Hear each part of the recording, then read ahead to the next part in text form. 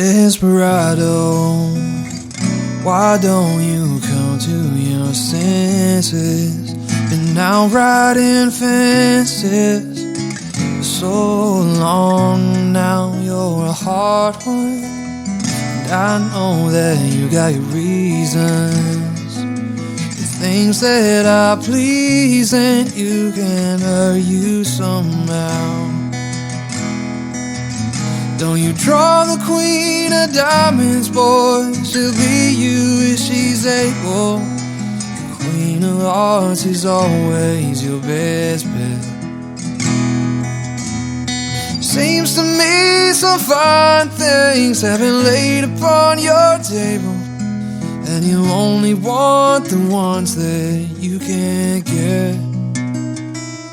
Desperado, boy, you ain't getting no younger. Pain in your hunger, they're driving you on. Oh, and freedom, well, that's just some people talking. Said your prison is walking through this world all alone. Don't your feet get cold in the wintertime? The sky won't snow and the sun don't shine. Hard to tell the nighttime from the day. Losing all your highs and lows, and it's funny how the feeling goes away. Desperado, why don't you come to your senses? Come down from your fences, open the gate. It may be raining, but there's a rainbow above you. Better let somebody love you. Better let somebody love you now, before it's too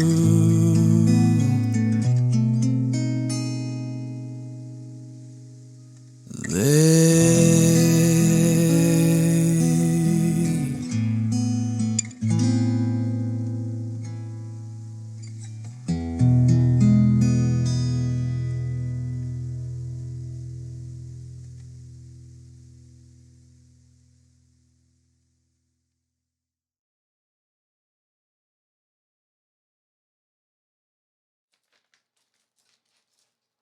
How are you, Mickey?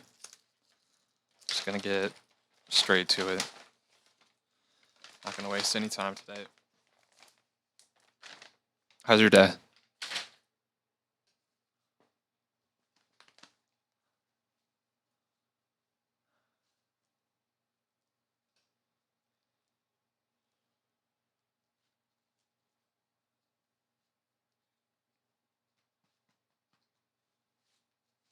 When does your bed come in?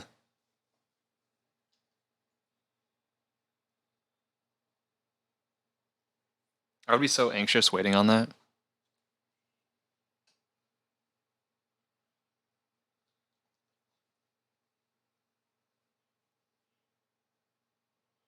Not for a couple weeks. Guess it's not an Amazon Prime Day special, huh?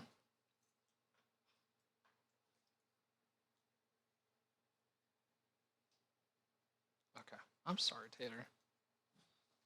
As soon as I give you this, there's gonna be some people come in here requesting your presence, and you're gonna be gone.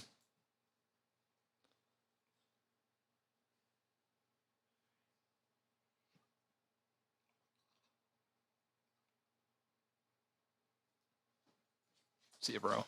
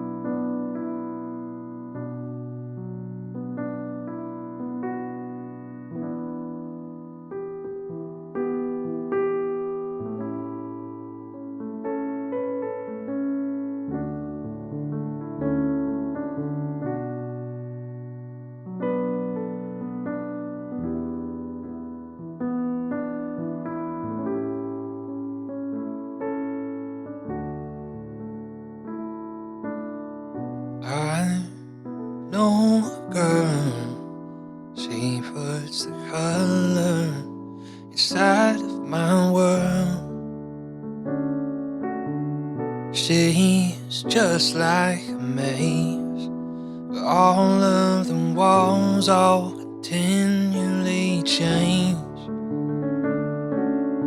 I've done all I can to stand on the steps with my heart in my hands. Now I'm starting to see maybe it's got nothing to do with me. So fathers, be good to your daughters. Daughters will love like you do.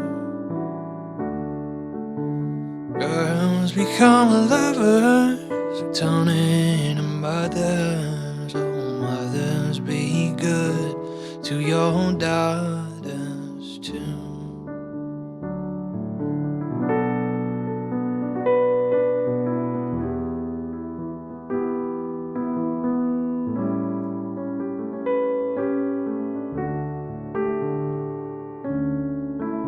Oh, you see that skin? It's the same she's been standing in since the day she saw him walking away. And now they're cleaning up the mess he made. So fathers, be good to your daughters. Daughters will love like you do. Girls become lovers, turn into mothers. So mothers, be good to your daughters too.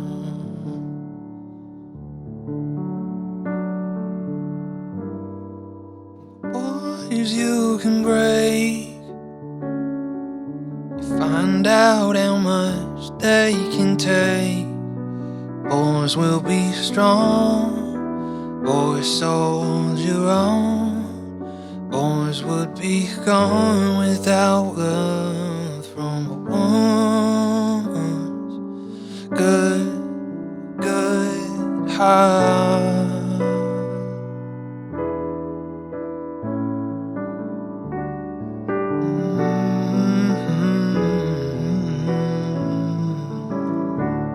And on behalf of every man, looking out for every girl, you are the God in a weight of a world. Fathers, be good to your daughters. Daughters will love like you do. Girls become lovers, who turn into mothers. So mothers, be good to your daughters too. Mothers, be good to your daughters too.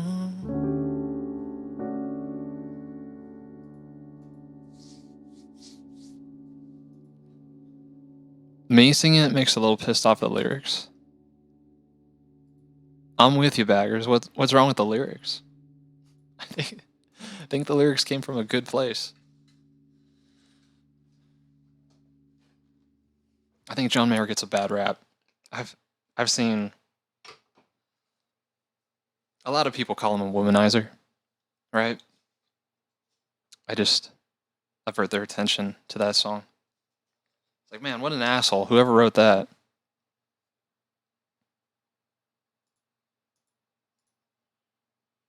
Being good to your daughters and whatnot. Hey, Joni. And baggers, how are you tonight?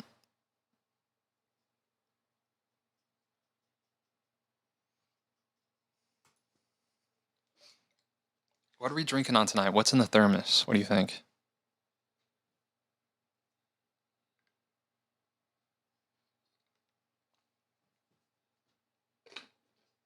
It was not coffee. Exhausted?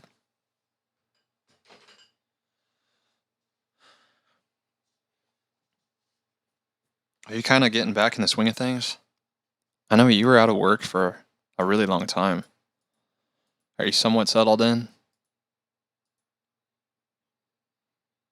It's not the Scarlet Fruit Punch. You're kind of close.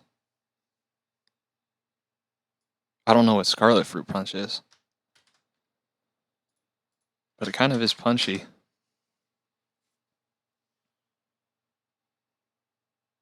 What would make fruit punch scarlet? Just the color?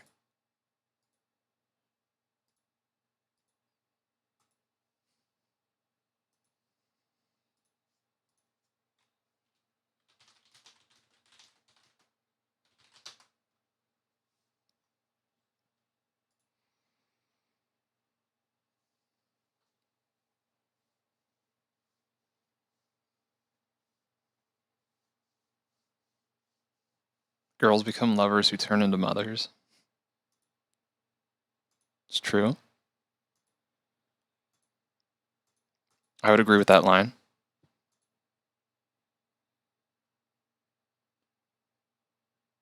That's generally how it works.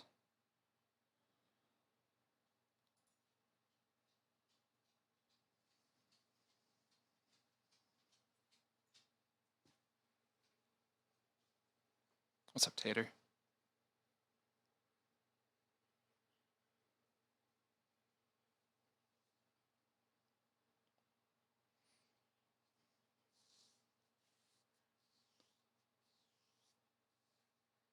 F the noise. It's okay. It's all right. If you don't like it, you don't like it. Tater, that's what I was talking to you about earlier. It's like, this is why you had to wait for the treat. Is because the people want you. The people need you. They don't just want you, they need you.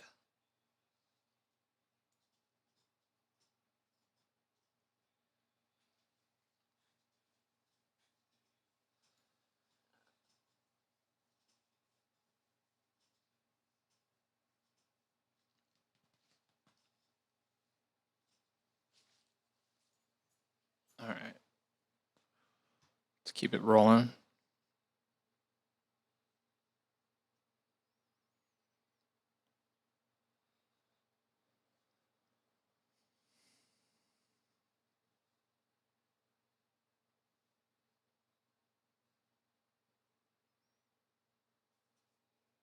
Oh, he's mastered the pose.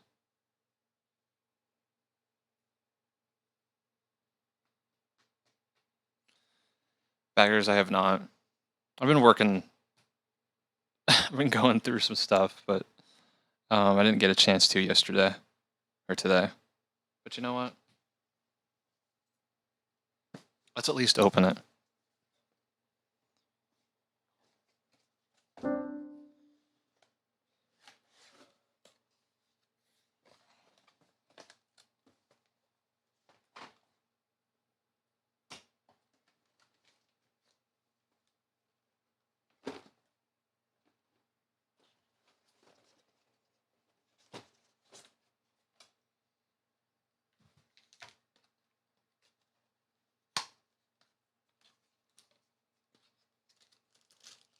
Yeah, how about this?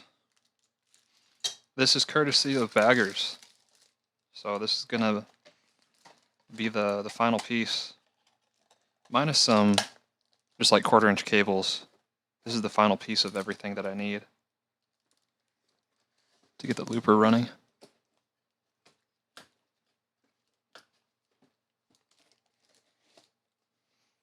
And another cool thing with this is since it's a USB-C interface, I just realized this the other day, is I can use this to record straight into my iPad.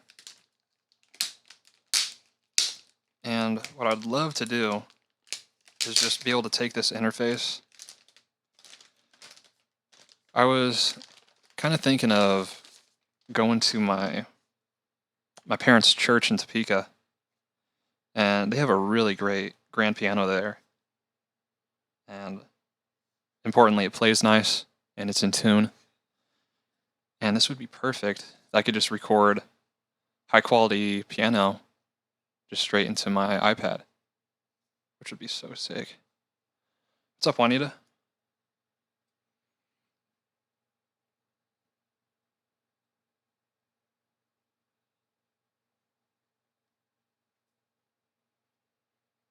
I can't help but think when I play this piano, this is a software instrument in my audio software on the computer. It sounds alright, but you can tell that it's not real. Or at least I can. Hey, someone's got to do it, Juanita. But wouldn't that be fun? It's such a simple, really mobile rig. Just a small interface. We get 2 microphones. I wonder... It'd be nice to have a stereo pair of condenser mics. I might be able to rent that. I used to have a pair of stereo condenser mics, like little pencil mics that would have been perfect, but I don't know where they went.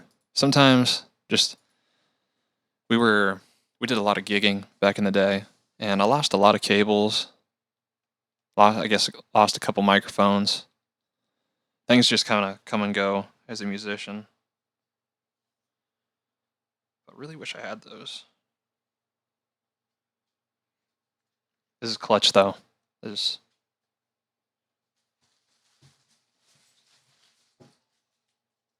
We'll get that running.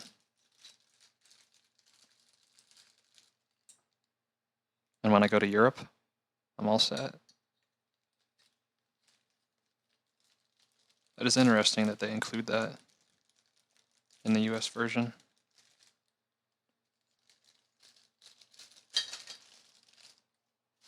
I guess it truly is mobile. At least plug it in to make sure PC recognizes it. I'll do that. I'll do that later tonight.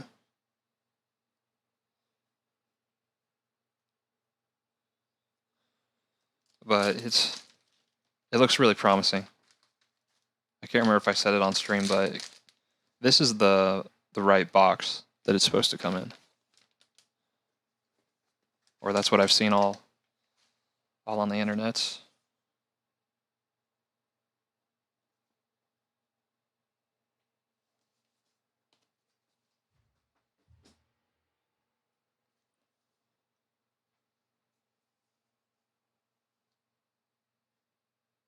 You're worried about the wires disappearing?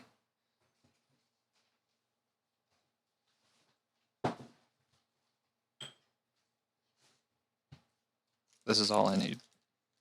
Just the power cable. And I wonder if it's USB bus powered. It might be able to run just on USB-C, which would be interesting.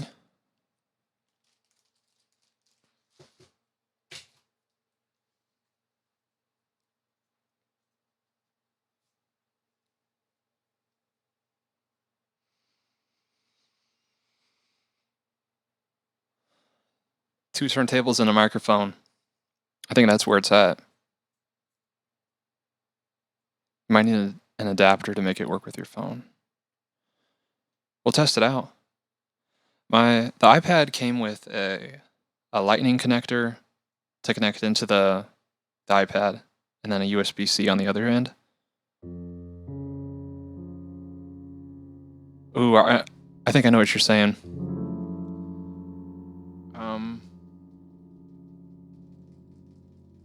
Well, no, because if I have the power adapter, it should be good.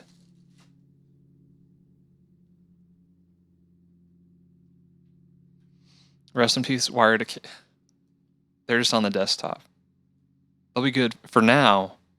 They'll be safe. When am I going to Europe? I'm just I'm setting my watch right now. I'll be going on tour with Louis Capaldi later this fall. I'm really looking forward to that.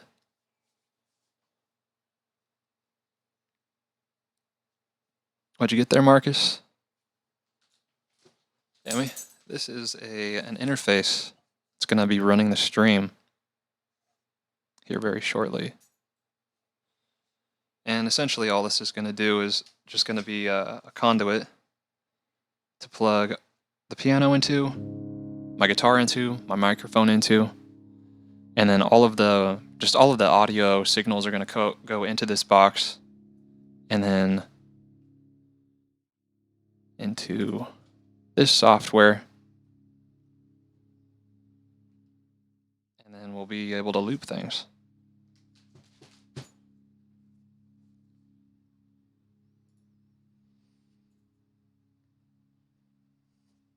Yeah, getting an adapter, that's the reason to go to Europe. It's like, well, I can't not go to Europe now.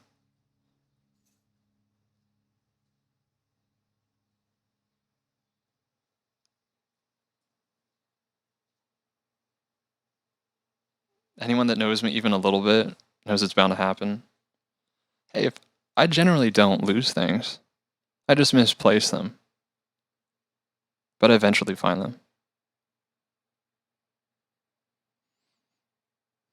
It's not bus powered. It's not the end of the world. I'll just bring in an extension cable. Only the 4x4 and below are bus powered.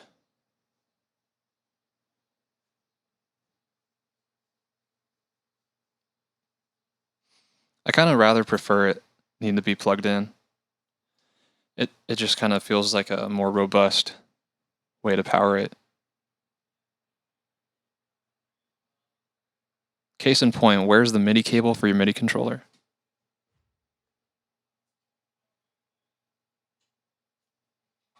Oh, I had it really neatly coiled up, and then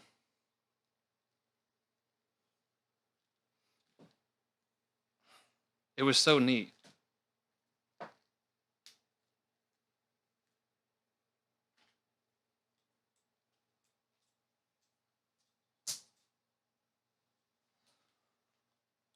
Here it is.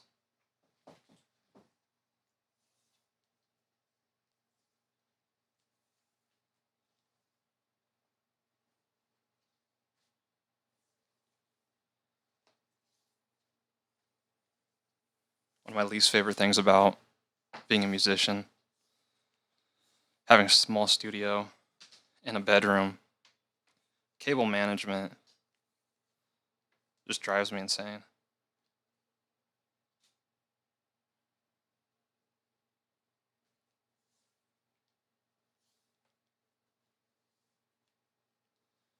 And it's another, I just don't know how I coil up cables so neatly and nicely, and then somehow they have knots in them.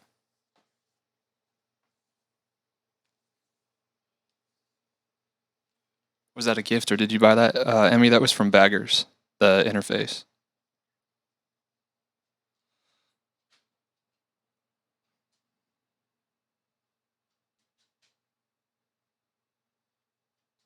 I don't lose things, I just misplace them. That's right.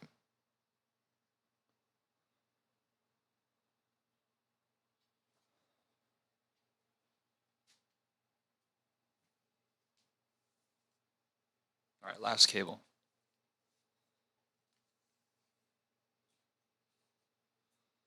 Is there a Snotger TI pace on your Jude? I have no idea.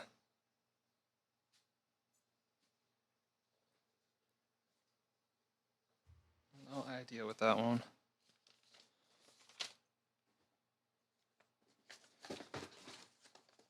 You know what, I'll humor you. Now I'm gonna be looking for, like, where are the power cable?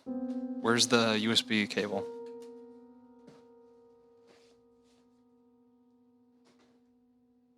All right, in the box. I ran another tune. What language is that?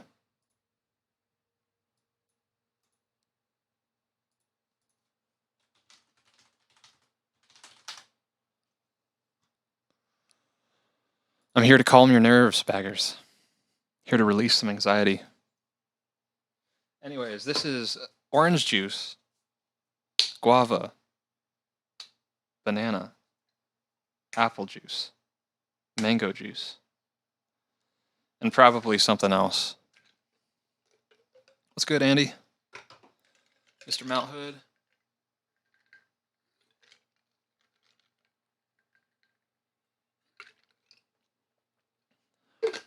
No liquors.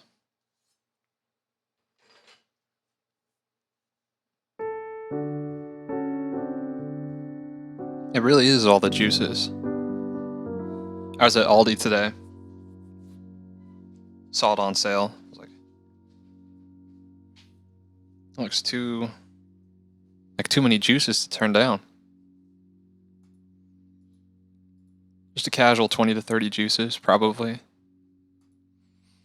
Where was the piano in the stream that froze in time yesterday? Where? You didn't see it? It should have been just on the edge. That was such a funny screenshot that someone got of me.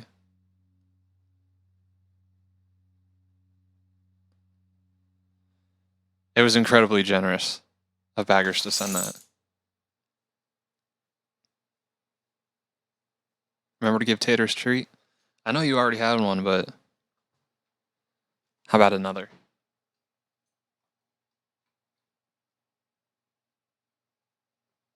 That one had sat on the desk for a while. It was kind of hard.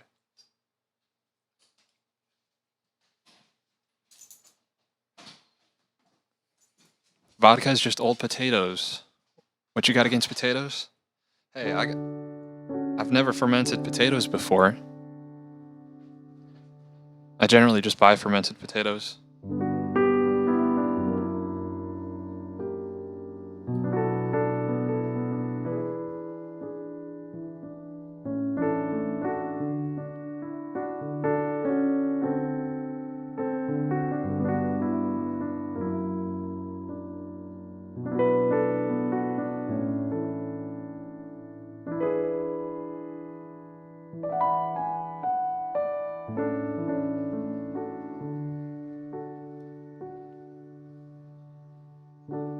Tater is, in fact, a fellow, a young lad.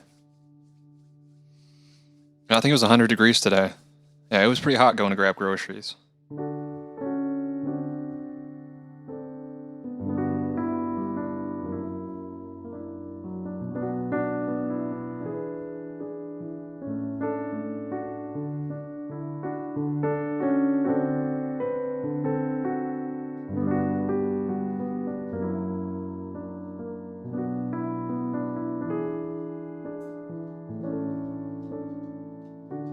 I forgot ice cream. I was going to go back and get ice cream, and I forgot. That's frustrating. Questy, what's up, man? Waited till I saw the sun. Don't know why I didn't come. Shouldn't you be streaming, Questy? Left you by the house of fun. Don't know why I didn't come. Don't know why I didn't come.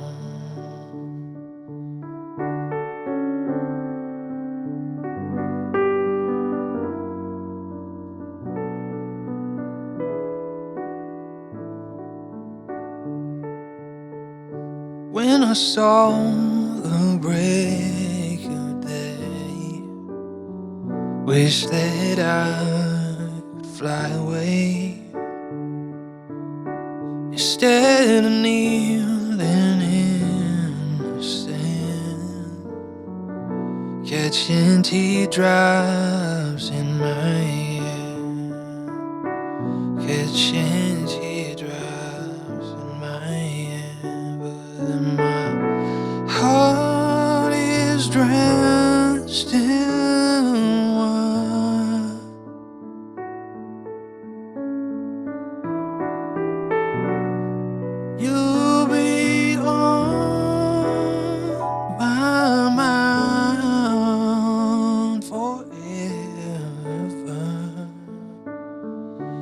across this endless sea, I would die in ecstasy, but I'll be a bag of bones, driving down this road alone, driving down this road alone.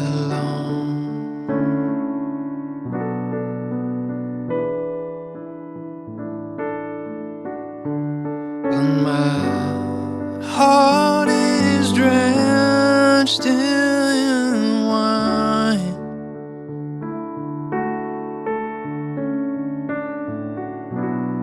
you'll be on my mind forever. Something has to make you run. Don't know why I didn't come. Feel as empty as a drum. Don't know why I didn't come. Don't know why I didn't come. Don't know why I didn't come.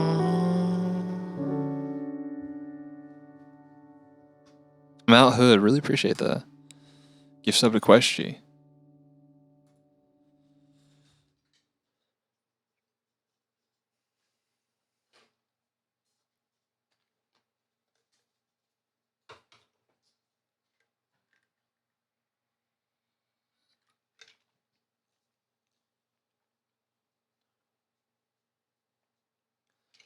This is good juice.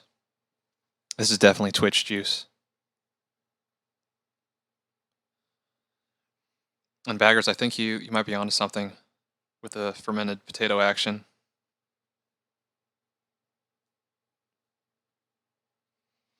Don't know why I didn't come or how far I'll go.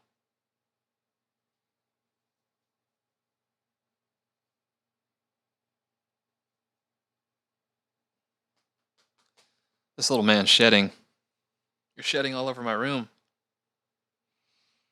And your hairs are like little spears that are weaving their way through the fibers of my clothing. Isn't that right?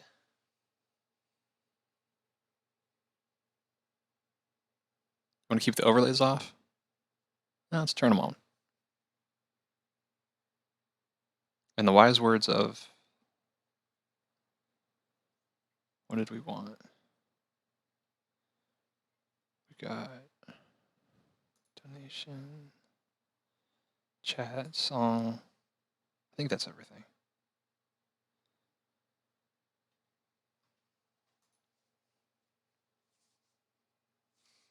So there's the question that we've all been waiting for since December of last year. Stop, C-Left. Don't blame the dog for your stray hairs. I was thinking about, should I dye my hair blonde? Match Tater?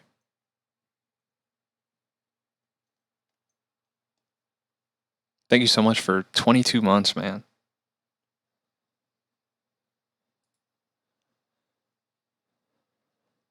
And Mickey, thanks for the bits. It's about to get hype. I mean, it's not about to. It is. It's fully hype.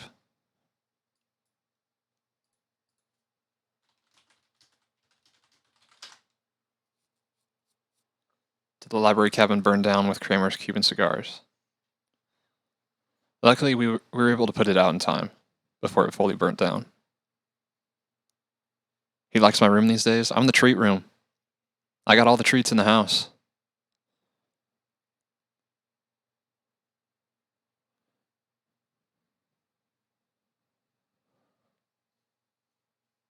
So when are you going to take the audio interface, the looper, and the rest of the equipment and give it a go? When is it actually going to happen?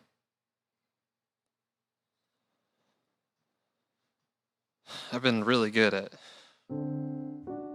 giving false promises recently. So I'm just going to cover my bases and say very soon, the treat monopoly. Big treats up in here.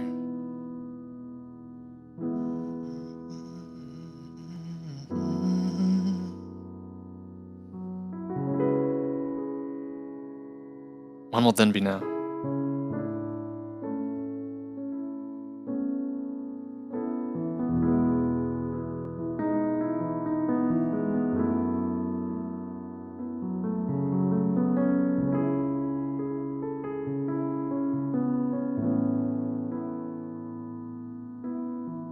I've been staring at the edge of the water long as I can remember, never really knowing why. I wish I could be the perfect daughter, but I come to the water no matter how hard I try. Every turn I take, every trail I track, every path I make, every road leads back to the place I know where I cannot go, where I long to be. See the line where the sky meets the sea, and it calls me, and no one knows how far it goes. And the wind in their sail on the sea stays behind me. One day I'll know. If I go, there's just no telling how far I'll go.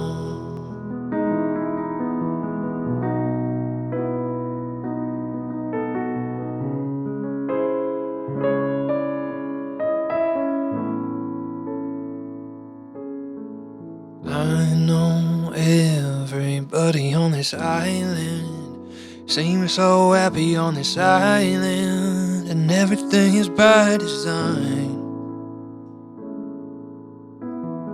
I know everybody on this island has a role on this island. Maybe I can roll with mine. I can lead with pride, I can make us strong. I'll be satisfied if I play alone. Voice inside sings a different song. What is wrong with me? See the light and it shines when the sea, and it's blinding, but no one knows how deep it goes. And it seems like it's calling out to me, so come find me and let me know what's beyond that line. Will I cross that line? See the line where the sky meets the sea, and it calls me, and no one knows how far it goes. If the wind and the sail on the sea stays behind me, one day I'll know how far I'll go.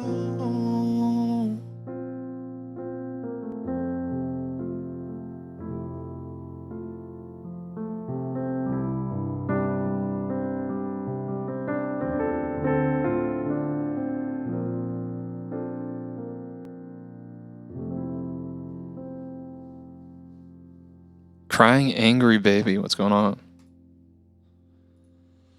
What you so angry about? What you crying all? Why you crying all the time? You need a warm bottle? Need burped?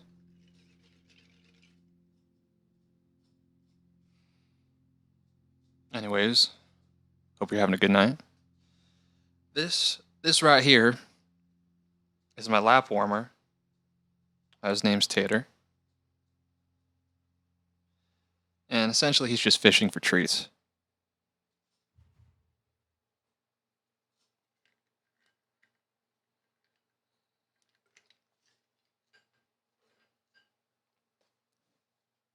Thanks for the claps.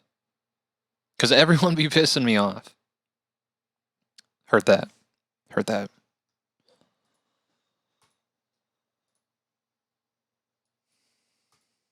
Also, thanks for the hype train.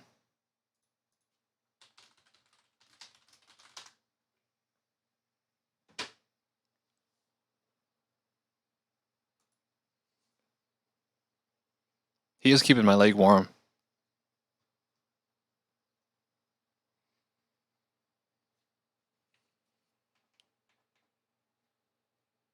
You have to wait. All right, dude. Here's a couple more meat chunkies.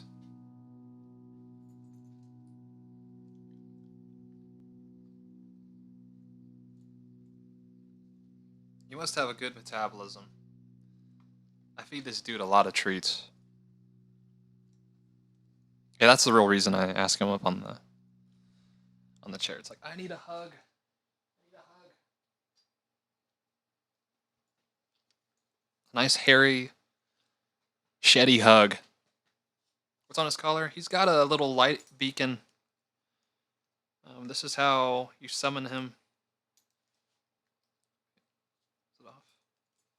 Yeah, so he's pretty quick. He can get out of range very fast if he's off leash. So it's just nice to be able to have a light on him outside. There's just hair floating all around my room. It's on my tongue.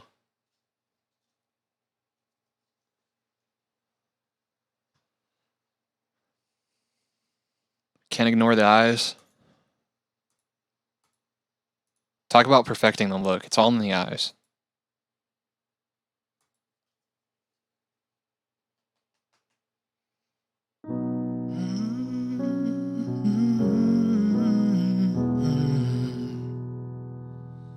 For the longest time. He needs an air tag.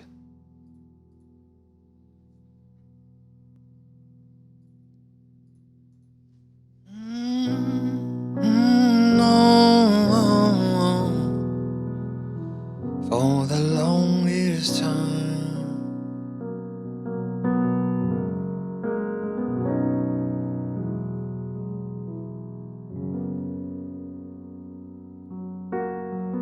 If you said goodbye to me tonight, there would still be music left to write.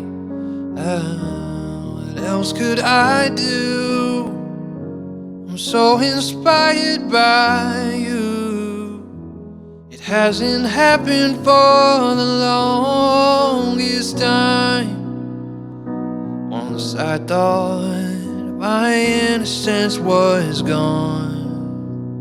Now I know that happiness goes on.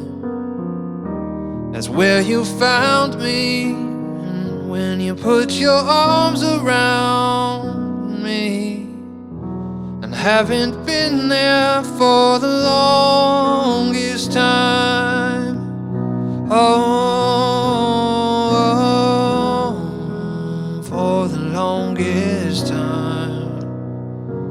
Oh, for the longest. I'm that voice you're hearing in the hall. And the greatest miracle of all is how I need you, and how you needed me too. It hasn't happened for the longest time. Maybe this won't last very long. You feel so right, I could be wrong. Maybe I've been open too hard. I've gone this far, and it's more than I've hoped for. Who knows how much further we'll go on? Maybe I'll be sorry when you're gone. And I'll take my chances. I forgot how nice romance is, and I haven't been there for the longest time. Oh, I had second thoughts at the start. I said to myself, hold on to your heart. And now I know the woman that you are. You're wonderful so far, and it's more than I've hoped for. No, I don't care what consequence it brings. Been a fool for lesser things, and I want you so bad. I think you ought to know that I intend to hold you for the longest time. Whoa, for the longest time. Whoa, for the longest time. For the longest time.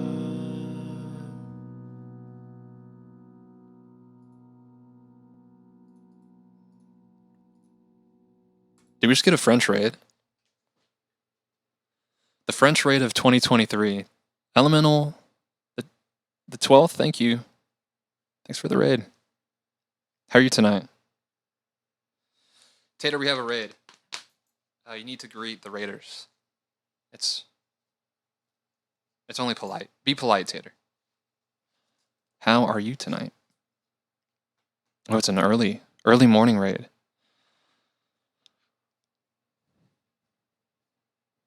I wish I knew more French. I'll just say bonsoir. Hopefully that covers things. Bonsoir.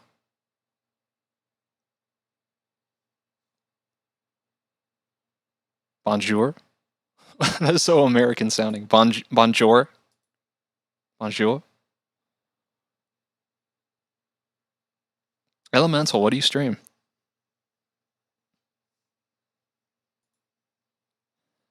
And if you're just joining us, if you've never met me before, my name is Marcus, and I play music. Sometimes Tater hangs out, just looking for treats, essentially. And appreciate the follow, Elemental. You can request songs. I do have quite a few originals as well. Overall, just kind of cozy, acoustic style music. Passing the time on Twitch.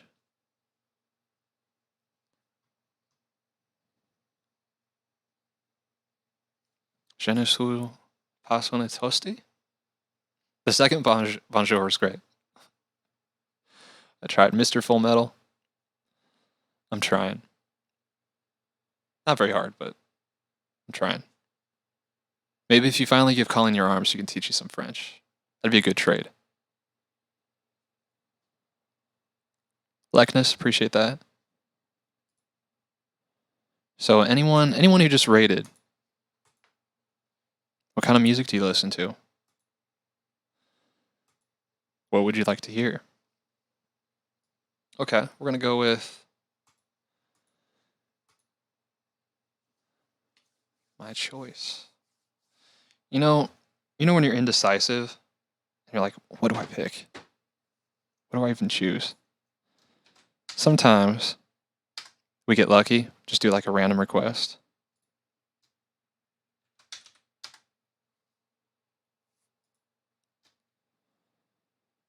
Let's do Layla.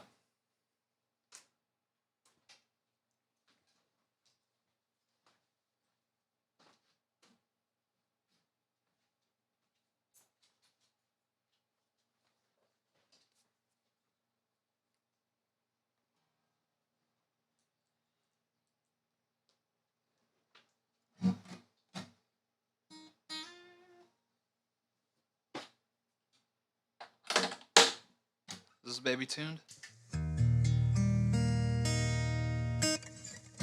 Good enough.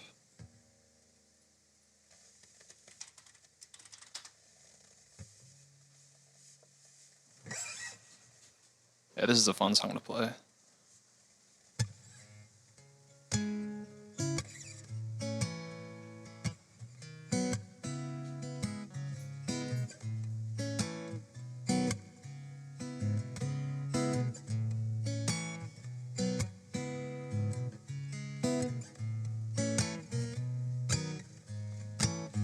What will you do when you get lonely?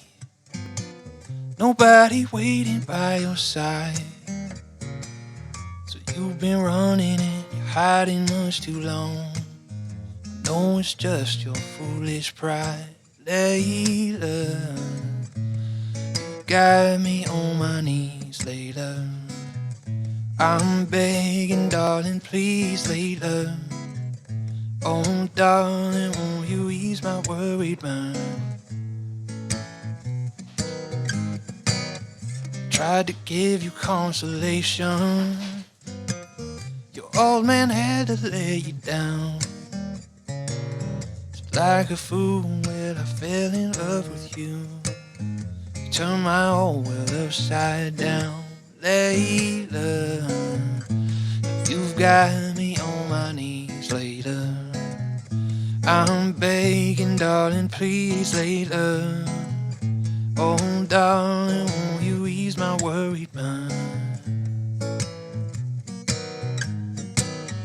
Make the best of the situation before I finally go insane. So please don't say that we'll never find a way. Tell me all my love's in vain, Layla. Got me on my knees, Layla. I'm begging, darling, please, Layla. Oh, darling, won't you ease my worried mind? Layla, got me on my knees, Layla. I'm begging, darling, please, Layla. No, darling, won't you ease my worried mind?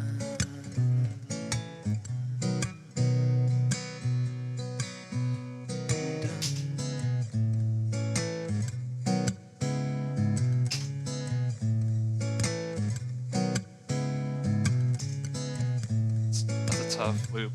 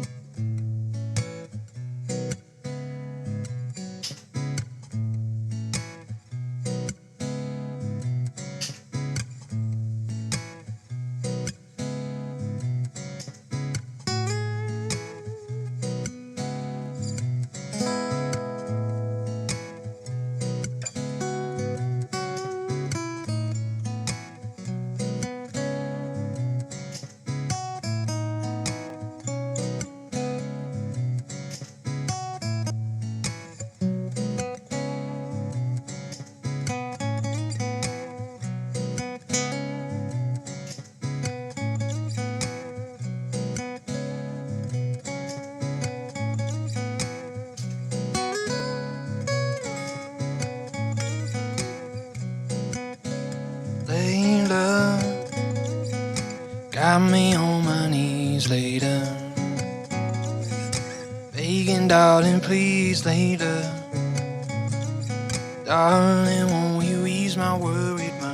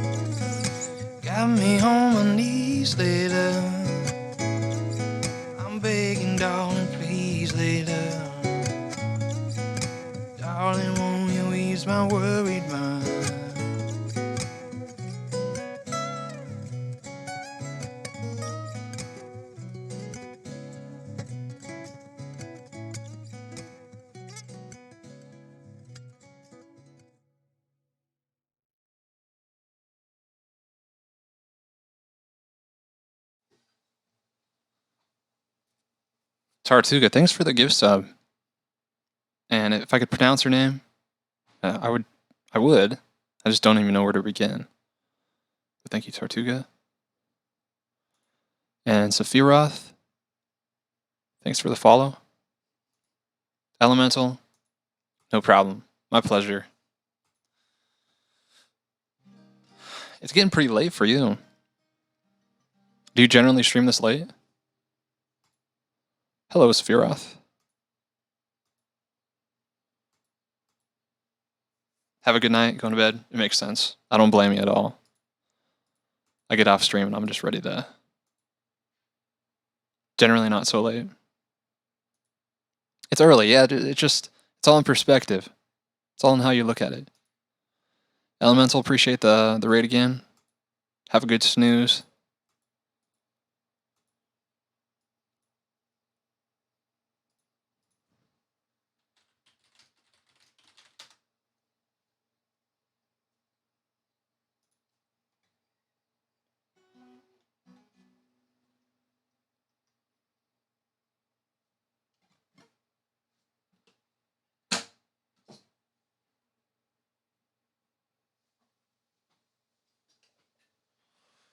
What's up, Savinius?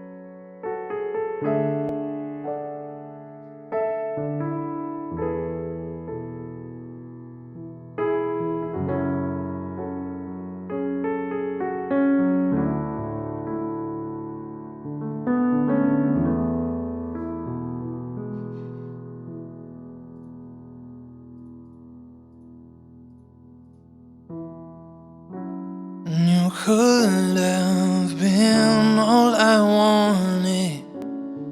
You weren't honest, now get in the ground. You chose all the surest of favors. If you really loved me, you would have endured my world. But you're just as I presumed, a whore in sheep's clothing and fucking up all I do. And if so, here we start. Never again will you see this in your life. Hang on to the glory at my right hand. He lay to rest his love ever long, with truth on the shores of compassion. You seem to take premise to all of these songs.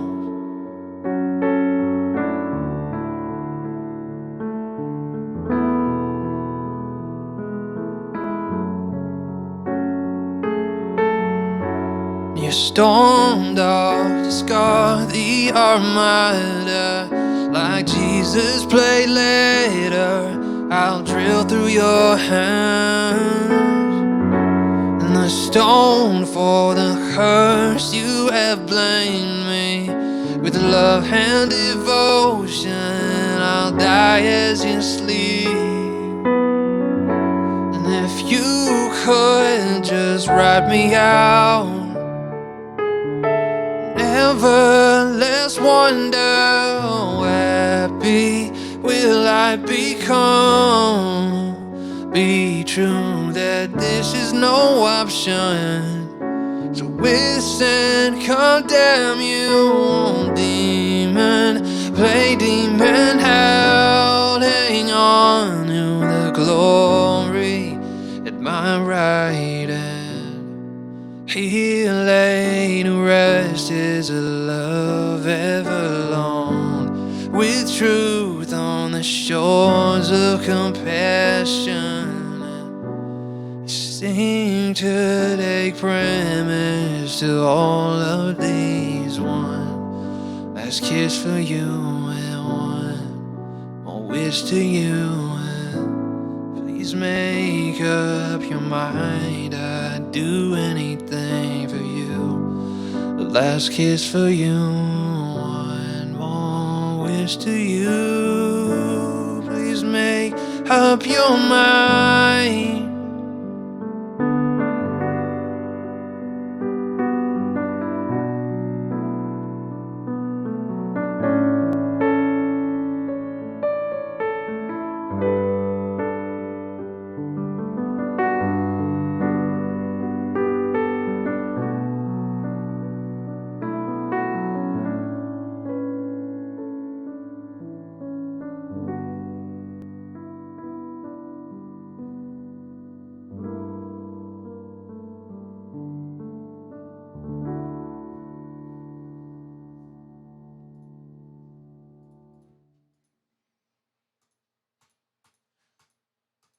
That one's one of my favorites to slow down, play acoustic style.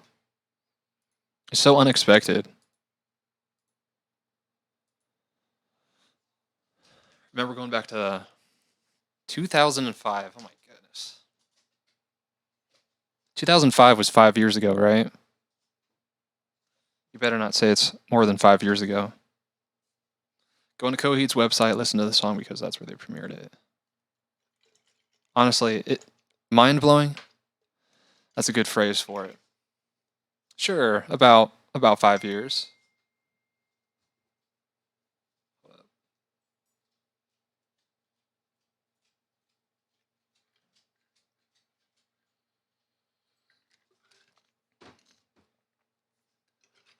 AK Cole, how you been?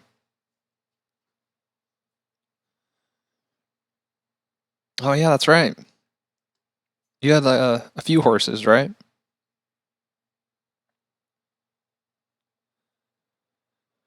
Yeah, my brother showed me that last song. Introduced me to Coheed and Cambria. Tater, what do you know about Coheed? He knows about Co-Treat and Cambria. That was a stupid joke. That was dumb.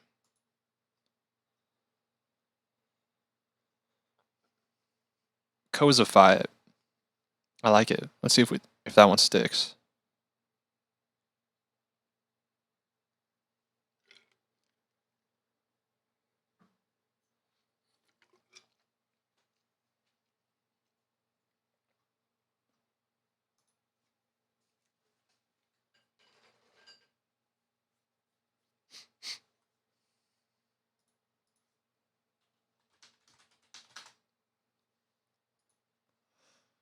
Alrighty, Tater. You like the Beebs?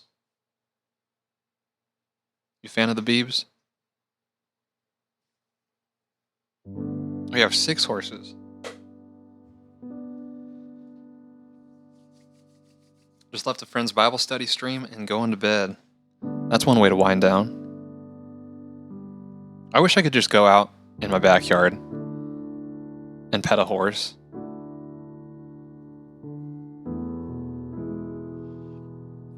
I don't really have a desire to ride horses, but I would love to just take care of them.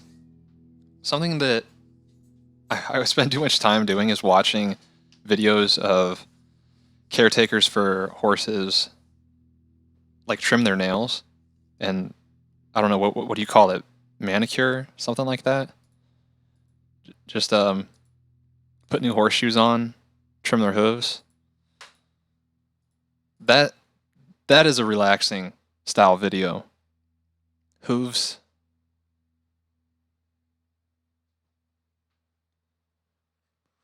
Who's the doggo?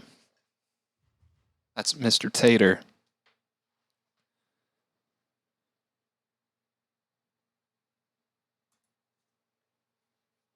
Coheed and Cambria is one of your favorite bands. It's very consistent with me that I need to listen to more music, just from everyone. I don't know a whole lot of other music from Coheed and Cambria.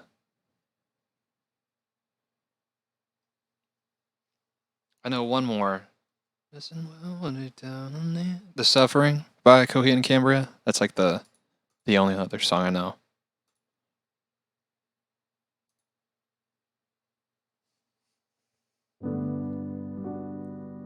We got a black lab named Biscuit. She ever met the Risky Biscuit band? She'd fit right in. Get double biscuit.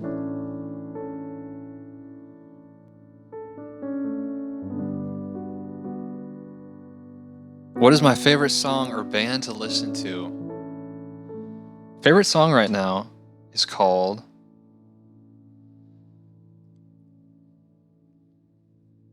Where You Are. I don't think anyone would guess it.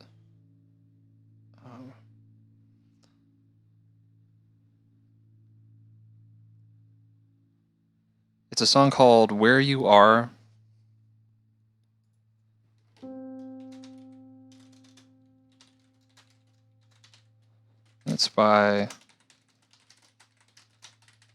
That's my favorite song right now. That song gets me so pumped up. That's been a daily play during the workouts. What's up, Blue? Claudia was streaming earlier for the first time in years. Got to shake off the rest. Can I cover it? It has some strange chord progression, and there's no chords online. There it is. You may have heard of Favor in House Atlantic before.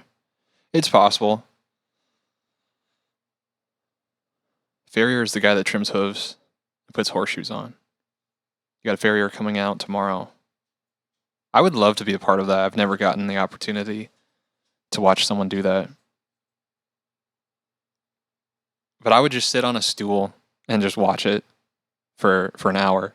No problems. A farrier.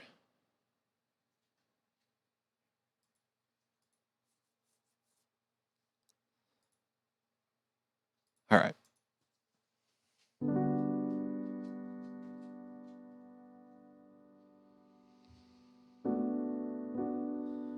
Come to Michigan, I'll hook you up.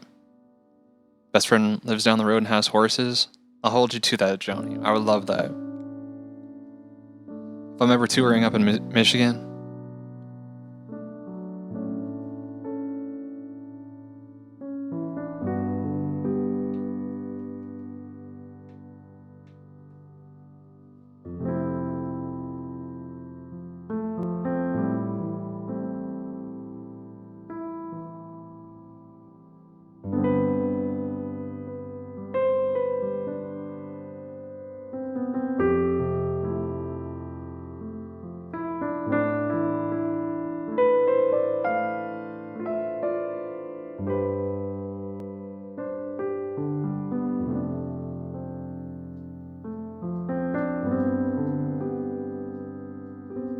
You gotta go and get angry at all my honesty.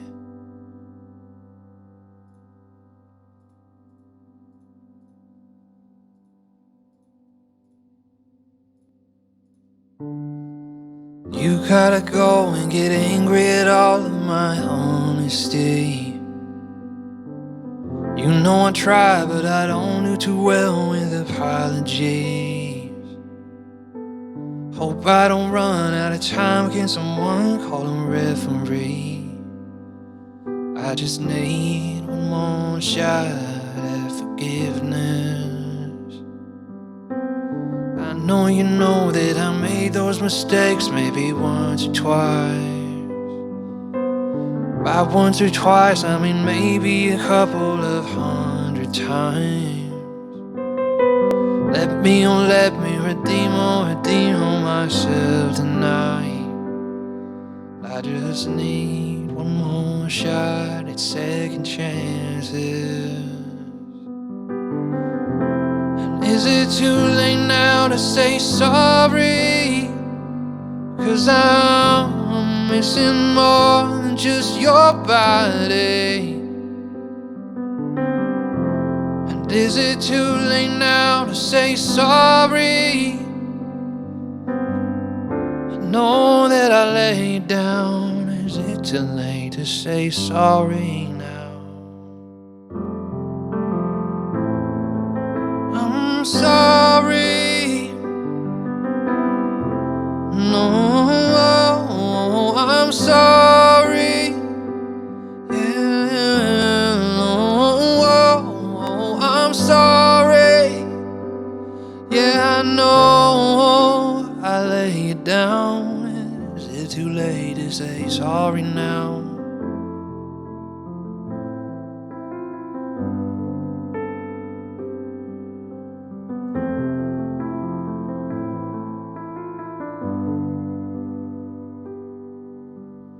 I'll take every single piece of the blame if you want me to. You know that there is no innocent one in this game for two.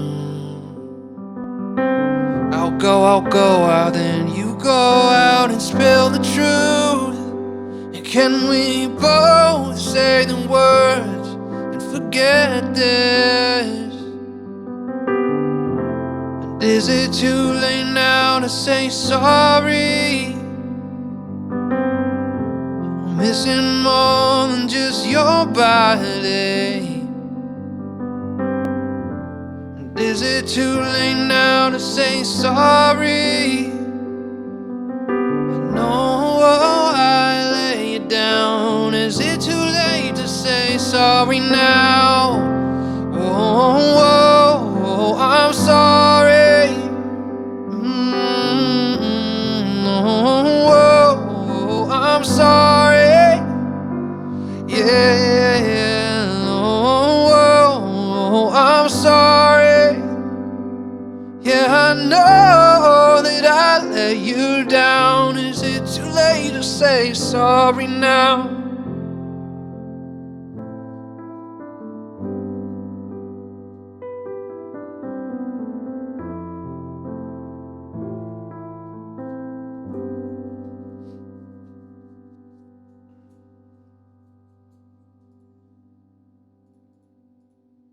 Man. Vocal got real scratchy there. Trying to hit the high note. I got 2 reasons in the chat to come to Mitten. I've never heard it referred to as that. Come on up north to Mitten. Mitten again.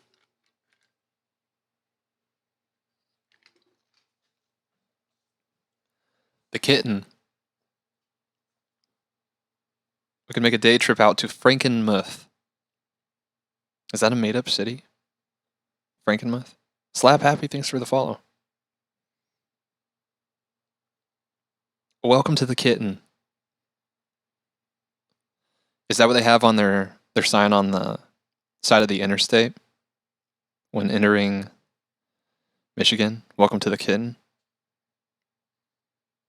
The mitten because it's shaped like a mitten. Okay.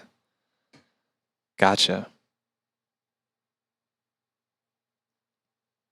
Now, that's one of those things that I'll never forget for the rest of my life.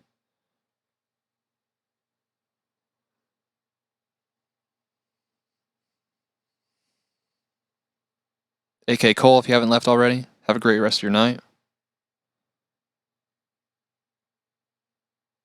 I got bucked off of the horse on top of a mountain once. Highly recommend, 10 out of 10. You enjoyed that experience? I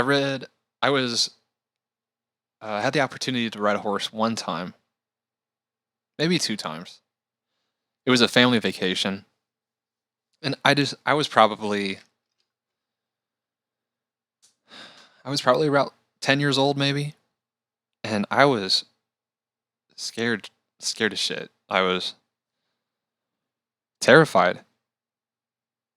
Because like going down embankments and up slopes, it got really sketchy. And I felt like I was going to get bucked off. But held on for dear life and held on for horse life. And all was well.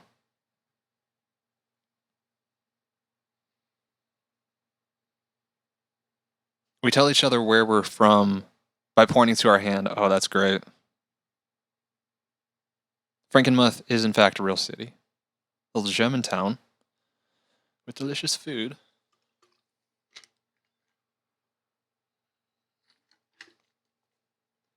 Do they have Venus schnitzels at the corner food shop?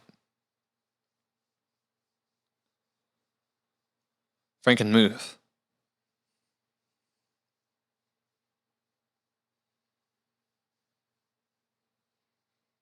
Went horseback riding twice, but as an adult. Hobbit on horseback.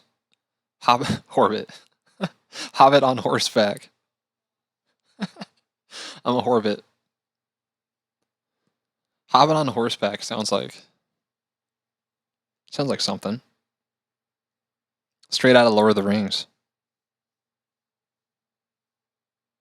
Hobbits are funny creatures. Devilishly sneaky. I'm Horbit. Nesbit? You're Horbit, I'm Norbit. Everyone's making a trip to the Mitten. We're going to make an event out of it.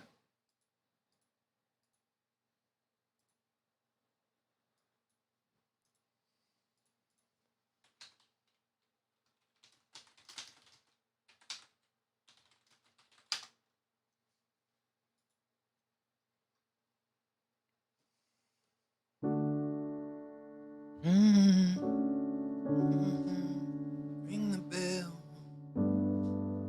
Fucking blue.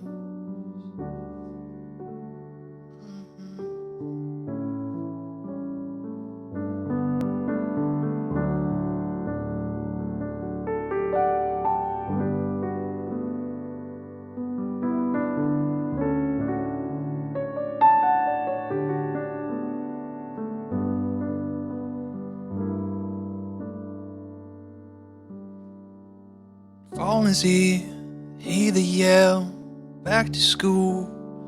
Ring the bell in brand new shoes, walking blues. Climb the fence with books and pens. I can tell when we are gonna be friends. I can tell that we are gonna be friends.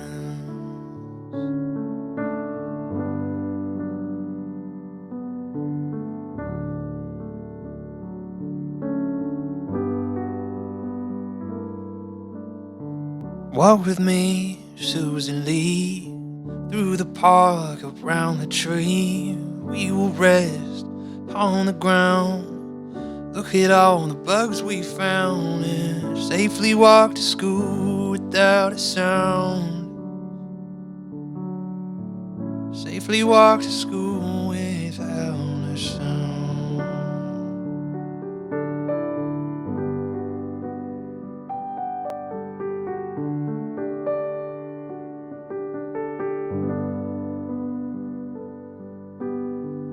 Here we are with no one else, and we walk to school all by ourselves. There's dirt upon our uniforms from chasing all the ants and worms. And if we clean up now, it's time to learn. Clean up now, it's time to learn. How exactly do you chase ants and worms? Wouldn't that be like a really easy feat to accomplish? Oh, my ant got away from me. The worms got away from me again.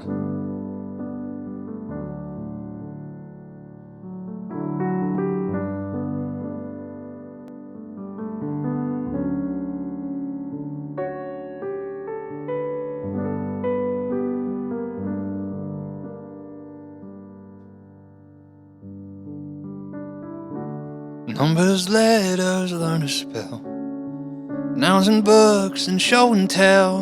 The playtime we would throw the ball back to class and through the hall.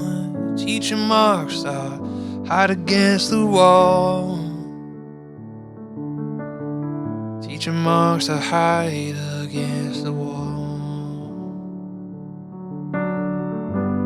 We don't notice any time passing, and we don't notice anything.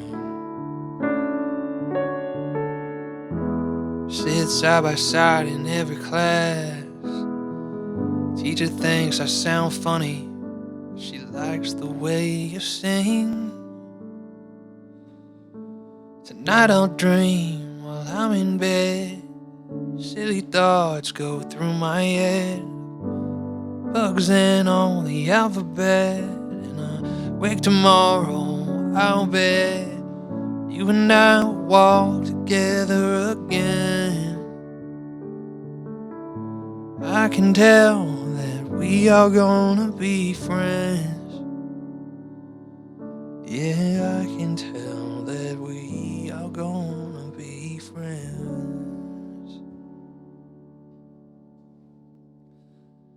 That song is just so beautifully simple. Reminds you of simpler times in life. When you go to Mitten, bring me back a pudding stone. Can anyone fill me in? What's a pudding stone? Is that like the Blarney Stone? With pudding on it?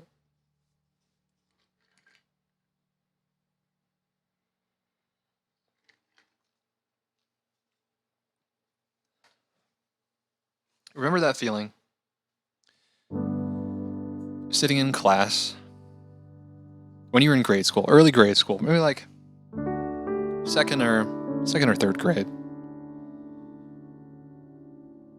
And you're only worried about what's going on in the class, and you have no perspective, you have no frame of mind of yours exists outside of that classroom. The entire world is the classroom and the people in it.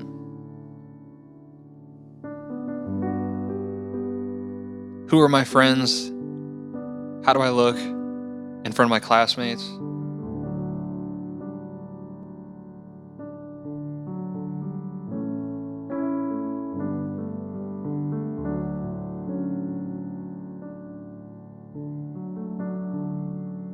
I wasn't like that by then. Wait, you had an adult frame of mind when you were in third grade? You thought of the outside world? Didn't know I signed up for therapy tonight, but all right. That was a simple life. We just call that terrazzo sidewalks.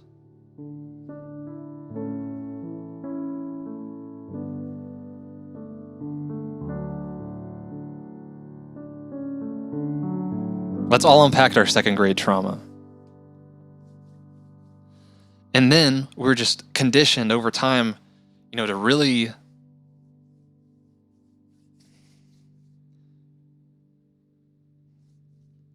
we don't need to do therapy section tonight. However, remember when you were a baby and you didn't have any filter? You just said whatever you needed to say, cried whenever you wanted to cry, and it didn't matter if anyone was in the room. You didn't care. You did your own thing. You didn't have a filter. You don't remember that? You don't have vivid memories of when you're like 1 or 2 years old? You don't remember being born? What the hell?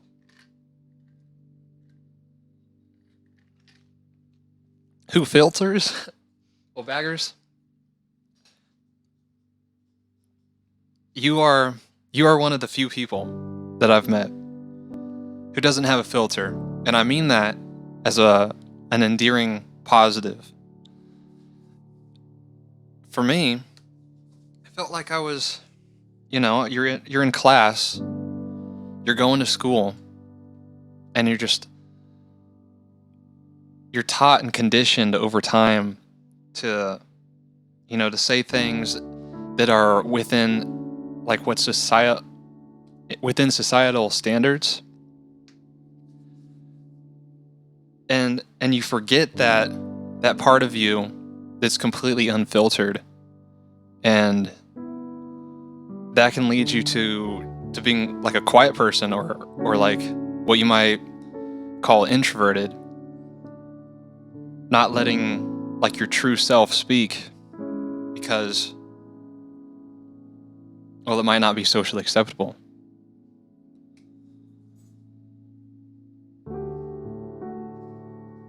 Where am I going with this?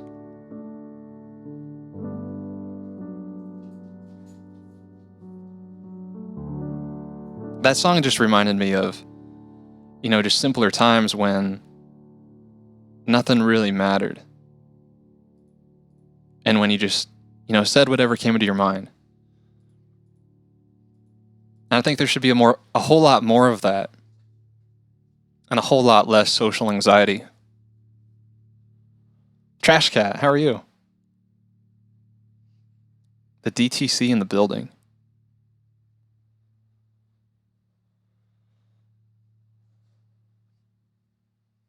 But the point was, Mickey, is that you didn't always have filters.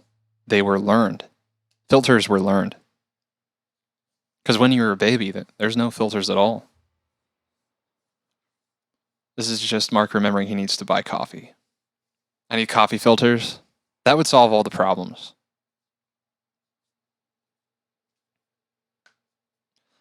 You know what, Trash Cat? Every single time I see an animal on TikTok that resembles guinea pigs, possums, raccoons, any other somewhat obscure animal, I wonder where you are, wonder what you're doing, and I definitely miss you. It's always the animals that bring us together.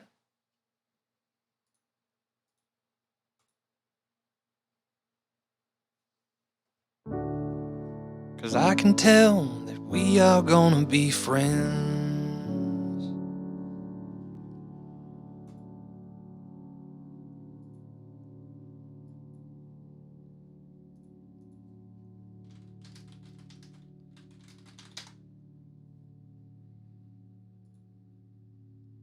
Gonna go cry now? Maybe we should go to therapy.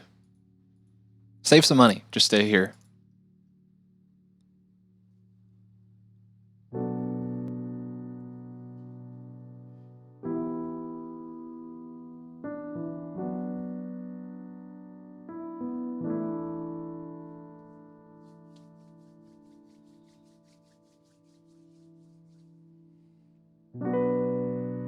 Yeah, remember when this was on the radio?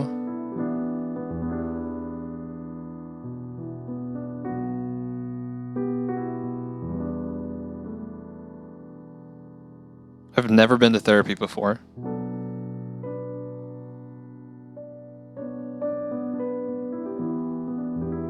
In my mind, I've always thought it was just kind of a silly thing, and that I didn't need it, but man, sometimes it would just feel good to let loose, because that's where you can let societal standards go to the wayside, and you can just say whatever you want to. No filter, no coffee filters in the therapy room. Just get it off, Kind of get refreshed. Might feel good. Now my mind is racing. What is that? What is it that makes people think about me? Oh gosh. Joni? What do I think of you? I guess I think of Taylor Swift when I think of you, Joni. Everyone should go to therapy once in a while.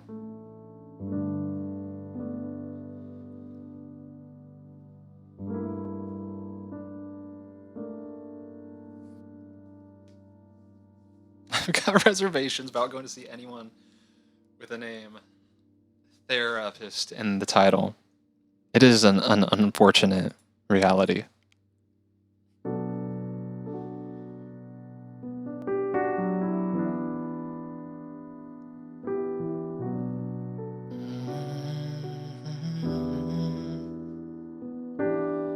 How can you? Let's reverbifies this.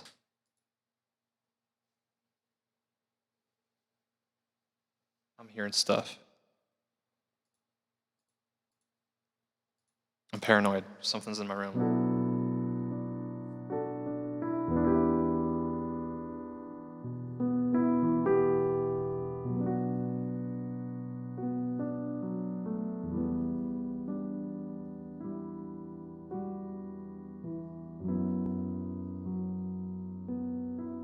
Maybe you had a battery. That was probably it, question.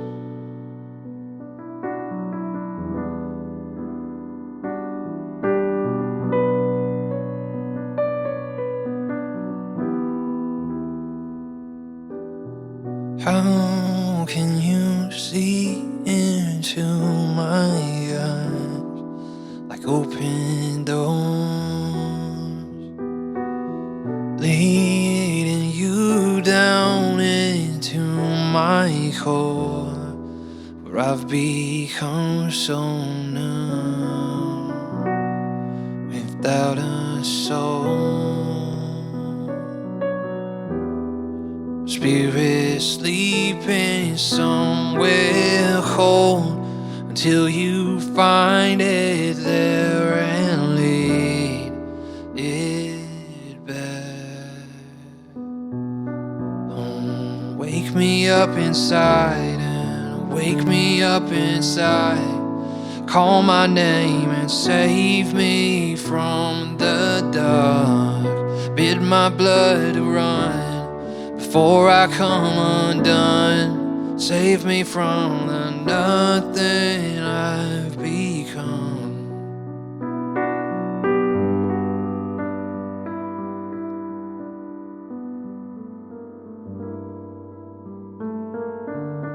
Now that I know that I'm without, you can't just leave me. Breathe into me, make it real. Bring me to life and wake me up inside. Wake me up inside. Just call my name and save me from the dark. With my blood to run before I come undone. Save me from the nothing I've become. Bring me to life. I've been living a lie. There's nothing inside. Bring me to life.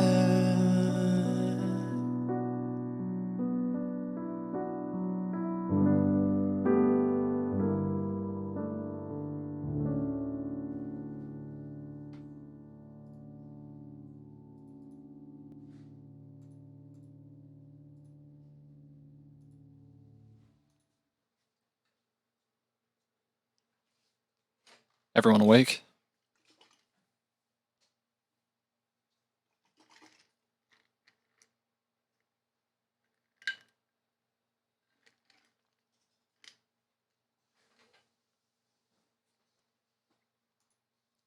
We've been searching for a genre of the music that I make. Cosify. We could attribute it to that in some way. Too awake for 4:30. You are a night owl, my friend.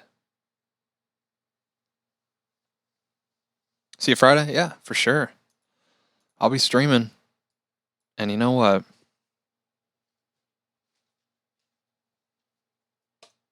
Soon, this will be working. We have a loop station that's just been gathering dust. Might be able to loop the piano, vocals, guitar. I feel confident now, since that is now going to be working. So Bagger sent another Focusrite. We sent the other one back because it was faulty, but I'm confident that one's going to work. So it shouldn't be too difficult getting it set up. I spent a long time working on the loop station itself, getting different parameters ready to go. So that honestly it should just be plug and play, and then getting the volume levels right.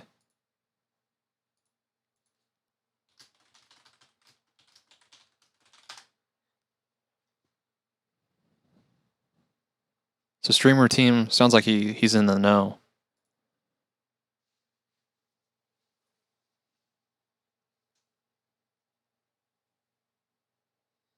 If you have a USB-C to USB-C, or it's a USB-C to Thunderbolt.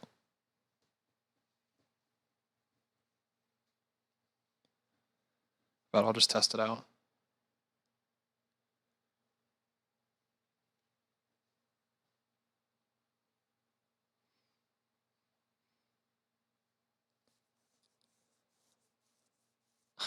Some people have to have it from Focusrite themselves. Who would that some people be? I don't know anyone like that.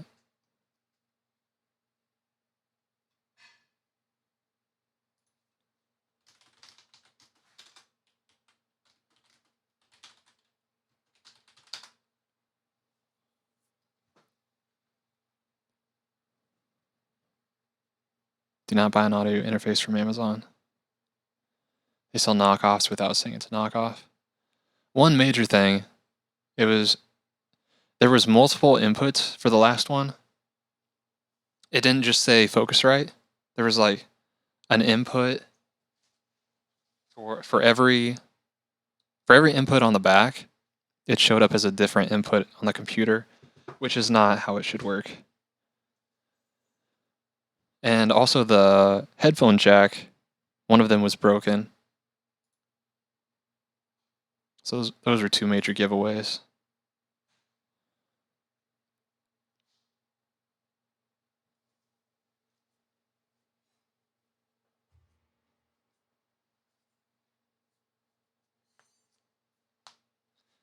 We don't know for sure if it was a knockoff. It could have just been a crazy...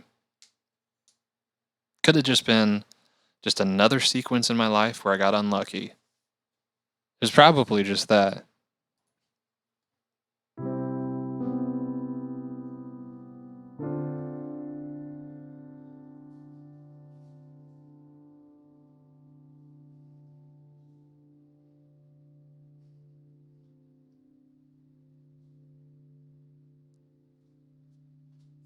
But you know what? That's in the past.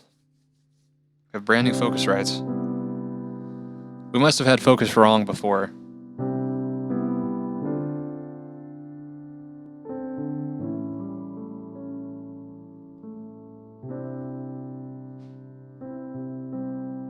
The I2i, yeah.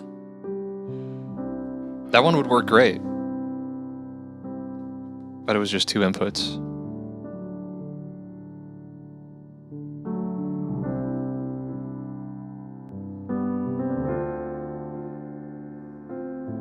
I need to get that back from Abyss.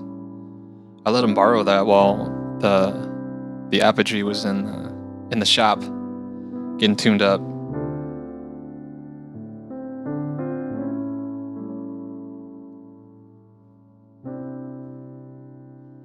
Anything other than go some.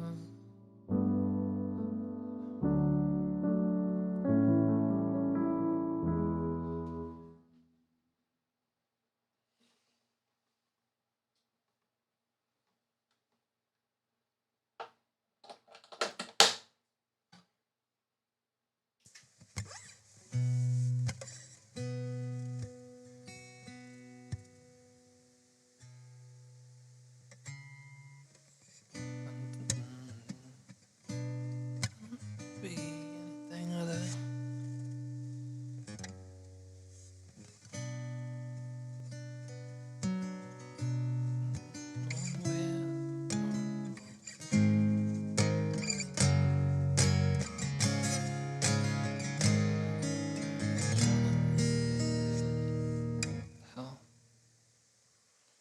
All right, different chord chart.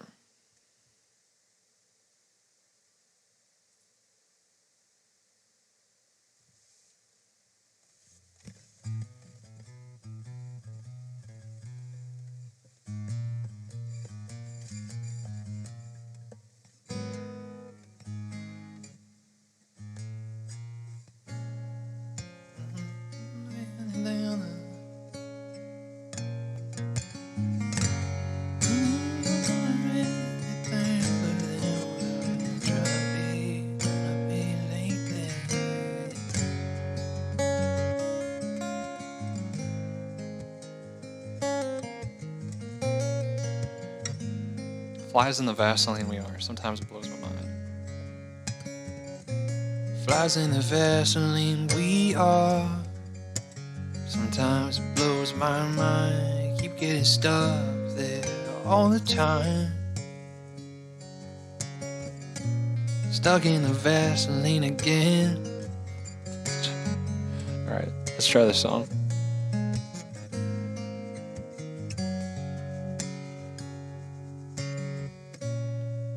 I don't need to be anything other prison garçon. I don't need to be anything other than a specialist on it. I don't have to be anyone other than a birth of two souls in one. Part of where I'm going is knowing where I'm coming from. I don't wanna be anything other than what I've been trying to be lately. All I have to do is think of me and I have peace of mind. I'm tired of looking around rooms wondering what I gotta do and who I'm supposed to be. I don't wanna be anything other than me.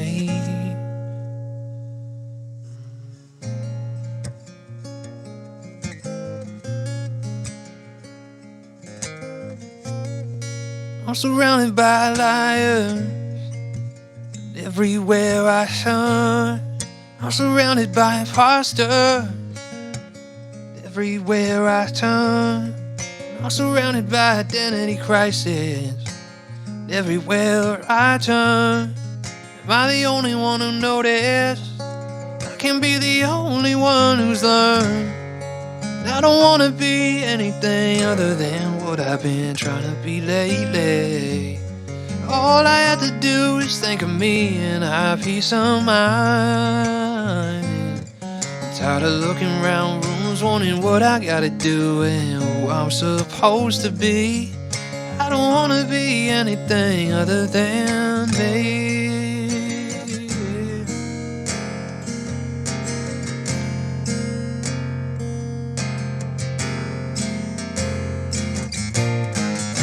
I came from a mountain, the crust of creation. My whole situation made from clay to stone. And now I'm telling everybody I don't wanna be anything other than what I've been trying to be lately. All I have to do is think of me and I have peace of mind. I'm tired of looking around rooms wondering what I gotta do and who I'm supposed to be. I don't wanna be anything other than me. I don't wanna be. I don't wanna be. I don't wanna be. I don't wanna be anything other than me.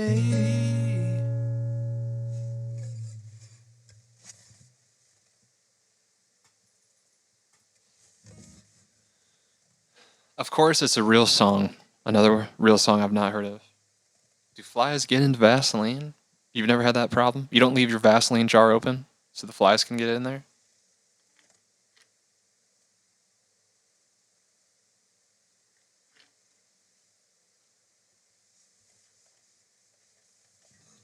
Just holding out for that clone body. All just holding out for the clone body.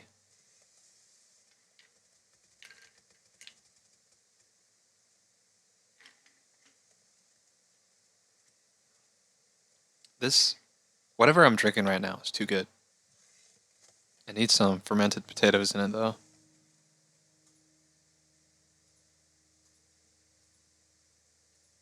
Can you send alcohol in the mail? Can you Amazon wishlist vodka?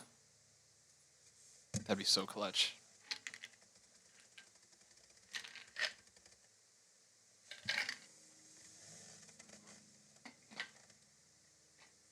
Imagine chunks of fermented potatoes. Depends on the state. We are in Kansas. I want to assume that it's just a blanket no. Kansas would be the last state. Missouri, maybe. Probably in Missouri.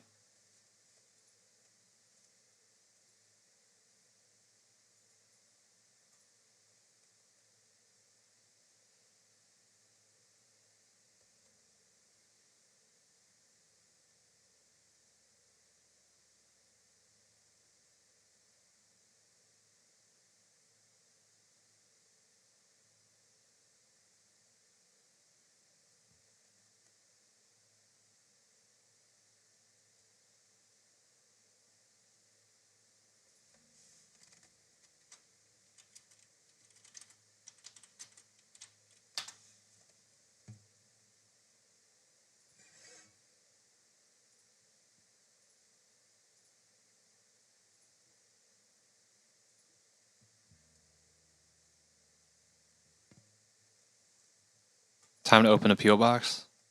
There we go. Now we're thinking. Had to go to bed. How did the story progress? Did he finish it? If we had the mental fortitude to read the entire book, The Shining, last stream, I would have been extremely impressed with myself. I think we ended off on chapter 4, maybe.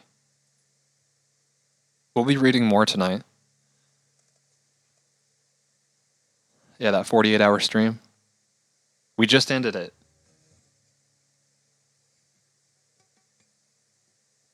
We are reading The Shining. I was surprised how far we actually got. It takes a while for my eyes to get warmed up to reading. Yeah, we're on page 25, chapter 4.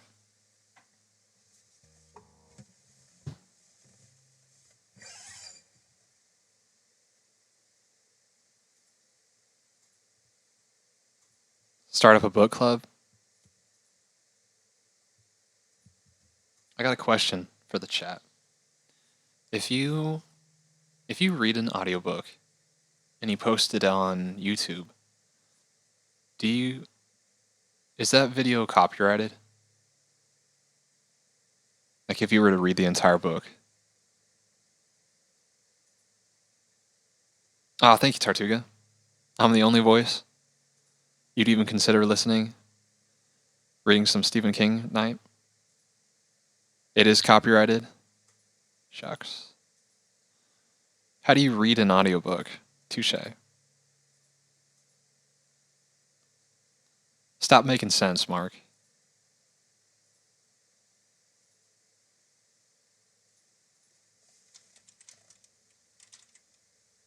Why you gotta be so rude?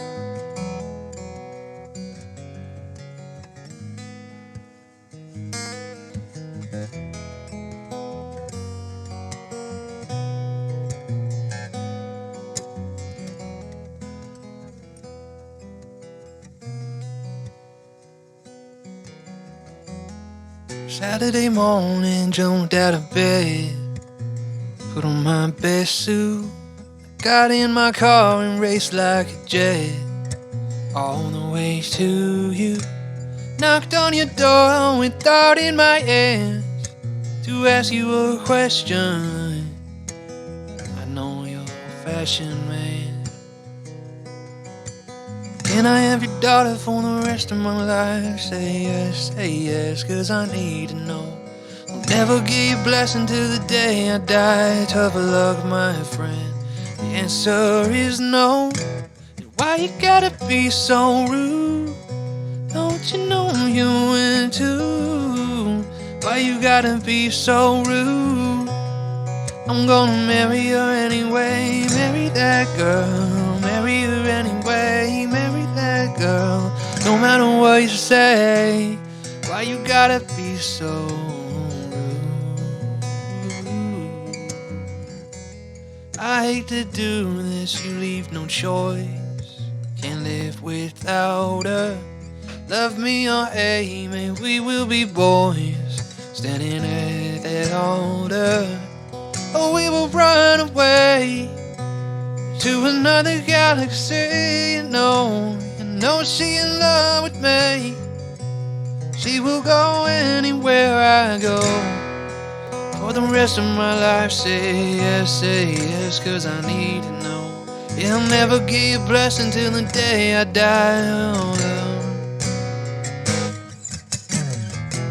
Why you gotta be so rude?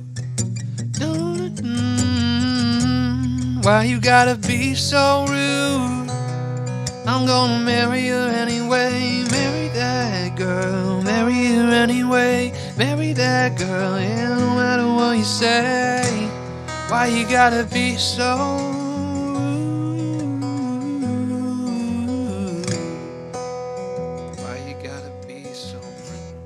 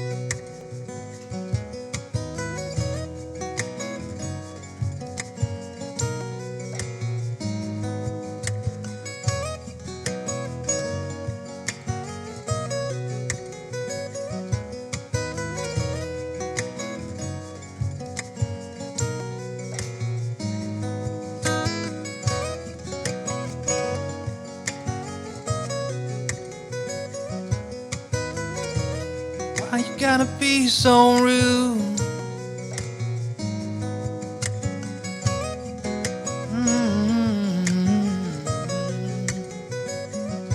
Still, though I hate to do this, you leave no choice.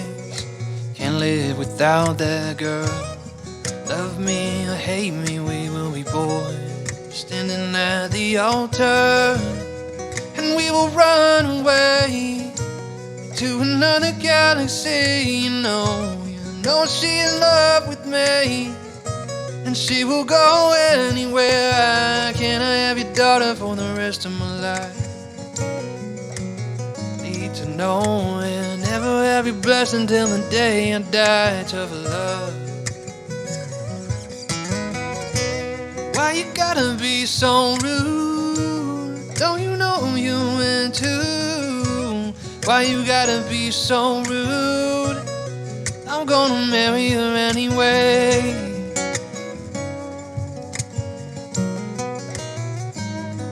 Marry her anyway.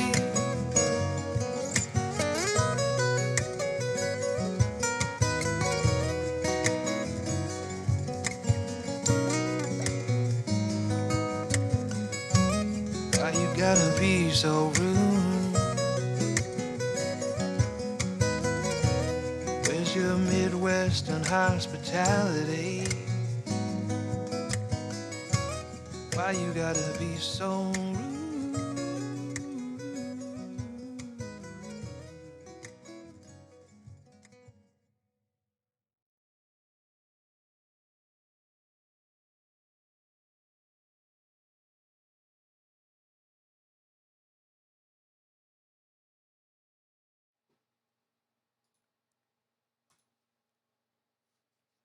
I'm from the NYC, ain't got no Midwestern hospitality.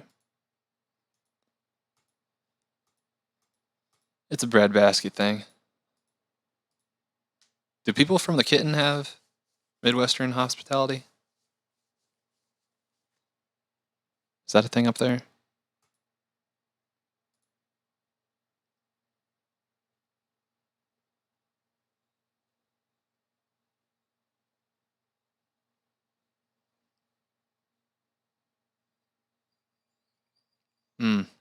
Just read the copyright comments. Makes sense.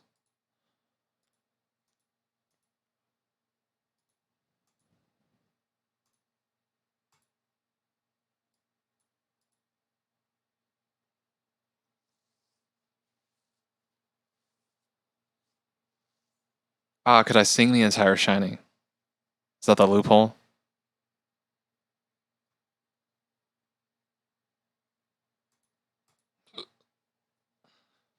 Alright, gonna take a break.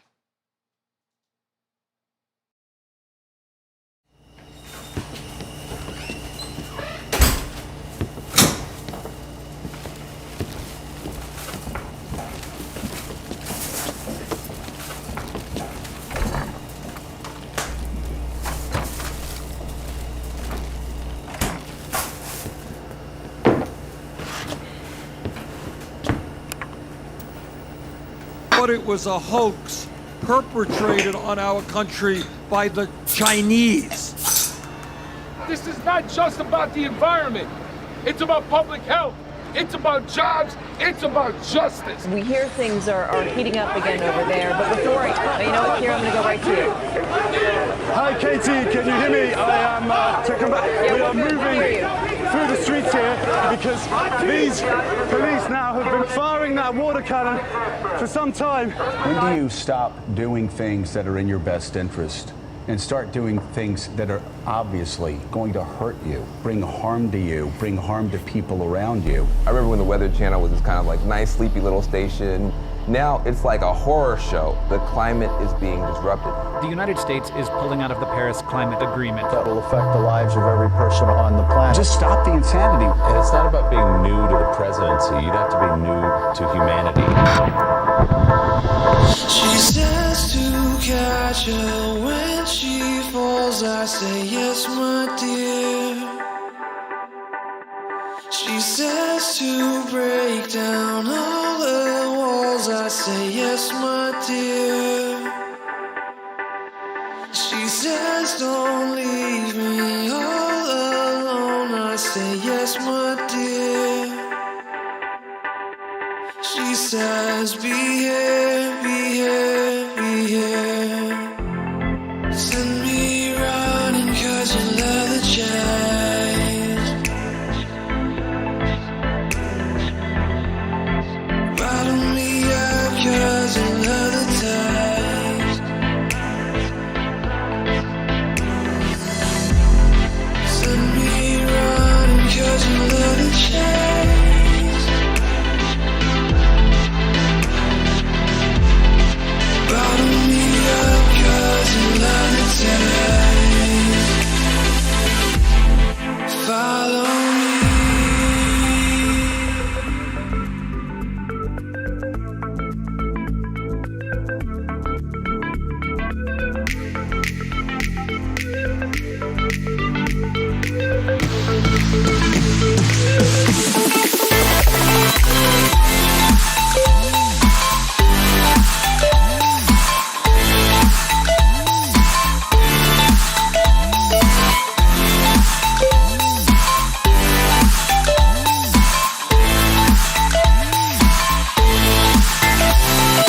Says to catch her when she falls. I say, yes, my dear. She says to break down all her walls. I say, yes, my dear. And she says, don't leave me all alone. I say, yes, my dear. And though she says, be here.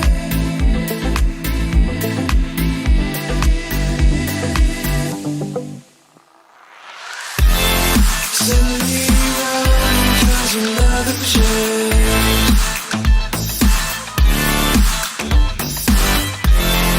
Bottle me up 'cause you love the taste.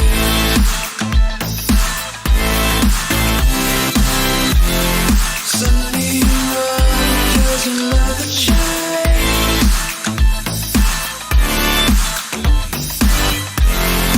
Bottle me up 'cause you love the taste. Oh yeah.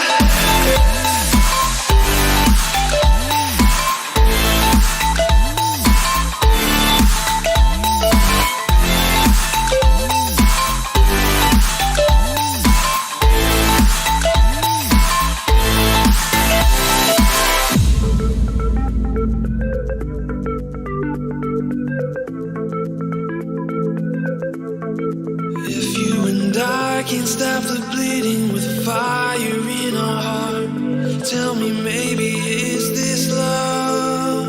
Though this moment may be fleeting, I'll never miss the feeling of being there when you wake up. Yeah, your touch can't stop my breathing. I'm sick when we're apart, hooked like an addictive drug. So take me higher than the ceiling. You're everything I'm needing, everything I'm dreaming of.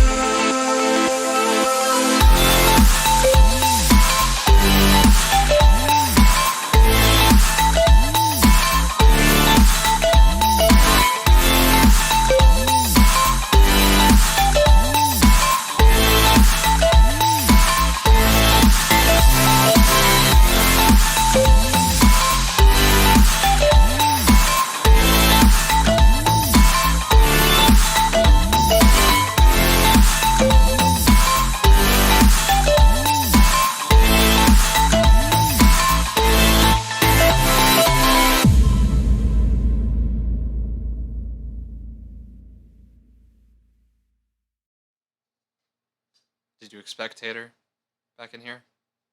Looking for a treat? Just looking for another handout. Tater, I've got my hand out right now. Giving you scratches.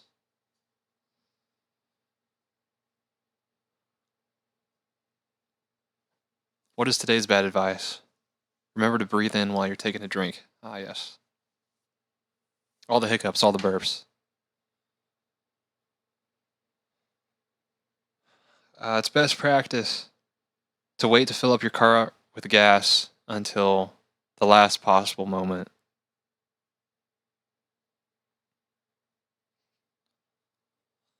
Nice hair. It was feeling dry and scratchy. So I had to get it moisturized.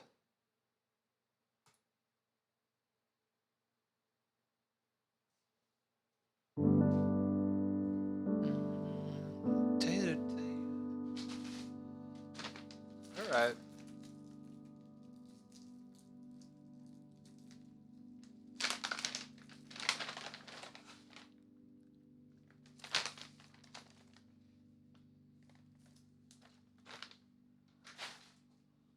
Come and get it. Come and get it, Tater.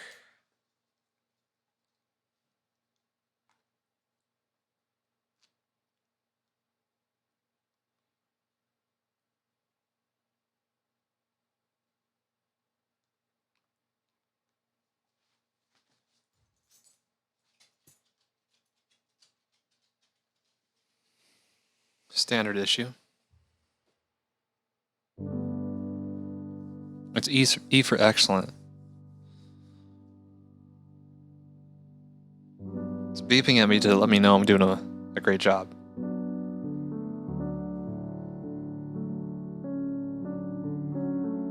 Ah, yes. That gives you enough time to save some points to maximize your savings. Kind of like your son. Dad, can I have a new truck? Zoom. Zooms off. Sure, I'll get you a new truck. I'll build it from the ground up. Anything for your son. Well, you done me and you bet I felt it. Tried to be chill, it was so hot that I melted. It's the wrong key.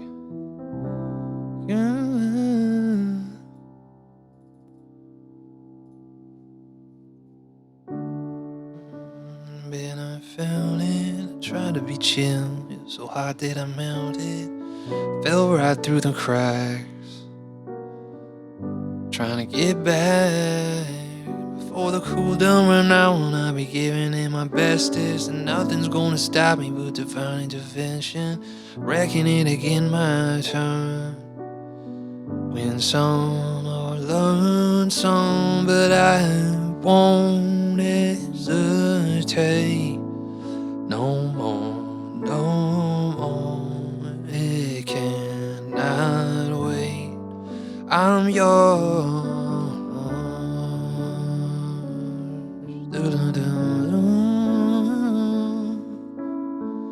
Yeah, yeah, yeah, yeah. Open up your mind and see like me, and open up your plans and damn, you're free. Look into your heart and you'll find love, love, love, love. Listen to the moment of the music, people dance and sing. We're just one big family, and it's our God-forsaken right to be loved, love, love, love. No, I won't hesitate no more, no more, and it cannot wait. I'm sure there's no need to complicate. Our time is short. This is our fate. I'm yours. Do, do, do, do, do, do, do, do, do. Do you wanna come on and scooch on over closer, dear? I will nibble your ear. Da, da, da, da, da, da. Oh,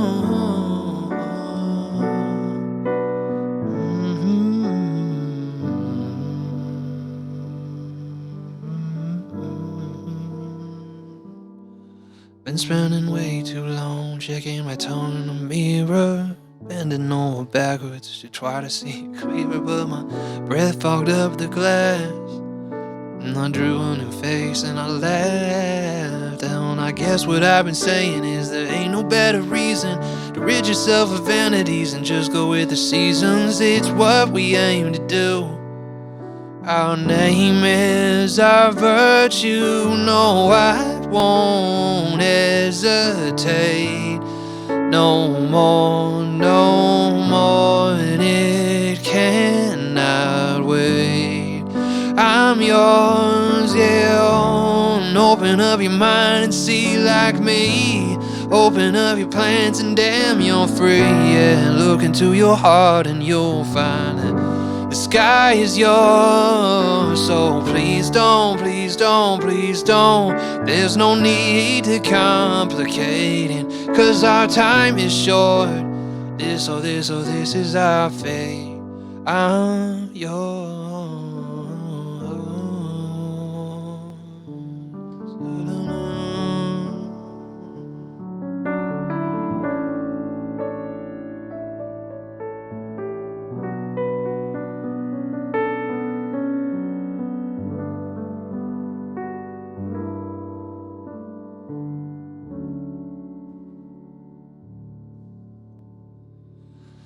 Tater!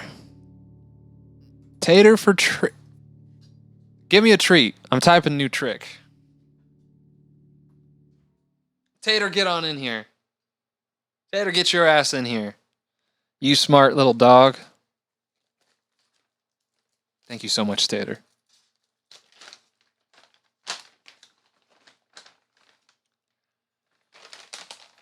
I think that was a Tater special. Taters with a Z. Who knows, though? Oh, he didn't finish the other one.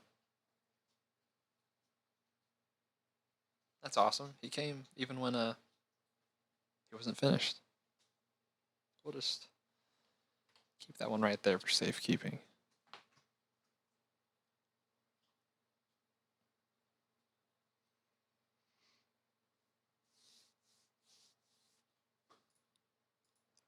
Tater, if you'd like a live learn, any song that you want, I don't care. I'll play it for you. He's the most generous boy.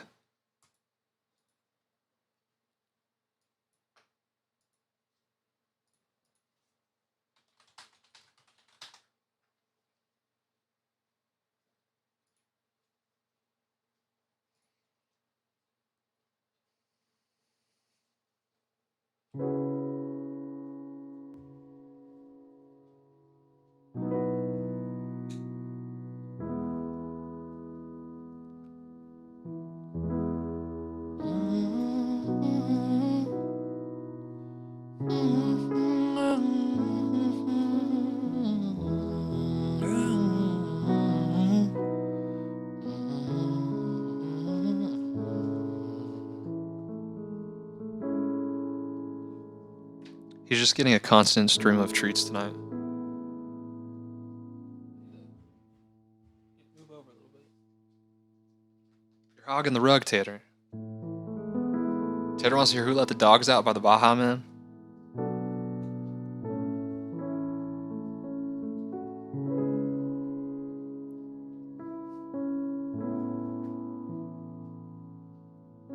I like it.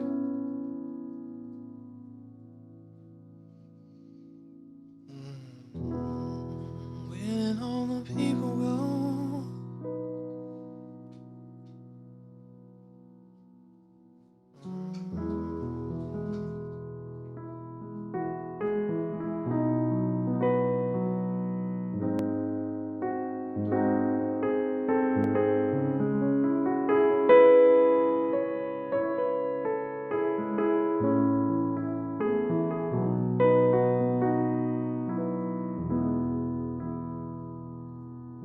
He's almost done with his treat.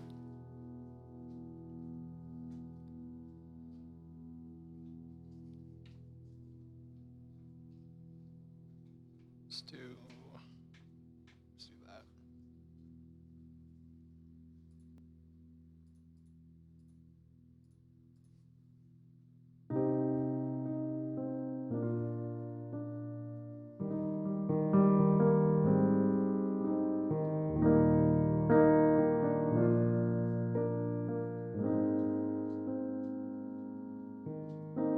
Hey Tater, you sure you want to leave?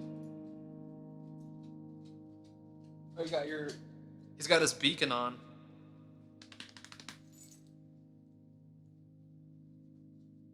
He's shining. Shine bright like a tater.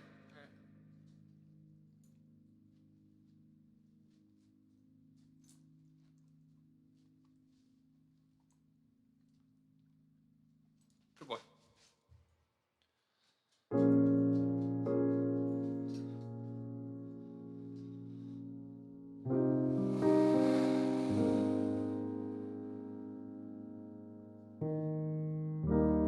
Where did all the people go? They got scared when the lights went low. I'll get you through it nice and slow when the world's spinning out of control. Afraid of what they might lose, might get scraped or they might get bruised. You could beg them what to use, that's why it's called the moment of truth. I get it if you need it, but I'll search if you don't see it. And you're thirsty, I'll be rain. You get hurt, I'll take your pain. You know, don't believe it, and I said it, and I still mean it. When you heard just what I told you, and when you get worried, I'll be a soldier. Funny when times get hard, at the last moment when you're supposed to charge, we're always on the longest yard. Oh, and how the feet get cold, hiding here, hiding there. Find them underneath the stairs, and people hiding everywhere. They're trying to be still like a stone.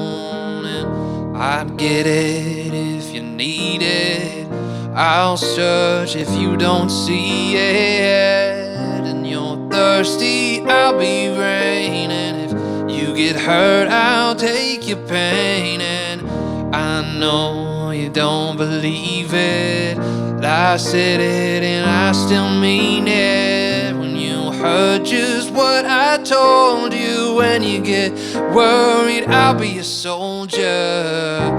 My aim is so true, I wanna show you, and I'll try forever. I'm never gonna say surrender. I'd get it if you need it, and I'll search if you don't see it. When you're thirsty, I'll be rain. When you get hurt, I'll take your pain. And I know you don't believe it, but I said it and I still mean it. When you heard just what I told you, and when you get worried, I'll be a soldier. Na na na na na na na na na.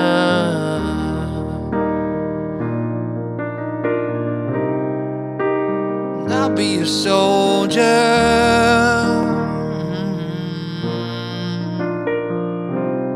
Oh yeah, I'll be a soldier. La la la la la la la la la la la la la la la la la.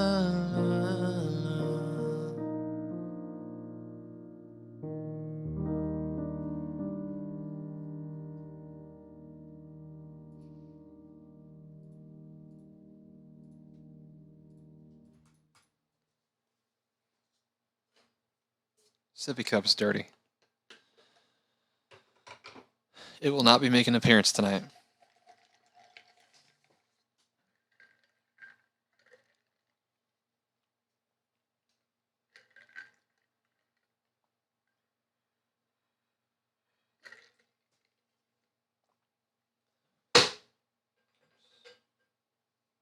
Breaking my piano.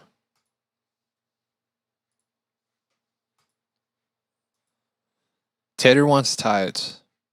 Tides for Tater. Okay.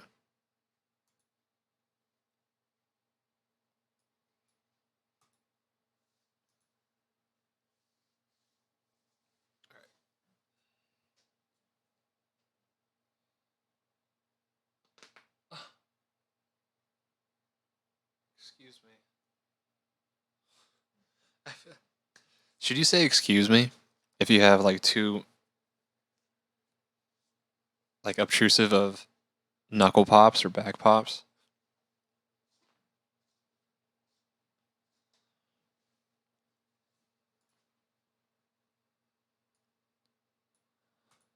Oh, Tater wants to live learn. Gotcha.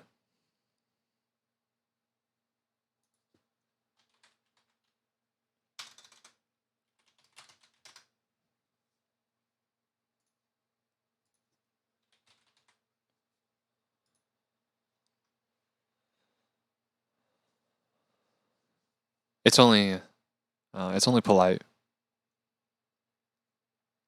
Any strange body noises? Does the right side work? Excuse me.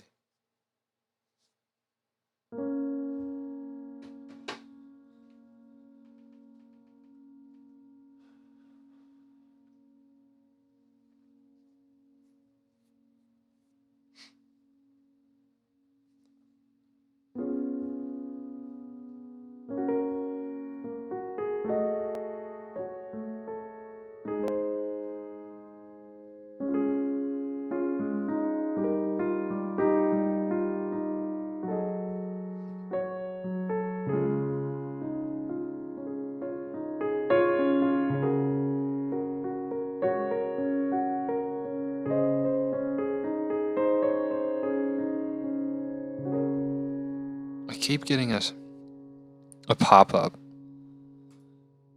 when I open up PDFs. I don't appreciate it.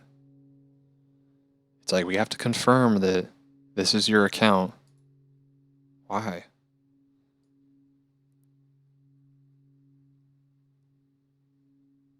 I need a different PDF reader. It's like the standard one on... I don't know, it's got something to do with Bing. Bing is always wanting me to sign in. So get out of here, Bing. Let me do my thing.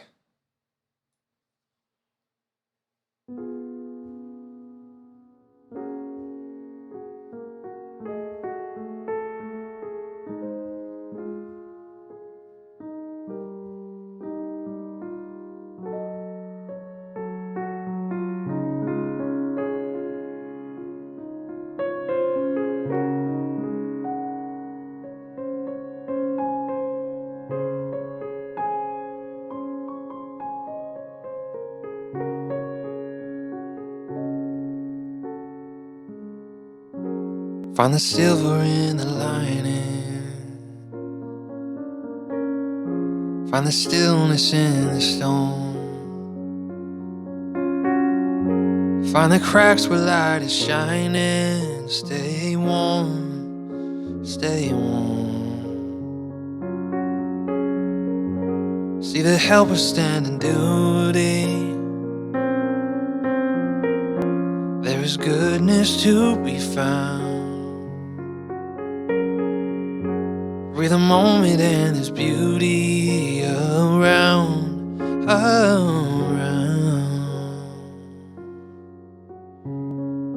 in and out, in and out. Oh, tides are going down.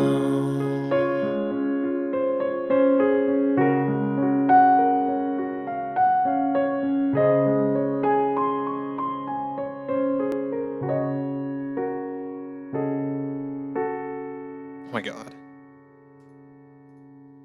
Go away. There are moments when I'm grieving. There are nights when I despair. There are moments of receiving such care, such care. And I'm counting every blessing to be able to be still. And if today I'm not progressing, I will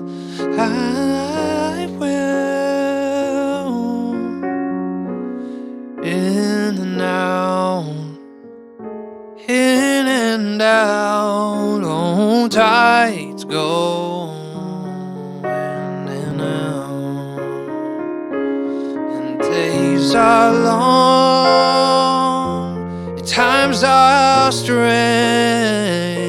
but we are strong, and we can change. Yes, we can change. In and out, in and out. Tides go in and out.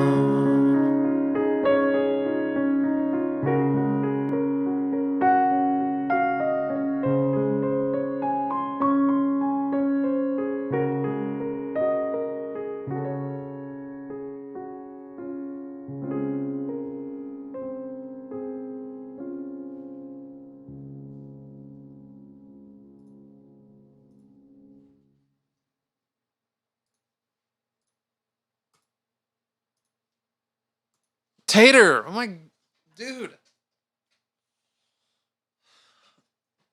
Tater, do you even have a job? Where do you get in this cash from? Did you rob a bank? Thank you so much.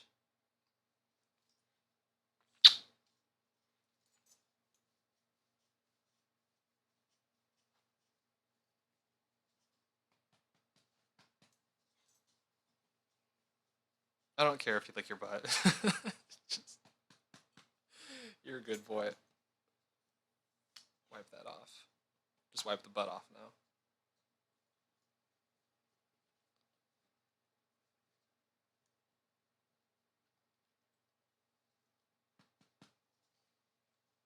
You definitely deserve another treat.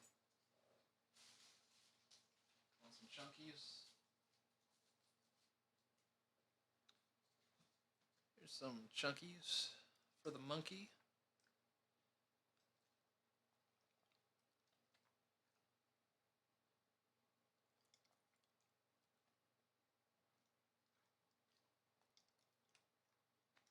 I used to live with a roommate in college who had a black pug. Her name was Guinness. We called her Guinea.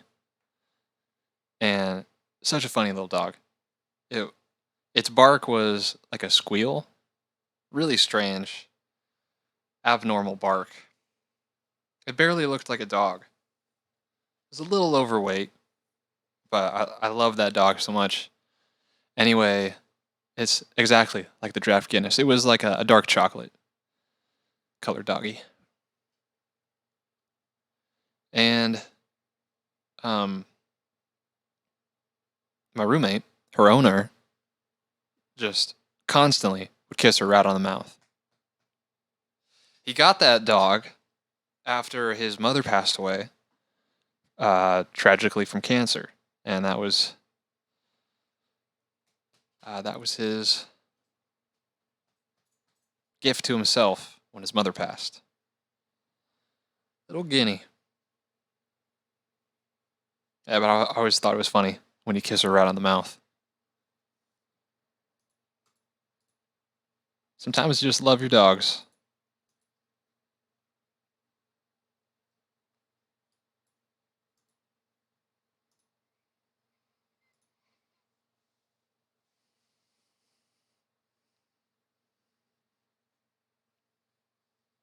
Patiently waiting for him to notice. Tedder, where'd you go? You're sneaky. Sneaky little dog.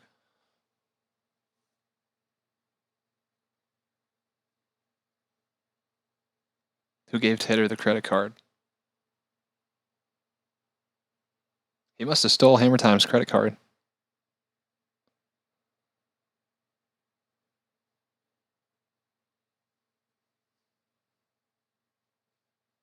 Edge is now a leading browser. Would you say it's on the cutting edge?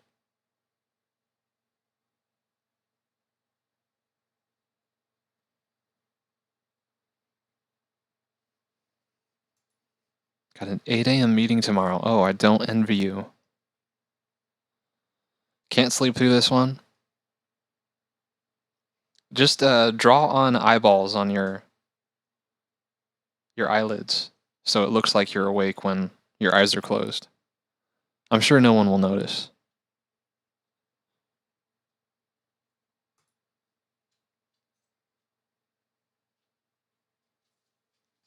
Dancing with my eyes closed. Okay, we got 2 live learns back to back. I think that worked in a movie once. What movie was that? I definitely saw that somewhere.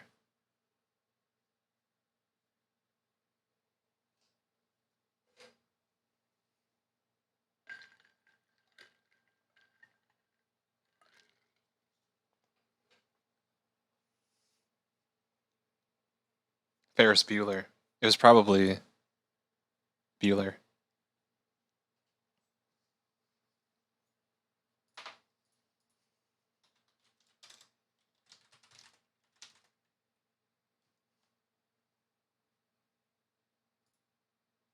Dancing with my eyes closed. And my eyelids painted. Is this song just called Eyes Closed? It's gotta be. Alright, Eyes Closed by Ed Sheeran.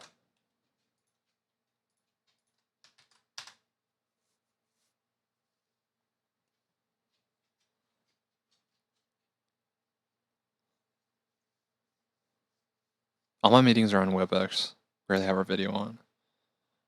Only one way someone would know you're sleeping if they asked you a question. You're lucky. See, Left. We had to have, back when I was doing a bunch of WebEx meetings, it was required that we had our cameras on. Really annoyed. Super annoying.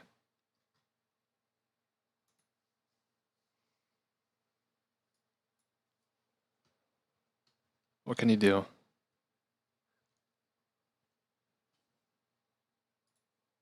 Hey Tater, do you want this one on guitar or on piano?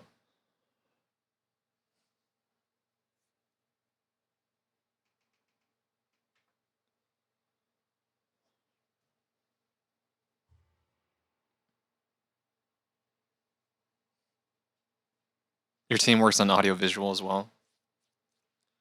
Oh my god. I got Tater nose.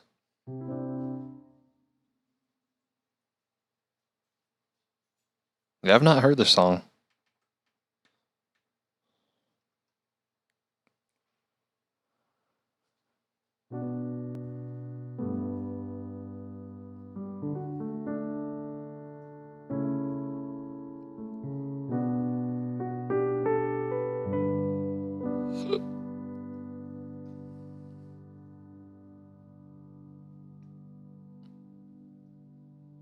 Ay, ay, ay, ay, ay.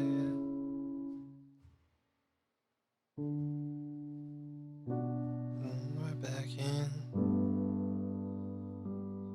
Guess I could just pretend the colors are more than blue. I lost more than a friend. Can't help but missing you.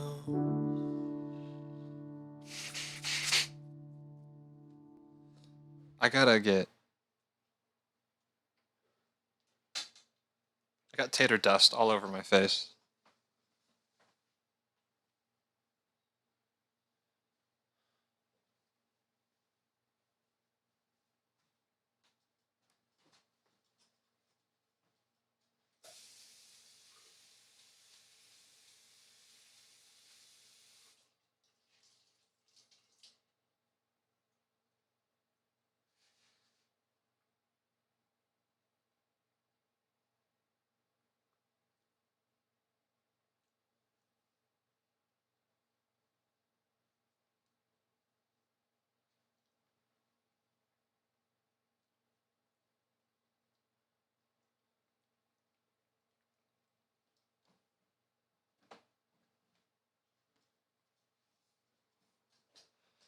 I know, it's sad, Savinius. I regret not taking more photos of him when he was a little baby.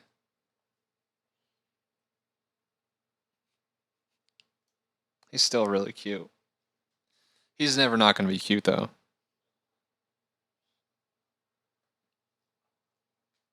You good boy.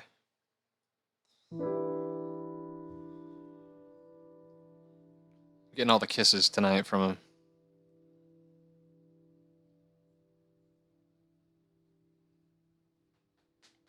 Good buddy.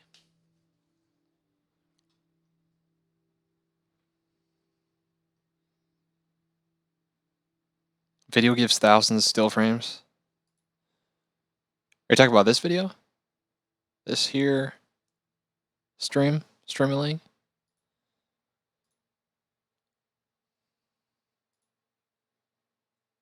We dealing with frame drops again?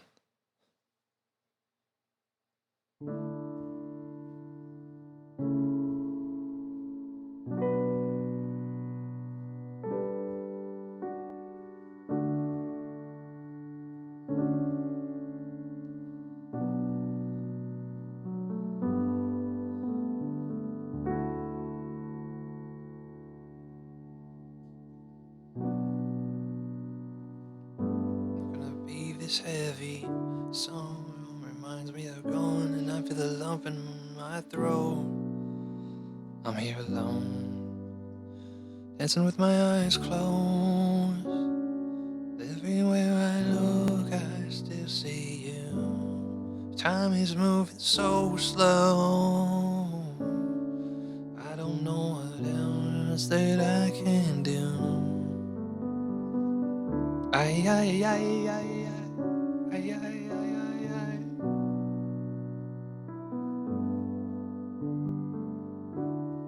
There again, I think you'll come home soon. Or bring me back in. That's only me in this room.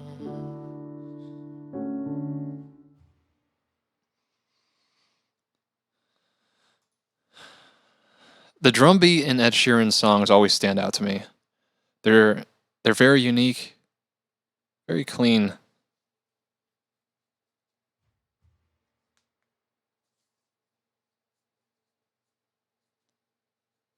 Life just goes on, dancing with my eyes closed.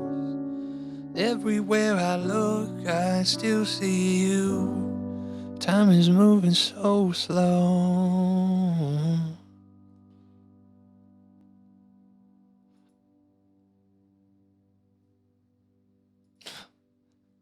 I'm sure Hammer Time has plenty of photos of him.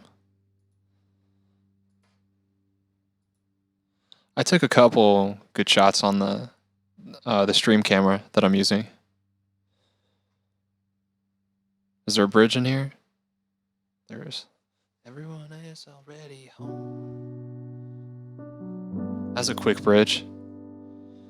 That was like basically not even a bridge.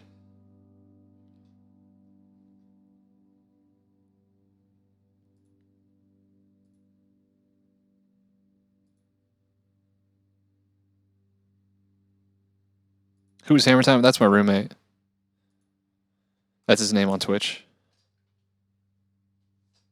I know it's a bad idea. How can I help myself? Been inside for most this year. Thought a few drinks, they might help. It's been a while, my dear, dealing with the cards life dealt. Holding back these tears. My friends are someone else. Pictured this year a little bit different. Then it hit February. Stepped in the bar, it hit me so hard. How can it be this heavy? Every song reminds me you're gone, and I feel the lump in my throat. I'm here alone, just dancing with my eyes closed.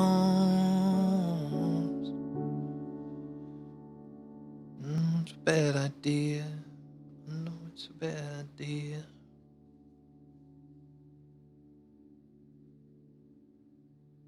Yes, not to be confused with Casey. The one and only Casey. From Casey.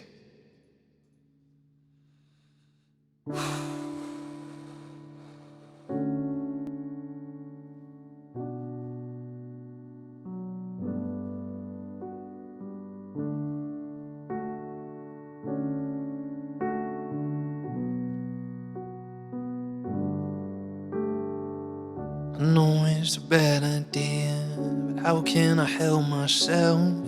But inside for most this year, I thought a few drinks might help.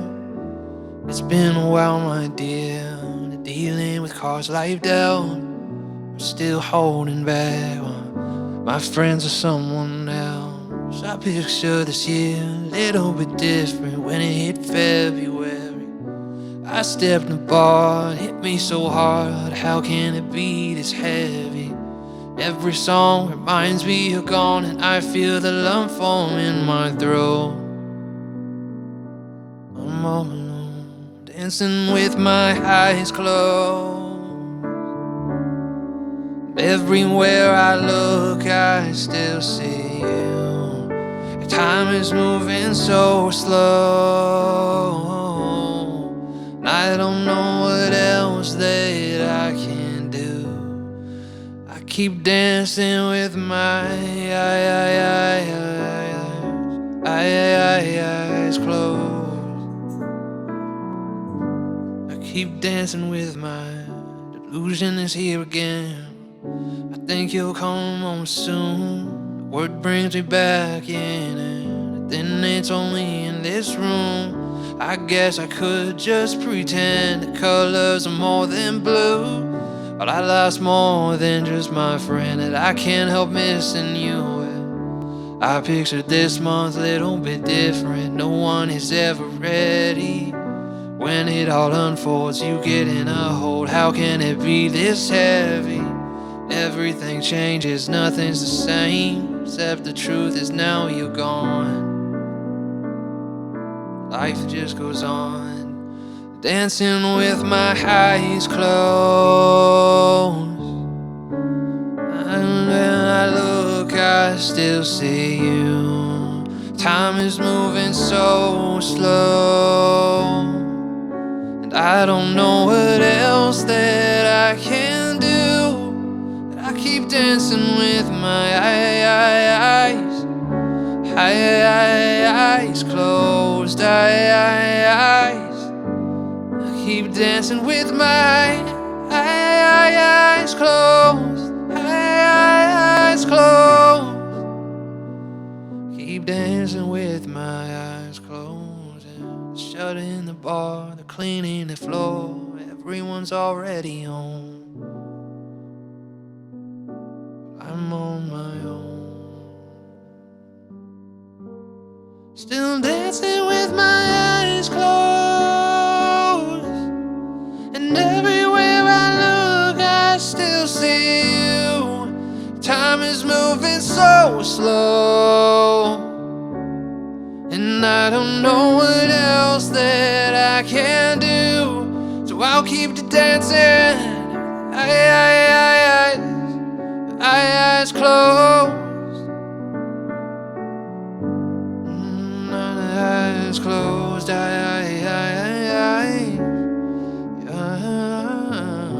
I'll keep dancing with my eyes closed.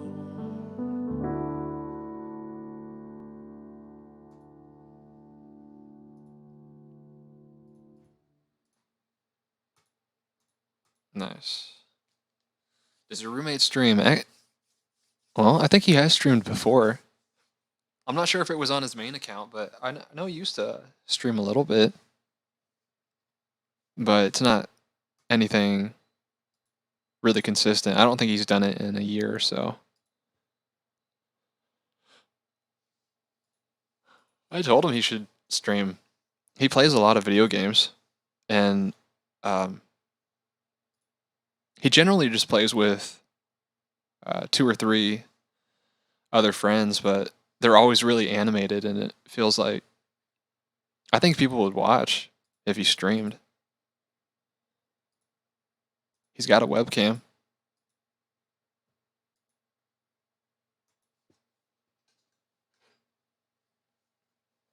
I think that's like 95% of streaming anyways. It's like just how animated are you? Are you Pixar quality? Wait, is Tater really? It is. Tater is Hammer Time's dog. Well, I think Tater acts like my dog just while I'm on stream because he's been classically conditioned that's how he gets treats.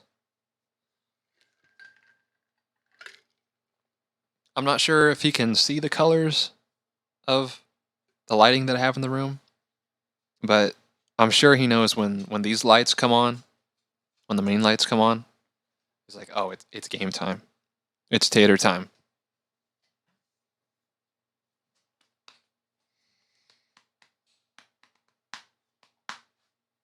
Come on. Anytime off stream, he's very much Hammer Time's dog. Very much so. Knowing how to stream, set up equipment. But once you have it set up, it's ready to go, pretty much. And there's a lot of streams out there that like aren't very impressive from a video standpoint. Like they just have a really basic setup, and like even the sound isn't very good, but if the personality is there,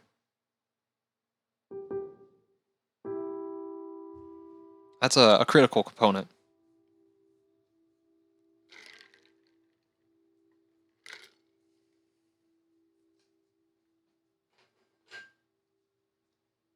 It's Tater Time on stream.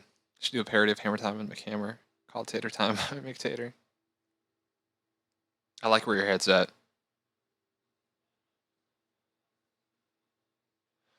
Good boy.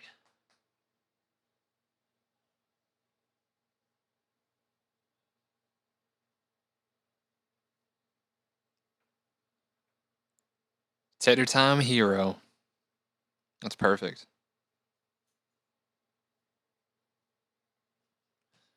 I was walking the aisles of Aldi today, and you know how they have a couple aisles that just has random stuff that you probably don't need, but I always walk by there and I'm like, man, I could pick up 15 different random items.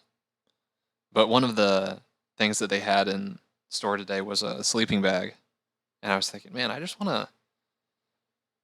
want the sleeping bag so I can, there's a trampoline out back in the backyard. And I've always wanted to stay out there. And I'm thinking fall time when all the bugs are gone, when it's chilly, when it gets down just around freezing temperature.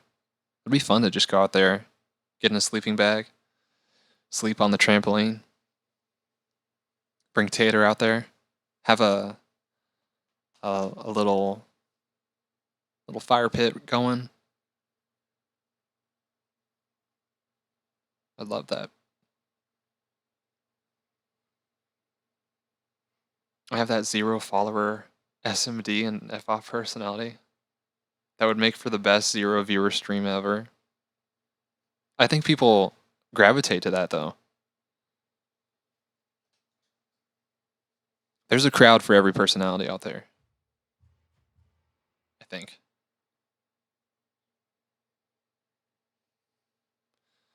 That's my D.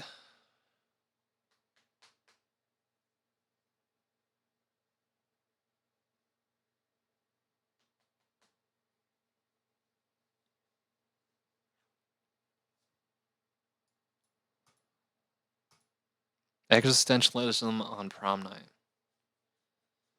You no longer have 0 followers. Wait, are you saying I haven't been following you? Okay, yeah. How many followers do you have? And you've not streamed before yet. 21 followers, never streamed before?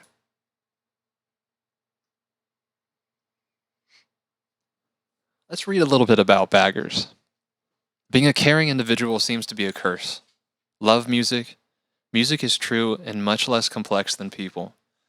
Be careful how much of yourself you pass around and put into things.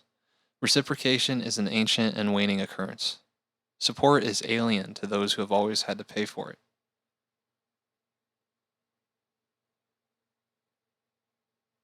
You sure you're not Confucius?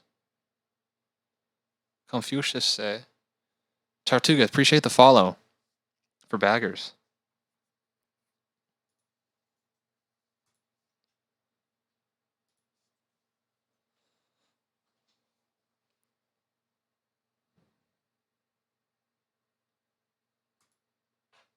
I'm back. Off-season snack shack. Oh, you know, I got some trail mix today. What's up, Hiley?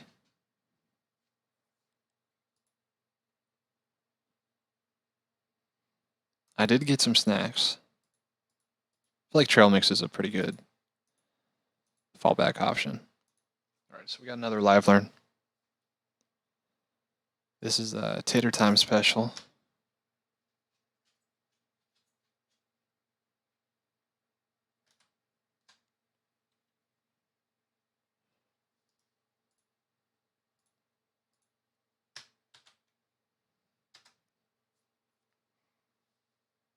Just straight chilling. You know, we're doing something similar tonight. Pretty relaxing stream. Tater's been going off. I guess Tater got a hold of Hammer Time's credit card and donated to the stream. He's a great guy. He's got his financial affairs in order.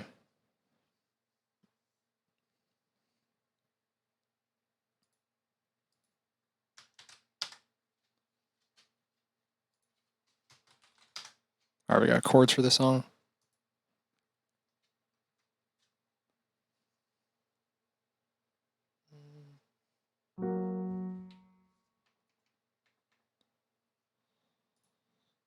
Tater has a better job than you. I don't actually know what he does for a living.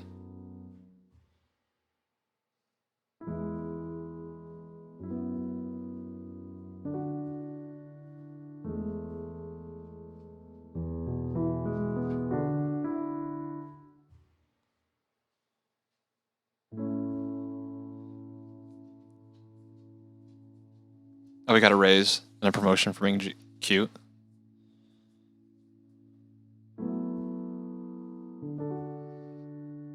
Tater, it's time for your quarterly review. We noticed that you had an exceeds expectation on your cute level. And we'd like to invest in you as an employee.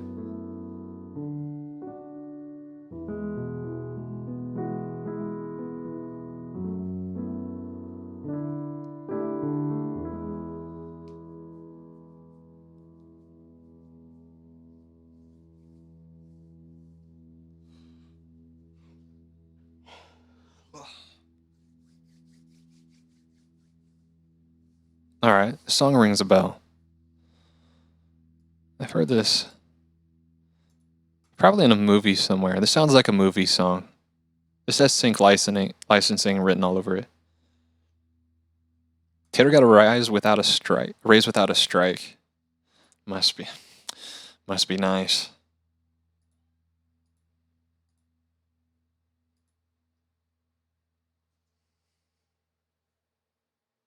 Heard it in the 2000s.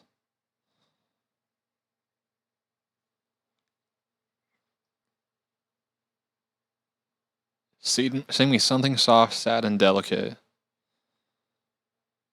Sounds like this stream. Glad for what we've got, on with what we've lost. All lives laid out in front of. Sing like you think no one's listening.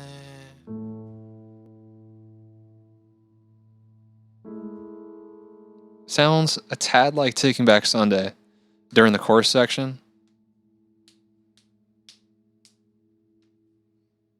You would kill for this just a little bit.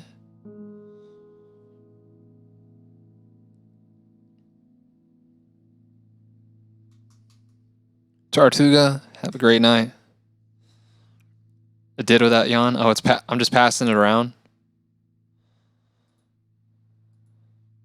Yawn through the camera. This band did have a couple of TBS members. It was a super group. Interesting.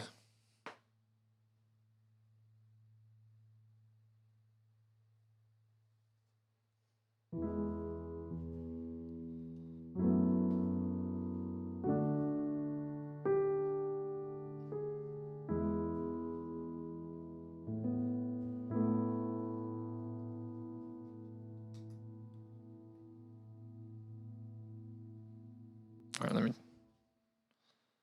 get the intro again. Or they're on a subway. I wonder if they're in New York. Can anyone confirm or deny the music video for this song?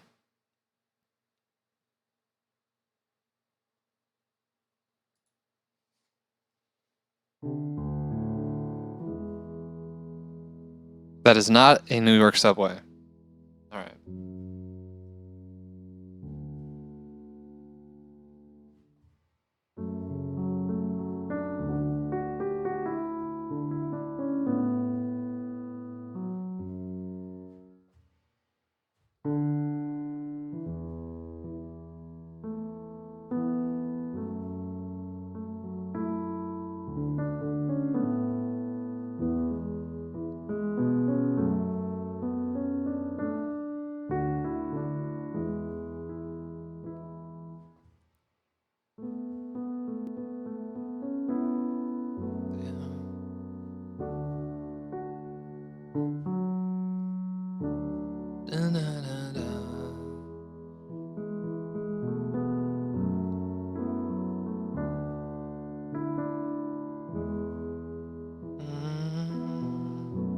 I'm keeping it all going. Delicate balance.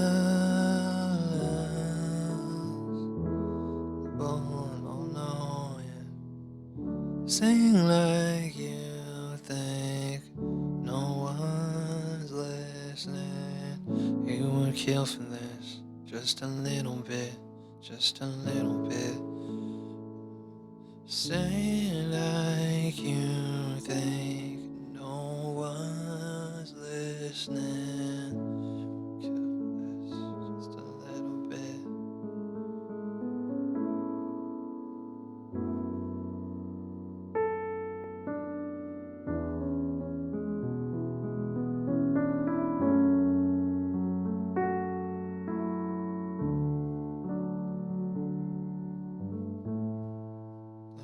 Something so sad and delicate.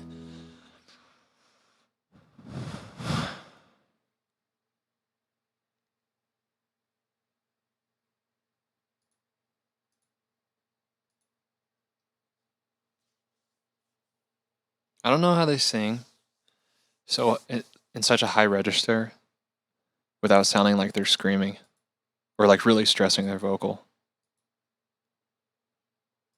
Some people just got range.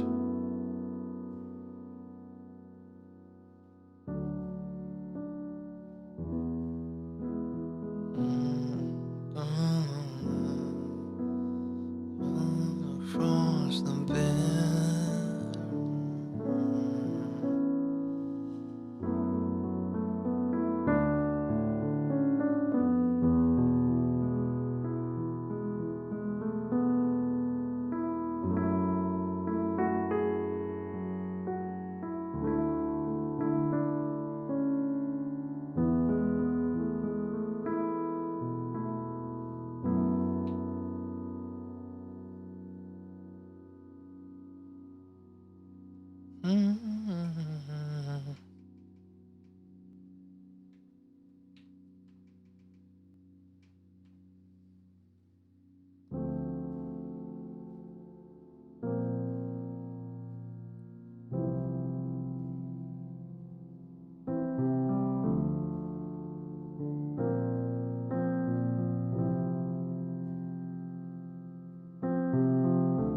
When the sun came up, we were sleeping in, sunk inside our blankets, sprawled across the bed.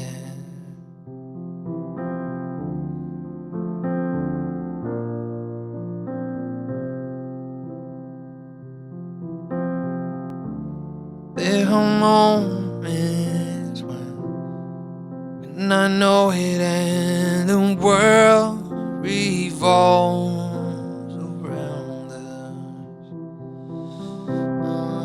And we're keeping it going in this delicate balance. And vulnerable, all knowing, and saying like you think no one's listening, you'd kill for this just a little bit. Sing like you think no one's listening, you would kill for this just a little bit, just a little bit. You would, you would.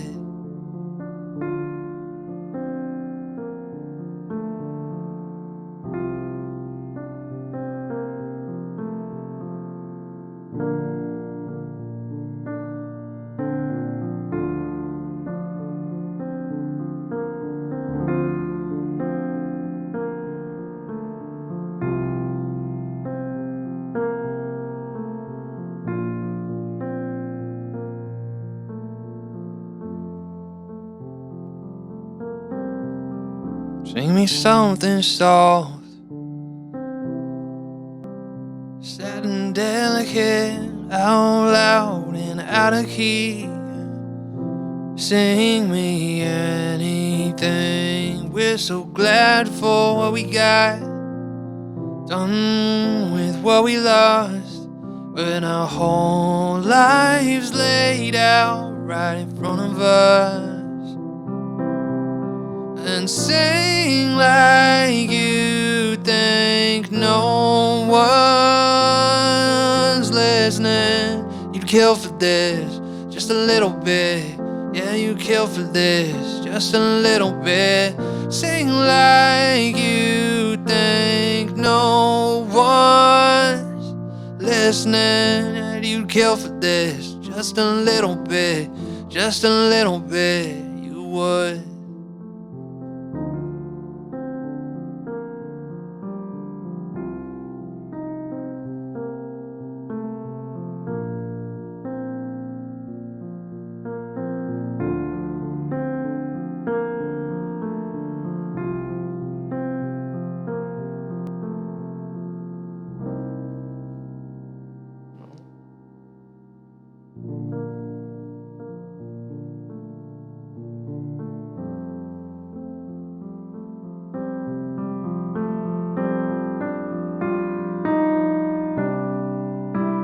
Sing like you think no one's listening. Yeah, don't you kill for this just a little bit, just a little bit. Sing like you think no one's listening. You'd kill for this just a little bit, just a little bit. You would.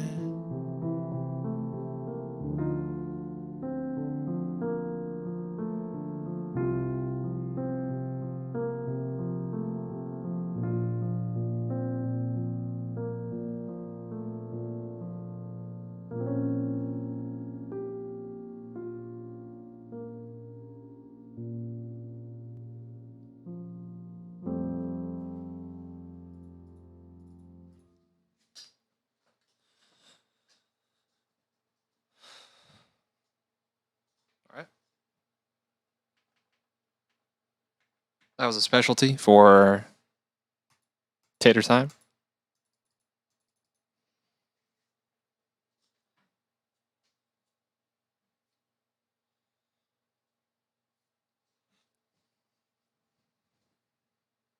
Did we ever figure out what subway it was? Set on a subway between New York and New Jersey. How about that now? Must have been old school. Must have updated.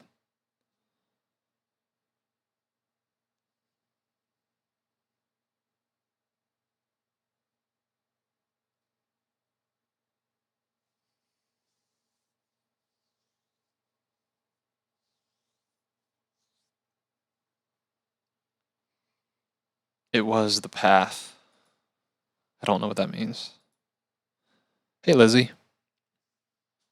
And thanks for the claps. They might still look like that. I'm not sure how often the subways are getting updated.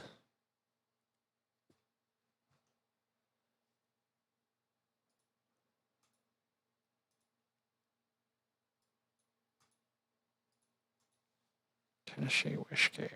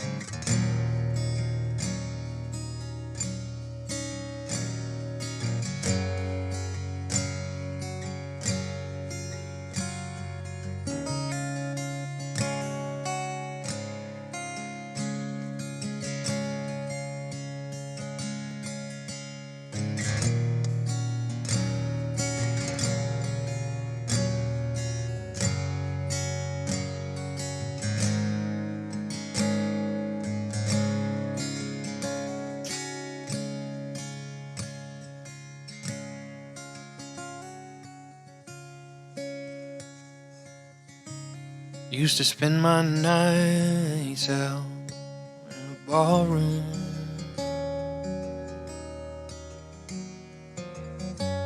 Liquor was the only love I've known. But he rescued me from reaching for the bottom and brought me back from being too far gone. You're as smooth as Tennessee whiskey. You're as sweet as strawberry wine.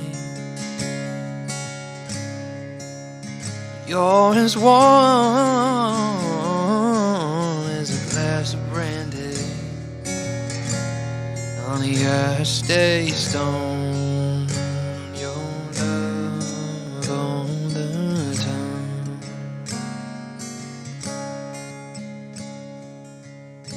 I've looked for love in all the same old places. Found the bottom of the bottle's always dry. But when you poured out your heart, oh, I didn't waste it. Because there's nothing like your love that gets me high. Yeah, yeah, yeah. Oh, you're as smooth as Tennessee whiskey. You're as sweet as strawberry wine. You're as warm as a Honey, I stay stoned on your love all the time.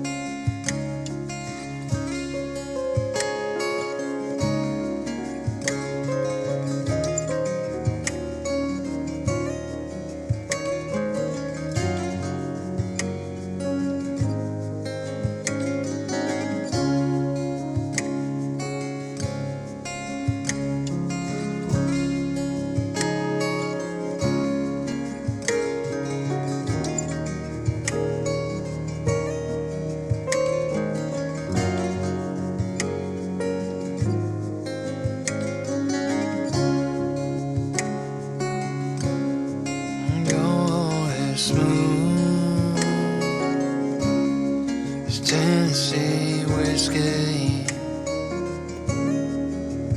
You're as sweet as strawberry wine. You're as warm as a glass of brandy.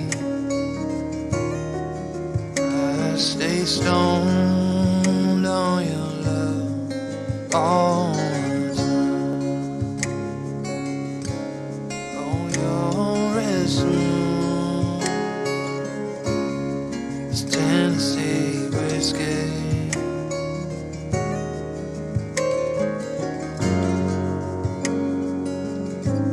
You're sweet as wine.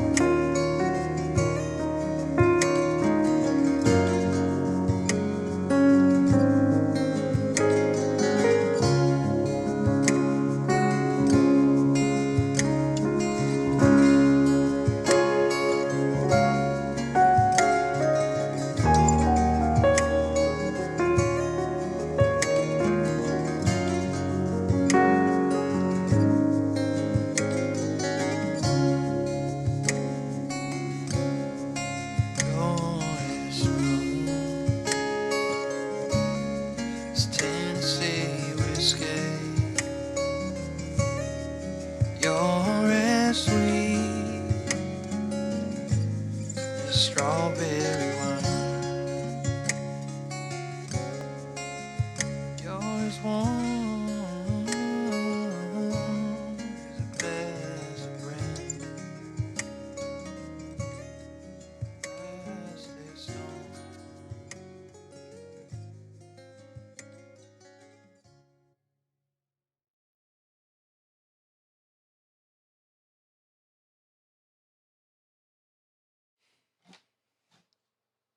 Nice. That was fun.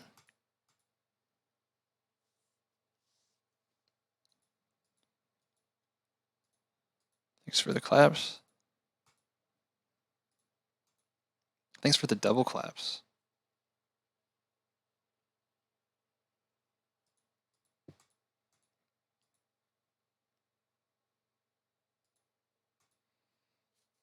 Have I never done that before?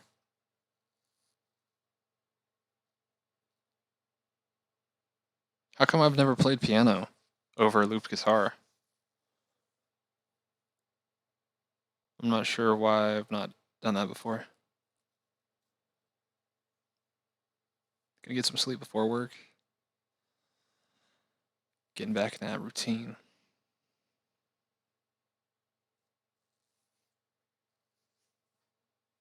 Oh, a 3-week paid suspension.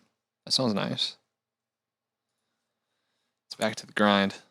Mark Rides, glad to have you here. Happy snoozing.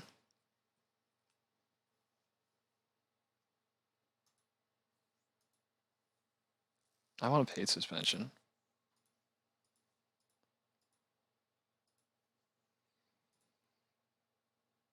Let's see, it's 11:30, 11:25. Excuse me. You want more music? You want to switch over to book reading?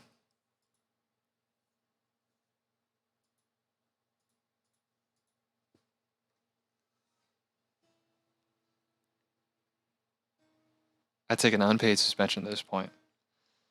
Juanita's just tired. Just needs a break.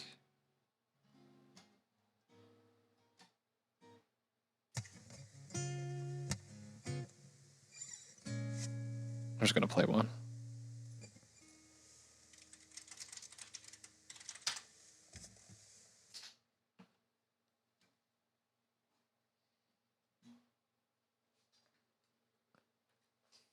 Tina is her own boss. Perhaps I should suspend myself. Now there's an idea. You can get suspended whenever you want.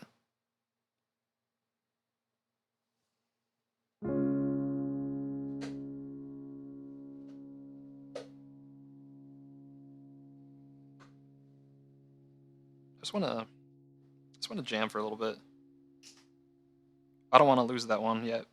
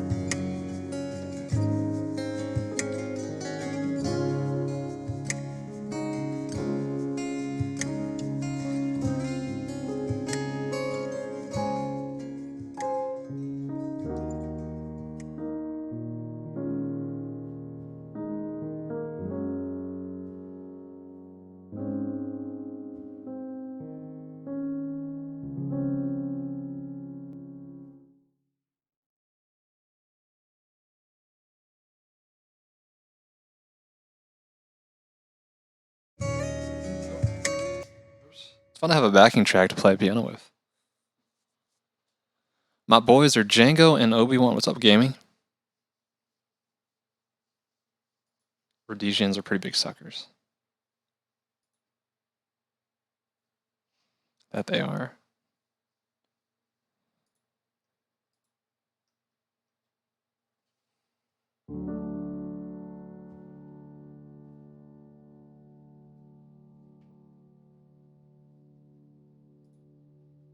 Likely not, but it's not impossible. So you're saying there's a chance.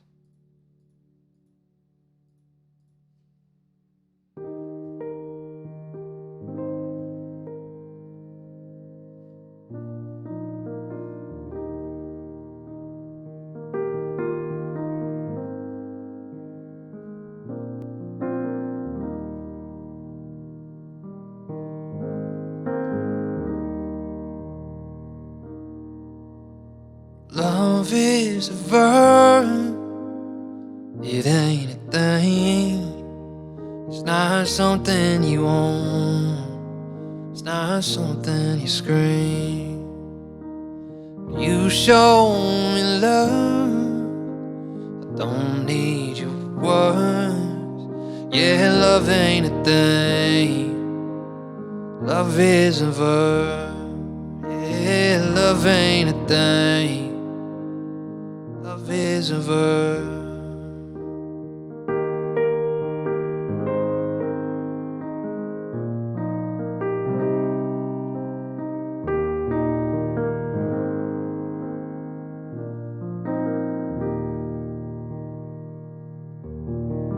Love ain't a crush, ain't an excuse. No, you can't get through love. I'm just a pile of volumes.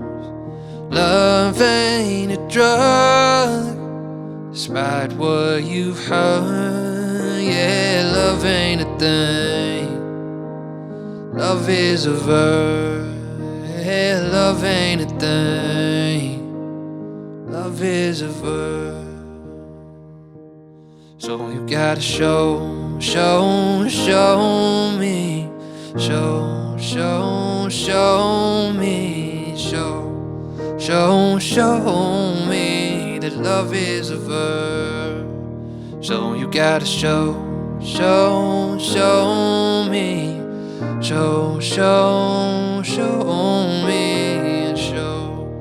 Show me love is a verb.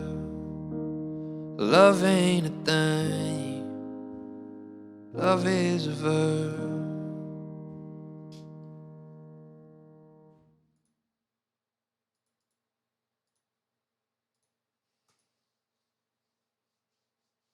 I think we're going to end off on that one tonight. It's time to turn the lights out. Thanks for those claps.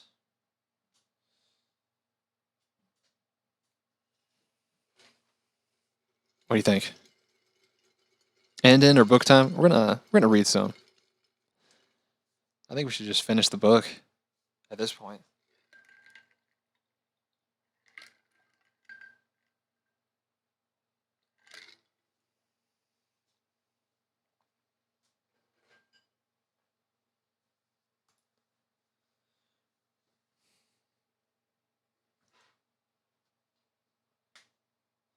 All right.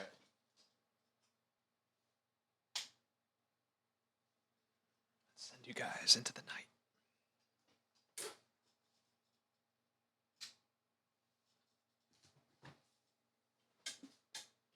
Turn off our overlays.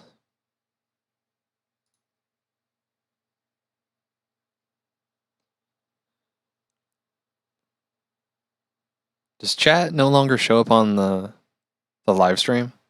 The chat feed? I have it turned on, but I don't see anything on there.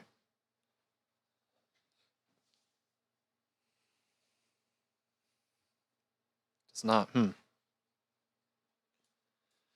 Do you miss that? Or could you care less? I'm not sure where it went, actually. Because I have it turned on.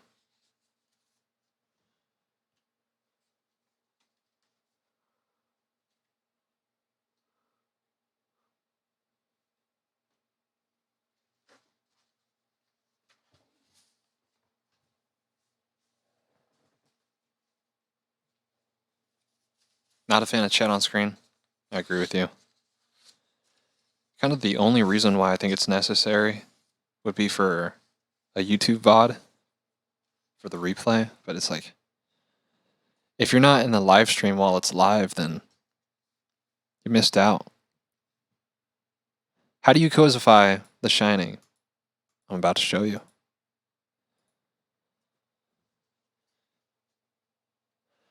Yeah, I don't think it's necessary.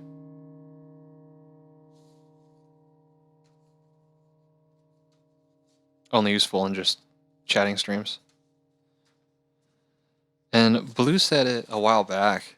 He's just a fan of there being nothing on the video feed. And I agree with him. I do agree with him.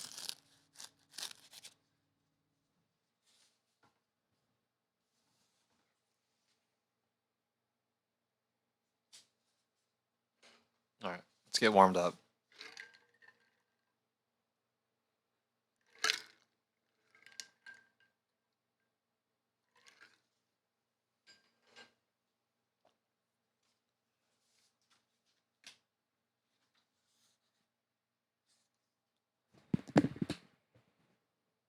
Chapter 4. The Shadowland.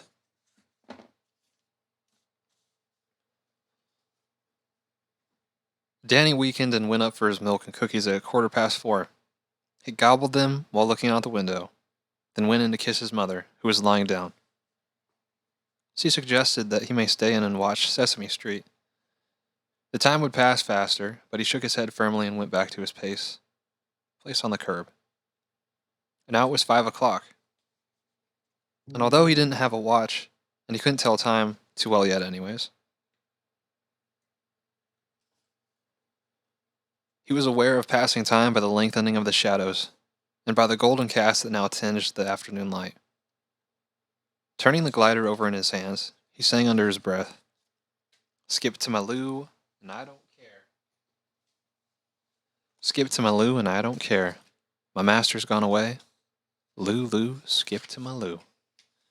Can we add a reading category? It needs to happen yesterday. The reading category. Someone messaged Twitch. Someone messaged Twitch the clip that we're about to do. This page. Just clip it. Say we need a reading segment.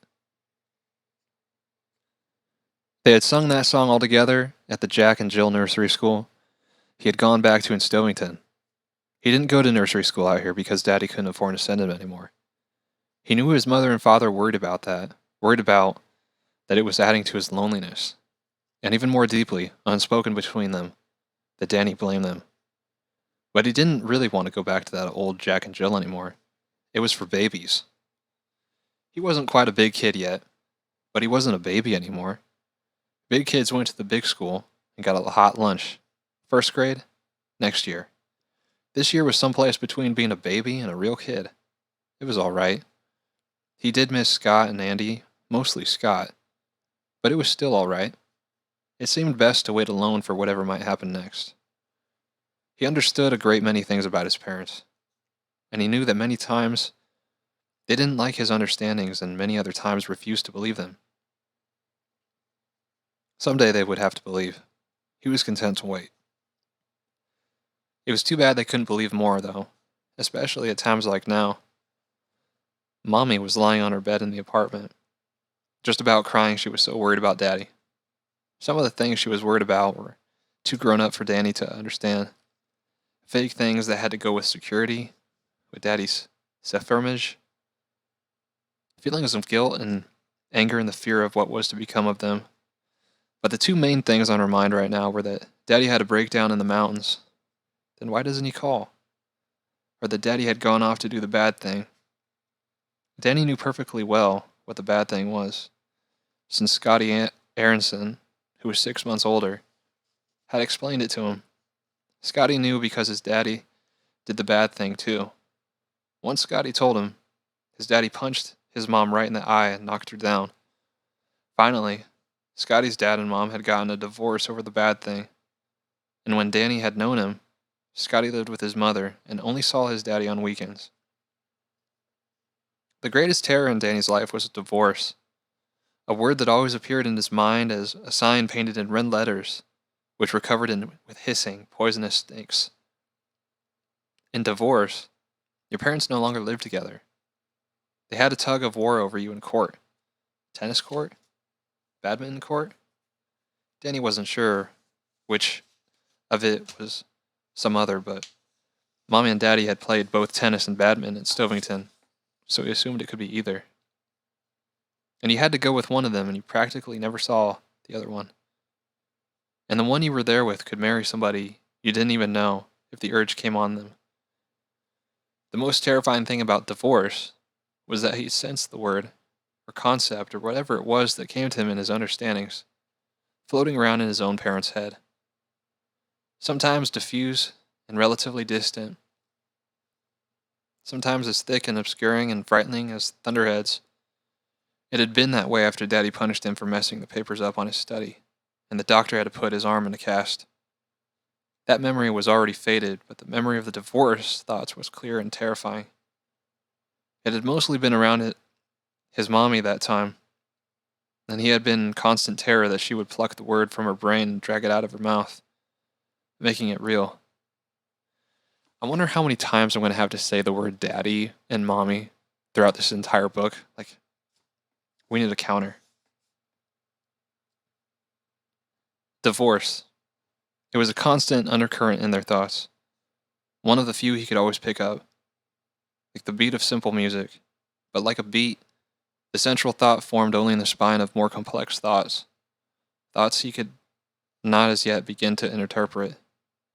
They came to him only as colors and moods. Mommy's divorce thoughts centered around what Daddy had done to his arm, and what had happened at Stovington when Daddy lost his job. That boy, that George Hatfield, who got pissed off at Daddy and put the holes in their bugs' feet. Daddy's divorce thoughts were more complex, colored, dark violet, and shot through with frightening veins of pure black. He seemed to think that he would be better off if he left, that things would stop hurting. His daddy hurt almost all the time, mostly about the bad thing. Daddy could almost always pick that up too. Daddy's constant craving to go into the dark place and watch a color TV, and eat peanuts out of a bowl and do the bad thing until his brain would be quiet and leave him alone. But this afternoon his mother had no need to worry, and he wished he could go with her and tell her that. The bug had not broken down. Daddy was not somewhere doing the bad thing.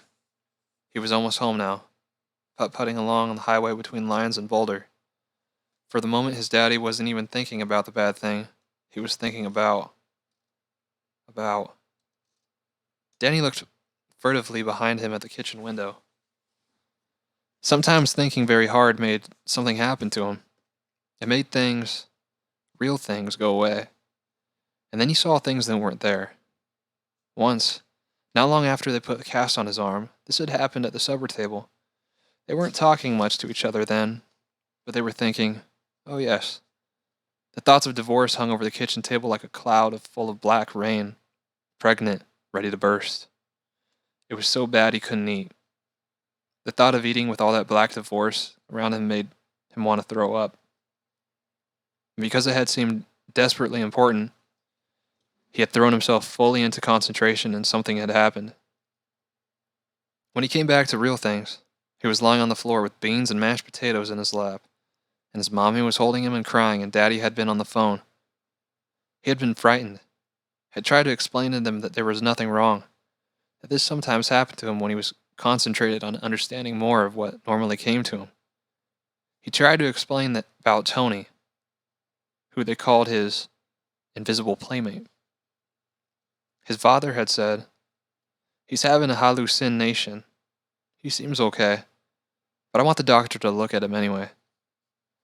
After the doctor left, Mommy had him made a promise to never do that again, to never scare them that way. And Danny had agreed. He was frightened himself because when he had concentrated his mind, it had flown out to his daddy, and for just a moment, before Tony had appeared, far away as he always did, calling distantly, and the strange things had blotted out their kitchen and carved roast on the blue plate. For just a moment, his own consciousness had plunged into Daddy's darkness, to an incomprehensible word, much more frightening than divorce, and that word was suicide. Danny had never come across it again in his daddy's mind, and he had certainly not gone to looking for it. He didn't care if he never found out exactly what the word meant.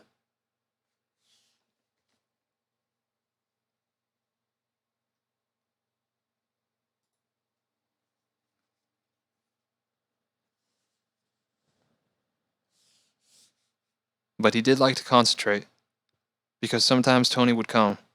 Not every time. Sometimes things just got woozy and swimmy for a minute, and then he cleared. Most times, in fact. But at other times, Tony would appear in the very limit of his vision, calling distantly and beckoning. It had happened twice since they moved to Boulder, and he remembered how surprised and pleased he had been to find Tony had followed him all the way from Vermont, so all of his friends hadn't been left behind after all. The first time he had been out in the backyard and nothing much had happened. Just Tony beckoning, and then the darkness a few minutes later had come back to the real things, with a few vague fragments of memory, like a jumbled up dream.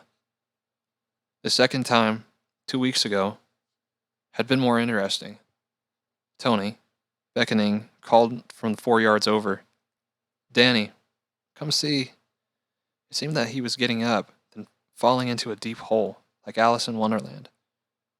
Then he had been in the basement of the apartment house, and Tony had been beside him, pointing into the shadows of the trunk his daddy carried all his important papers in, especially the play.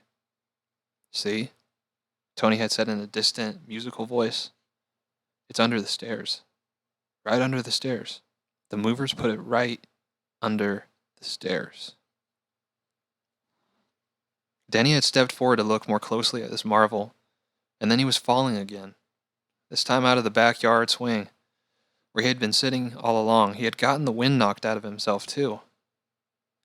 3 or 4 days later, his daddy had been stomping around telling Mommy furiously that he had been all over the goddamn basement, and the trunk wasn't there, and he was going to sue the goddamn movers who had left it somewhere between Vermont and Colorado. How was he supposed to be able to finish the play? Things like this kept cropping up. Danny said, "No, Daddy, it's under the stairs. The movers put it right under the stairs." Daddy had given him a strange look and gone down to see. The trunk had been there, just where Tony had shown him. Daddy had taken him aside and sat him on his lap and asked Danny who let him down cellar. And he asked Danny who let him down cellar. Had it been Tom from upstairs? The cellar was dangerous, Daddy said. That was why the landlord kept it locked. If someone was leaving it unlocked, Daddy wanted to know. He was glad to have his papers and his play, but it wouldn't be worth it to him, he said, if Danny fell down the stairs and broke his leg.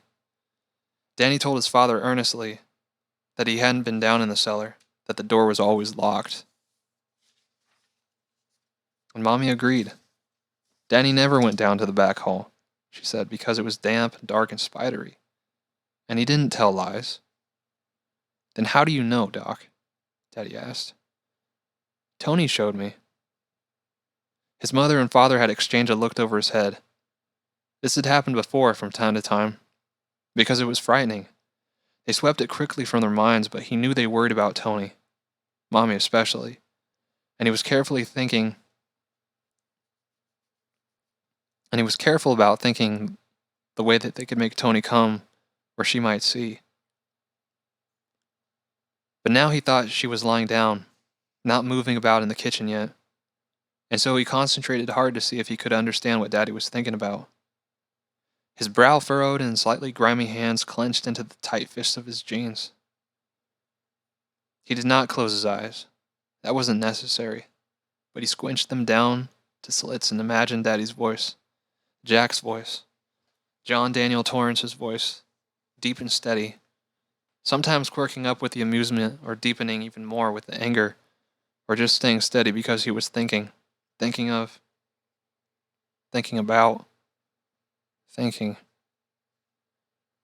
Danny sighed quietly and his body slumped to the curb as if all the muscles had gone out of it. He was fully conscious. He saw the street and the girl and the boy walking up the sidewalk on the other side, holding hands because they were in love. So happy about the day and got themselves in together in the day. He saw autumn leaves blowing along the gutter, yellow cartwheels of irregular shape. He saw the house they were passing and noticed how the roof was covered with shingles. I guess it'll be no problem if the flashing's okay. Yeah, that'll be alright. That Watson. Christ, what a character. Wish there was a place for him in the play. I'll end up with the whole fucking human race in it if I don't watch out. Yeah, shingles. Are there nails out there? Oh shit, I forgot to ask him where the simple get. Sidewinder hardware store. Wasps? They're nesting this time of the year. I might want to get one of those bug bombs in case they're there when I rip up the old shingles. New shingles? Old? So that's what he was thinking about. He had gotten the job and he was thinking about shingles. Danny didn't know who Watson was, but everything else seemed clear enough. And he might get to see Wasp's nest. Just as sure as his name was Danny. Danny. He looked up, and there was Tony, far from the street, standing by a stop sign and waving. Danny, as always, felt a warm burst of pleasure at seeing his old friend. But this time, he seemed to feel a prick of fear, too, as if Tony had come with some darkness hidden behind his back. A jar of wasps, which when released would sting deeply. But there was no question of not going. He slumped further down on the curb, his hands sliding laxly from his thighs and dangling below with a fork with his crotch. His chin sank onto his chest. Then there was a dim, painless tug as part of him got up and ran after Tony into the funneling darkness. Danny. Now the darkness was shot with swirling whiteness. A coughing, whooping sound and bending, tortured shadows that resolved themselves into fir trees at night. Being pushed by a screaming gale. Snow swirled and danced. Snow everywhere. Too deep, Tony said from the darkness. And there was a sadness in his voice that terrified Danny. Too deep to get out. Another shape, looming, rearing. Huge and rectangular. A sloping roof. Whiteness that was blurred in the stormy darkness. Many windows. A long building with a shingled roof. Some of the shingles were greener, newer. His daddy put them on, with nails from the Sidewinder hardware store. Now the snow was covering the shingles, and it was covering everything. A green witch light glowed into being on the front of the building, flickered, became a giant, grinning skull over two crossed bones. Poison, Tony said from the floating darkness. Poison. Other signs flickered past his eyes, some in green letters, some of them on the boards, stuck at leaning angles into the snowdrifts. No swimming. Danger. Live wires. This property condemned. High voltage. Third rail. Danger of death. Keep off. Keep out. No trespassing. Violators will be shot on sight. He understood none of them completely. He couldn't read. But he got a sense of all, and the dreamy terror floated into the dark hollows of his body, like light brown spores that would die in the sunlight. They faded. Now he was in a room filled with strange furniture.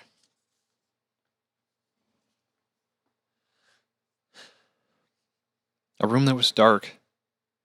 Snow spattered against the windows like thrown sand. His mouth was dry.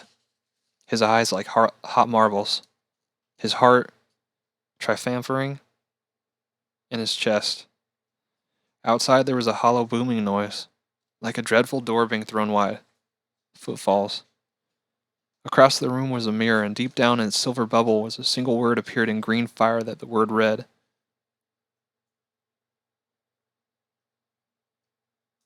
I think it's tater time.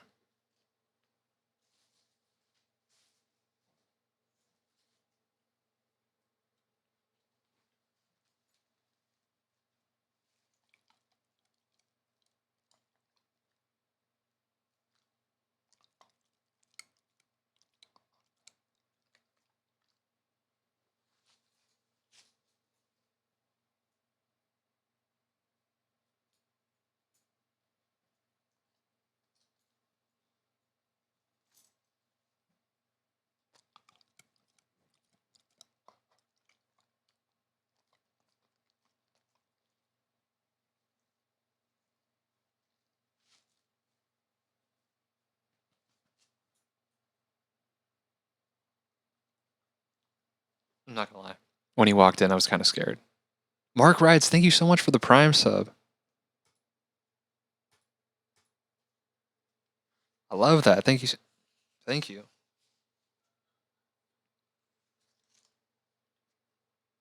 Tater, we just got Prime subbed.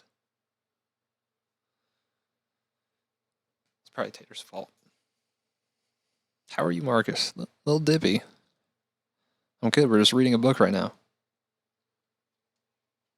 Reading The Shining by Stephen King. I was about to say Stephen Hawking. It's like, I don't think that guy wrote this book. Wrong, Stephen. I know, I feel so special. I like all the, gotta love all the subs that come in on this channel. But the prime ones, they have a special place.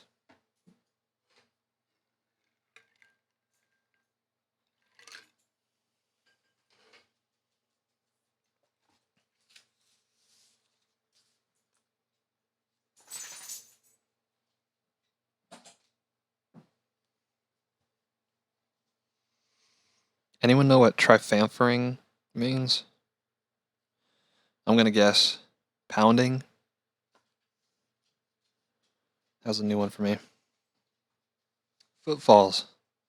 Across the room was a mirror, and deep down in a silver bubble, a single word appeared in green fire, and that word was red rum. How do you spell that? Trifamphering.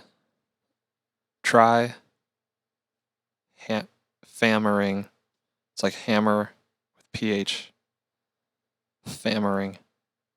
TRIPH. Hammering. Read us a piece from the book? Oh, I'm going to read you the whole book. We're getting there. The room faded. Another room he knew. Would know. This one. An overturned chair. A broken window with snow swirling in. Already it had frosted on the edge of the rug. The drapes had been pulled free and hung on their broken rod at an angle. A low cabinet lying on his face. More hollow booming noises. Steady. Rhythmic. Horrible. Smashing glass.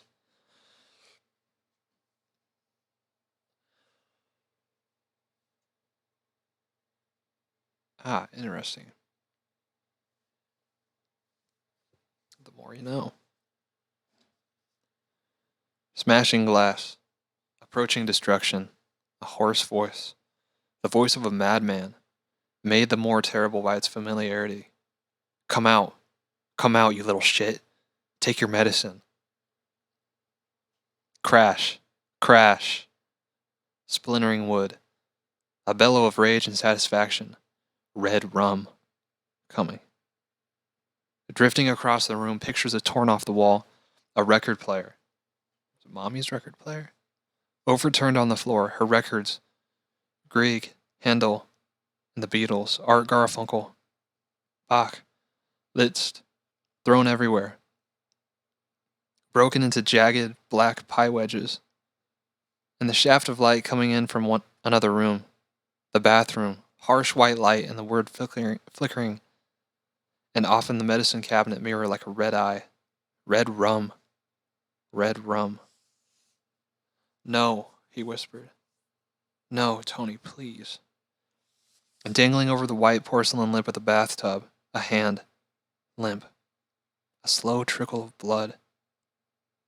Trickling down one of his fingers. The third. Dripping onto the tile and carefully shaped nail. No. No. Please, Tony, you're scaring me. Red rum. Red rum. Stop it, Tony, stop it. Fading. In the darkness, the booming voices grew louder, louder still, echoing everywhere all around. And now he was crouched in the dark hallway, crouched on a blue rug with a riot twisting and the black shapes woven into its pile. Listening to the booming noises approach, and now a shape turned to the corner and began to come toward him, lurching, smelling of blood and doom. It had a mallet in one hand and was swinging it, red rum, from side to side in vicious arcs, slamming it into the walls, cutting the silk wallpaper and knocking out ghostly bursts of plaster dust. Come out and take your medicine. Take it like a man. The shape, advancing on him, reeking of that sweet, sour odor, gigantic, the mallet head cutting across the air in a wicked, hissing whisper. Then the great hollow boom as it crashed into the wall, sending the dust out in a puff you could smell, dry and itchy. Tiny red eyes glowed in the dark. The monster was upon him. It had discovered him. Cowering here with a blank wall at his back, and the trap door in the ceiling was locked. Darkness, drifting. Tony, please take me back, please. And he was back, sitting at the curb of the Arapahoe Street. His shirt sticking damply to his back, his body bathed in sweat. In his ears he would still hear that huge, contraptual booming sound, and the smell of his own urine as he voided himself in the extremity of his terror. He could see that limp hand dangling over the edge of the tub with blood running down one finger, the third, and in that inexplicable word so much more horrible than any of the others, red rum. And now sunshine, real things, except for Tony now 6 blocks up, only a speck, standing in the corner, his voice faint and high and sweet. Be careful, Doc. Then, in the next instant, Tony was gone and Daddy's bettered red bug was turning around the corner and chatting up the street, farting blue smoke behind it. Danny was off the curb and in a second, waving, jiving on one foot to the other, yelling, Daddy, hey, Dad, hi.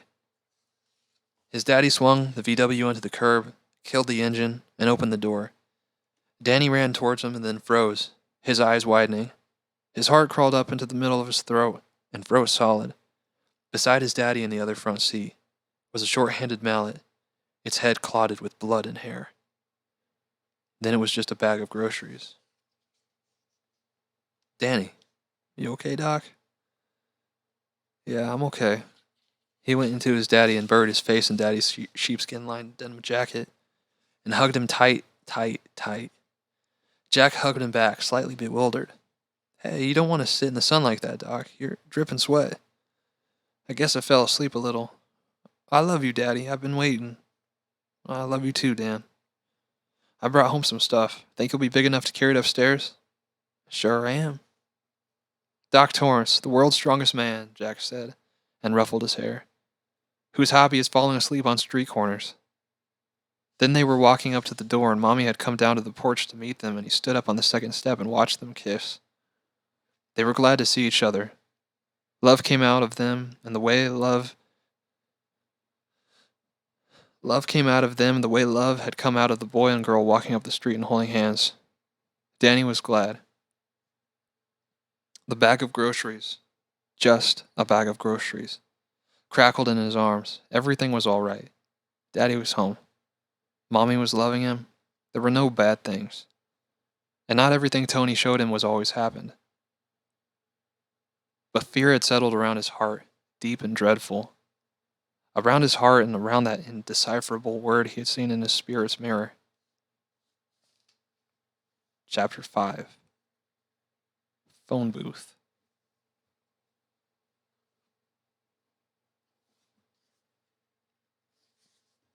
Let me see how long that chapter is. Might read one more.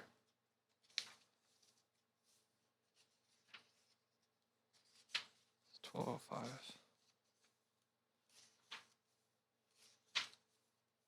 Yeah, we're going to read one more.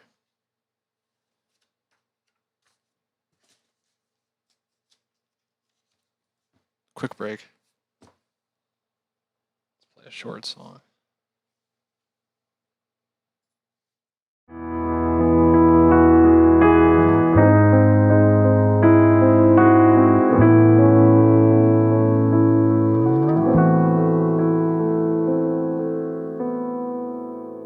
I walked across an empty land. I knew the pathway like the back of my hand. I felt the earth beneath my feet, sat by the river and it made me complete. Simple thing, where have you gone?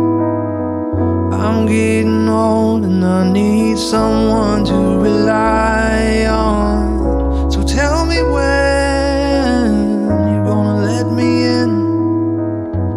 I'm getting tired I need somewhere to begin. I came across a fallen tree. I felt the branches of it looking at me. Is this the place we used to love? Is this the place that I've been dreaming of? Simple thing, where have you gone?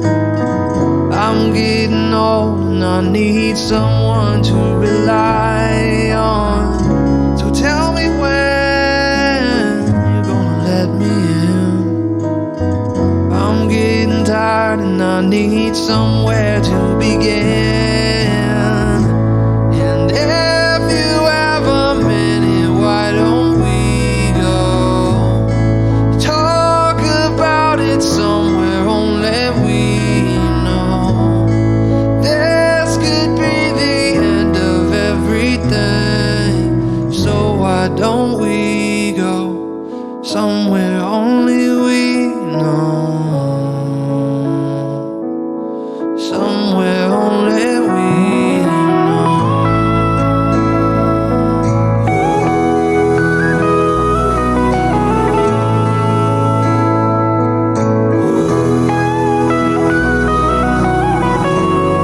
This could be the end of everything, so why don't we go somewhere only we know?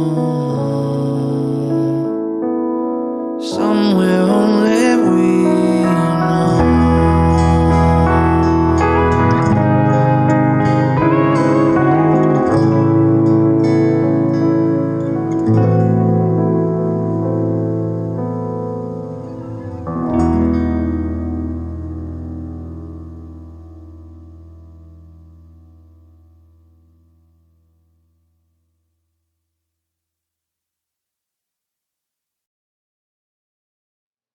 All right. Last chapter of tonight. And also, it's brought to my attention, I had no idea that this was the book. I've never seen the movie The Shining. I had no idea it was the one where who's that actor? Is it Jack Nicholas? Is it Jack Nicholas? Who like barges in the room with an axe, says here's Johnny. I had no idea that was the same movie. Or same story.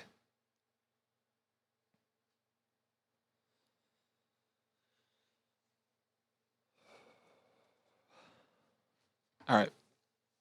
Chapter 5. Phone booth.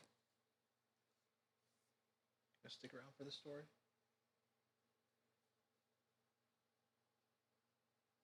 Okay. All right.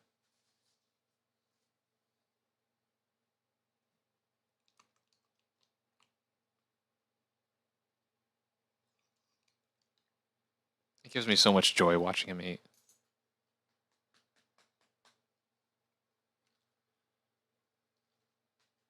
All right, buddy.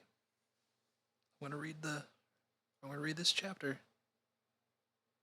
I'll see you later. Gosh, I'm so jealous that this is not my dog. Okay.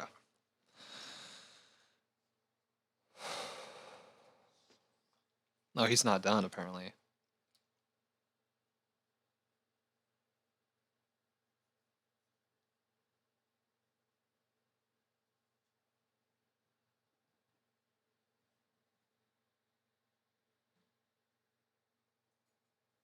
All right.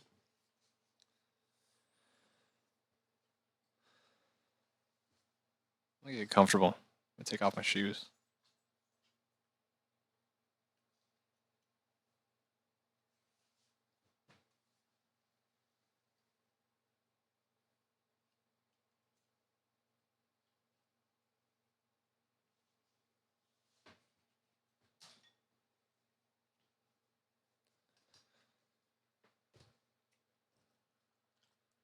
Jack parked the VW in front of the Rexall in the Table Mesa shopping center and let the engine die. He wondered again if he shouldn't go ahead and get the fuel pump replaced. and told himself again that they couldn't afford it. If the little car could keep running until November, it could retire with full honors anyway. By November, the snow up there in the mountains would be higher than the Beetle's roof. Maybe higher than 3 Beetles stacked on top of each other. Want you to stay in the car, Doc. I'll bring you a candy bar. Why can't I come in? I have to make a phone call. It's private stuff. Is that why you didn't make it at home? Check. Wendy had insisted on the phone in spite of their unraveling finances. She had argued with a small child, especially a boy like Danny.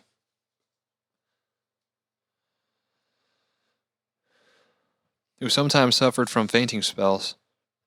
They couldn't afford not to have one. So Jack had forked over the $30 installation fee. Bad enough. And a $90 security deposit, which really hurt. And so far the phone had been mute except for 2 wrong numbers. Can I have a Baby Ruth, Daddy?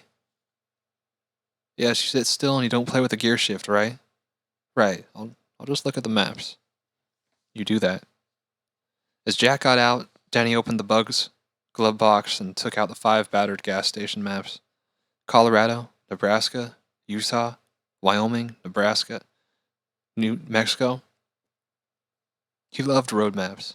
Loved to trace where the roads went with his finger. As far as he was concerned, new road maps were the best part of moving west. Jack went to the drugstore counter, got Danny's candy bar and newspaper and a copy of the October's Writer's Digest. He gave the girl a 5 and asked for change in quarters.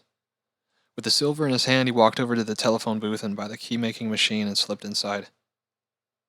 From here he could see Danny and the Bug through 3 sets of glass. The boy's head was bent studiously over his maps. Jack felt a wave of nearly desperate love for the boy. The emotion showed on his face as a stony grimness. He supposed he could have made this obligatory thank you call to Al from home. He certainly wasn't going to say anything Wendy would object to. It was his pride that said no. These days almost always listened to what his pride told him to do, because along with his wife and son, $600 in the checking account, and one weary 1968 Volkswagen, his pride was all that was left, the only thing that was his. Even the checking account was joint. A year ago, he had been teaching English in one of the finest prep schools in New England. There had been friends, although not exactly the same ones he had before going on the wagon. Some laughs. Fellow faculty members who admitted to deft touch in the classroom and his private dedication to writing. Things had been very good 6 months ago. All at once, there was enough money left over at the end each week of each 2-week pay period to start a little savings account. In his drinking days, there had never been a penny left over. Even though Al Shockley had stood a great many of the rounds, he and Wendy had begun to talk cautiously about finding a house and making a down payment in a year or so. A farmhouse in the country. Take 6 or 8 years to renovate it completely. What the hell? They were young. They had time. Then he had lost his temper. George Hatfield. The smell of hope had turned into the smell of old leather in Crommer's office. The whole thing like some scene from his own play. The old prints from the previous Stovington headmasters on the wall. Steel engravings on the school as it had been in 1879. And when it was first built, and in 1895, when Vanderbilt money enabled them to build that field house and still stood at the west end of the soccer field, squat, immense, dressed in ivy. April ivy had been rustling outside of Cromwell's slit window, and the drowsy sound of steam heat came from the radiator. It was no set, he remembered thinking. It was real. His life. How could he have fucked it up so badly? This is a serious situation, Jack. Terribly serious. The board has asked me to convey its decision to you.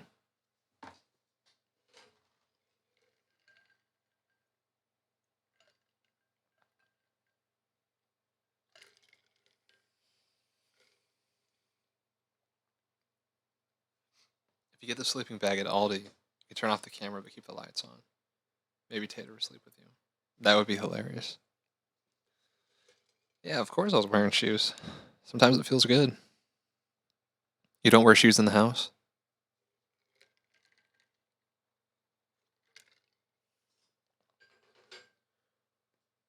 Apparently, in some cultures, wearing shoes in the house is completely an outrageous idea. You desecrate this house with your shoes on your feet? Flip-flop sides sometimes? I think it's probably not as big of a deal for hardwood flooring houses. This entire house just has hardwood flooring. There's no carpet.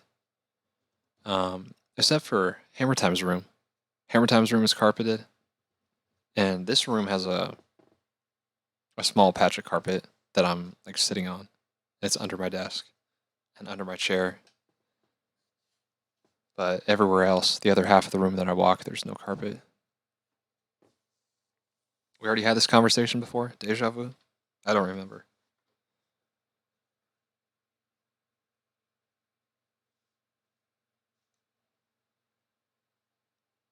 This is a serious situation, Jack.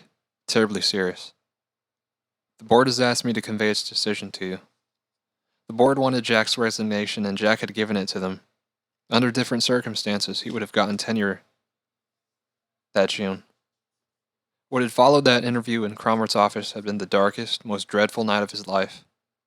The wanting, the needing to get drunk, he had never been so bad. His hands shook. He knocked things over, and he kept wanting to take it out on Wendy and Danny. His temper was like a vicious animal on a frayed leash. He had left the house in terror that he might strike. He ended up outside a bar, and the only thing that had kept him from going in was the knowledge that if he did, Wendy would leave him at last, and take Danny with her. He would be dead from the day they left. Instead of going into the bar, where the dark shadows sat sampling the tasty waters of oblivion, he had gone to Al Shackley's house. The board's vote had been 6-1. Al had been the one. Now he dialed the operator, and she told him that for $1.85 he could be put in touch with Al 2,000 miles away for 3 minutes. Time is relative, baby, he thought, and stuck in 8 quarters. Faintly he could hear the electronic boops and beeps of his connection sniffling its way eastward.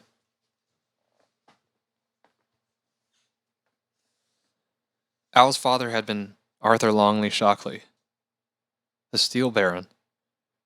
He had left his only son, Albert, a fortune and a huge range of investments and directorships and chairs on various boards. One of these had been on the board of directors at Stovington Preparation Academy, the old man's favorite charity. Both Arthur and Albert Shockley were alumni, and Al lived in Barr, close enough to take the personal interest in the school's affairs. For several years, Al had been Stovington's tennis coach.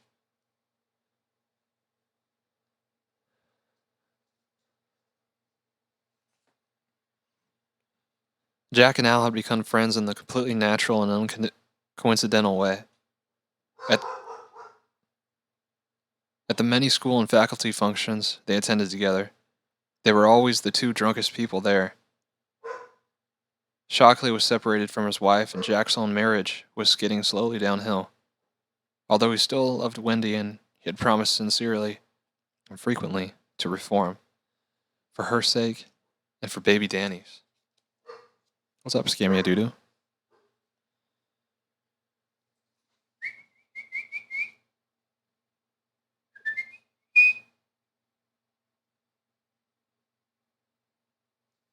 Who knows?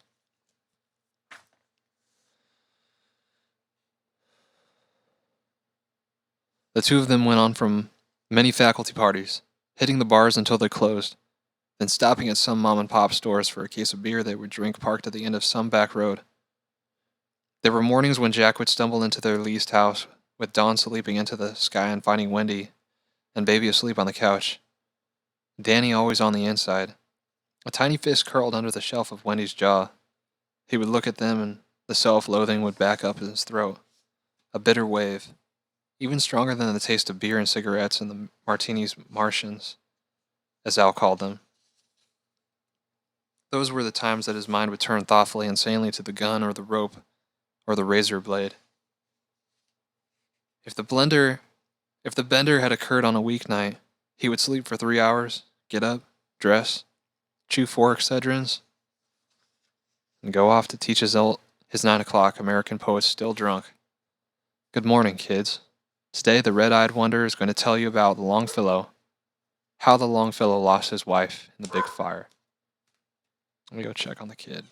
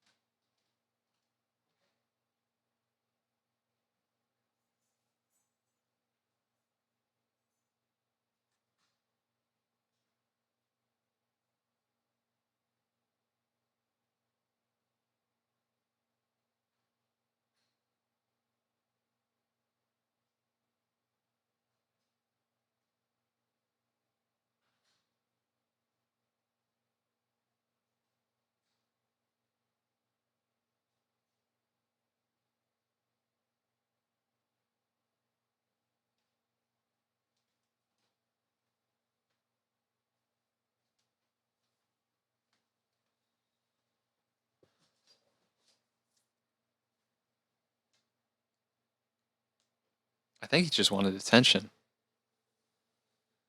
I don't think there's anyone outside. I went outside for a second, and it says it's 78 degrees outside. It feels like it's 90. It feels nasty outside. Just super humid.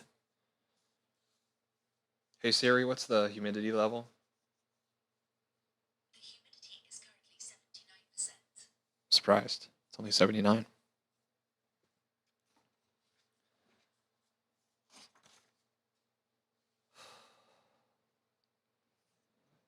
He hadn't believed he was an alcoholic. Jack thought as Al's telephone began ringing in his ear. The classes he had missed or taught unshaven, still reeking of last night's Martians. Not me. I can't stop any time. Not me. I can stop any time. The nights he and Wendy had passed in separate beds. Listen, I'm fine. Mashed fenders.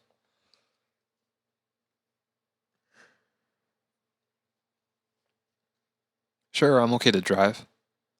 The tears she always shed in the bathroom. Cautious looks from his colleagues at any party where alcohol was served. Even in wine. The slowly dawning realization that he was being talked about. The knowledge that he was producing nothing at his own Underwood but balls of mostly blank paper that ended up in the wastebasket. He had been something of a catch for Stovington. A slowly blooming American writer, perhaps. And certainly a man well qualified to teach that great mystery, creative writing. He had published 24 short stories.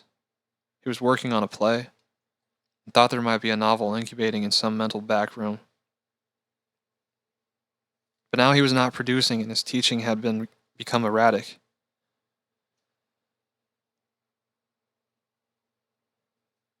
It had finally ended one night, less than a month after Jack had broken his son's arm. That, it seemed to him, had ended his marriage. All that remained was for Wendy to gather her will. If her mother hadn't been in such a grade A bitch, he knew, Wendy would have taken a bus back to New Hampshire as soon as Danny had been okay to travel. It was over. It had been a little past midnight. Jack and Al were coming into the bar on US 31. Al behind the wheel of his Jag, shifting fancily on the curves, sometimes crossing the double yellow line. They were both very drunk. The Martians had landed that night in force. They came around the last curve before the bridge at 70, and there was a kid's bike in the road, and then the sharp, hurt squealing as rubber shredded from Jack's tires. And Jack remembered seeing Al's face looming over the steering wheel like a white moon. Then the jingling crash sound as they hit the bike at 40, and it had flown up like a bent and twisted bird, the handlebars striking the windshield, and then it was in the air again, leaving the starred safety glass in front of Jack's bulging eyes. A moment later he had heard the final dreadful smash as it landed on the road behind them. Something thumped underneath them as the tires passed over it. The Jag drifted around broadside, Al still jockeying the wheel. And from far away, Jack heard himself saying, "Jesus, Al. We ran him down. I felt it." In his ear, the phone kept ringing. "Come on, Al. Be home. Let me get this over with." Al had brought the car into a smoking halt not more than 3 feet from the bridge stanchion. 2 of the Jag's tires were flat. They had left zigzagging loops of burned rubber for 130 feet. They looked at each other for a moment and then ran back in the cold darkness. The bike was completely ruined.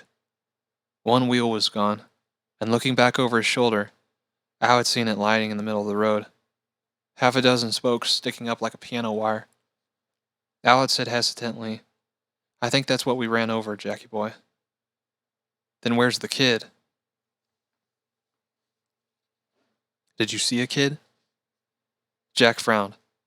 It had all happened with such crazy speed, coming around the corner, the bike looming with the Jag's headlights. Al yelling something, then the collision and the long skid. They moved the bike to the shoulder of the road. Al went back to the Jag and put on its 4-way flashers. For the next 2 hours, they searched the sides of the road using a powerful 4-cell flashlight. Nothing.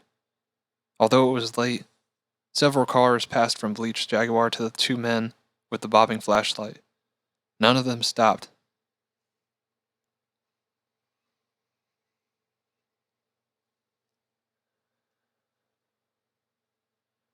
Jack thought later that some queer providence, bent on giving them both a last chance, had kept the cops away.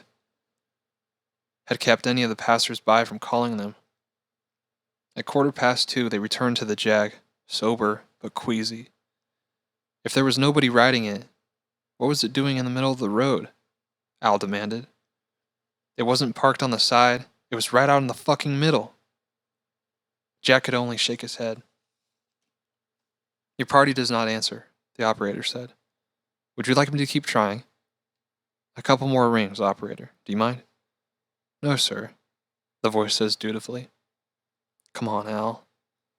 Al had hiked across the bridge to the nearest payphone. Called a bachelor friend and told him it would be worth $50 if the friend would get Jag's snow tires out of the garage and bring them down to the Highway 31 bridge outside the bar. The friend showed up 20 minutes later, wearing a pair of jeans and his pajama top. He surveyed the scene.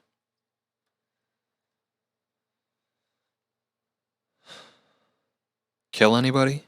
he asked. Al was already jacking up at the back of the car, and Jack was loosening lug nuts. "Providentially, no one," Al said. "I think I'll just head back anyway. Pay me in the morning." "Fine," Al said without looking up. The 2 of them had gotten the tires on without incident, and together they drove back to Al Shockley's house. Al put the Jag in the garage and killed the motor. In the dark quiet, he said, "I'm off drinking, Jackie boy.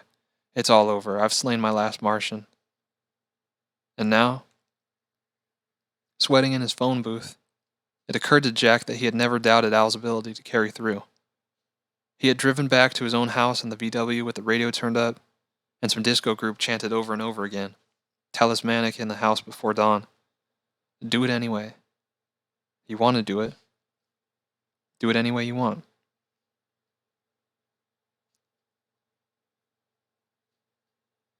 No matter how loud he heard the squealing tires, the crash.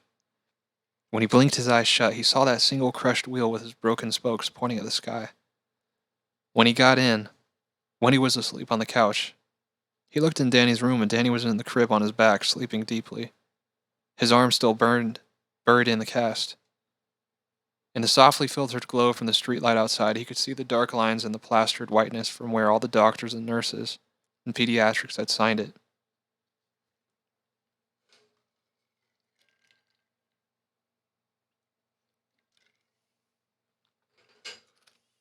I could go for a Martian right now. It was an accident. He fell down the stairs. Oh, you dirty liar. It was an accident. I lost my temper. You fucking drunken waste god wiped snot out of his nose and that was you. Wait. You fucking drunken waste god wiped snot out of his nose and that was you. It's a weird sentence. Listen, hey, come on, please, just an accident.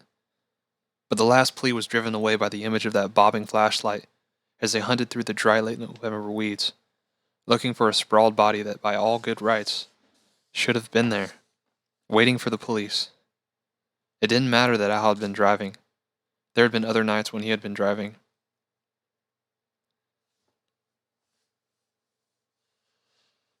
Little story time to end the night in the stream.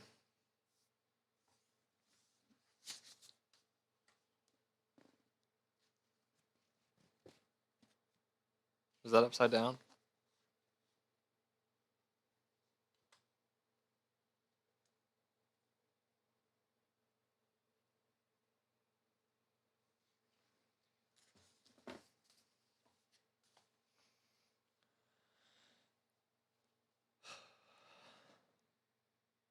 How are you making Megan?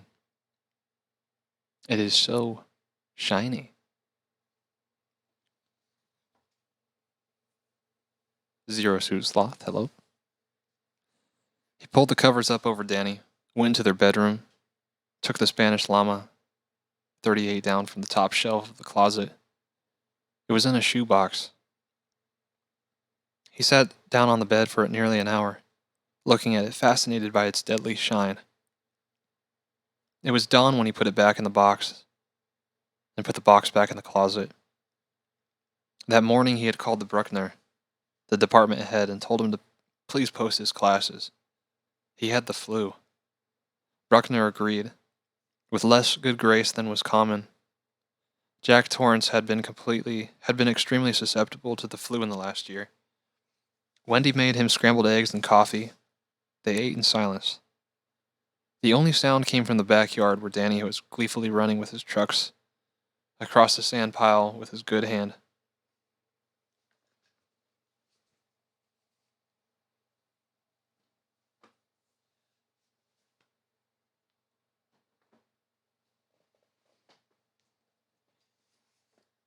She went to do the dishes. Her back to him, she said, "Jack, I've been thinking."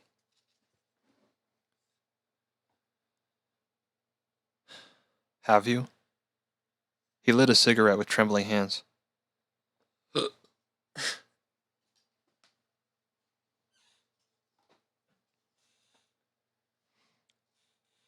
Reading this book gives me so much respect for people who make audiobooks. I can just imagine to read an entire novel from front to back and not have any mistakes in it. And have to do like voice acting. It takes skill. She went to do the dishes. Her back to him, she said, "Jack, I've been thinking." "Have you?" He lit a cigarette with trembling hands. "No hangover this morning, oddly enough. Only the shakes." He blinked. In the instant's darkness, the bike flew up against the windshield, starring the glass. The tires shrieked. The flashlight bobbed. "I want to talk to you about what's best for me and Danny. For you too, maybe. I don't know. We should have talked about it before, I guess." "Would you do something for me?" he asked, looking at the wavering tip of his cigarette. "Would you do me a favor?" "What?" Her voice was dull and neutral. He looked at her back. "Let's talk about it a week from today, if you still want to." Now she turned to him, her hands lacy with suds, her pretty face pale and disillusioned. "Jack, promises don't work with you. You just go right on with..." She stopped looking into his eyes, fascinated, suddenly uncertain. "In a week," he said. His voice had lost all his strength and dropped to a whisper. "Please, I'm not promising anything. If you still want to talk, then we'll talk. About anything you want."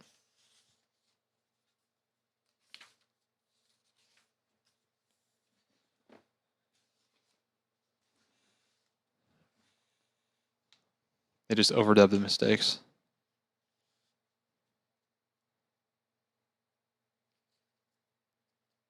I guess it wouldn't be so bad if you had an engineer recording you.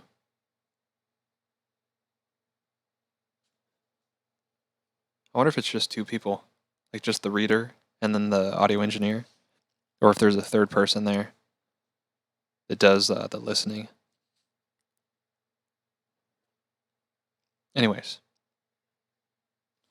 they looked across the sunny kitchen at each other for a long time, and when she turned back to the dishes without saying anything, he began to shudder.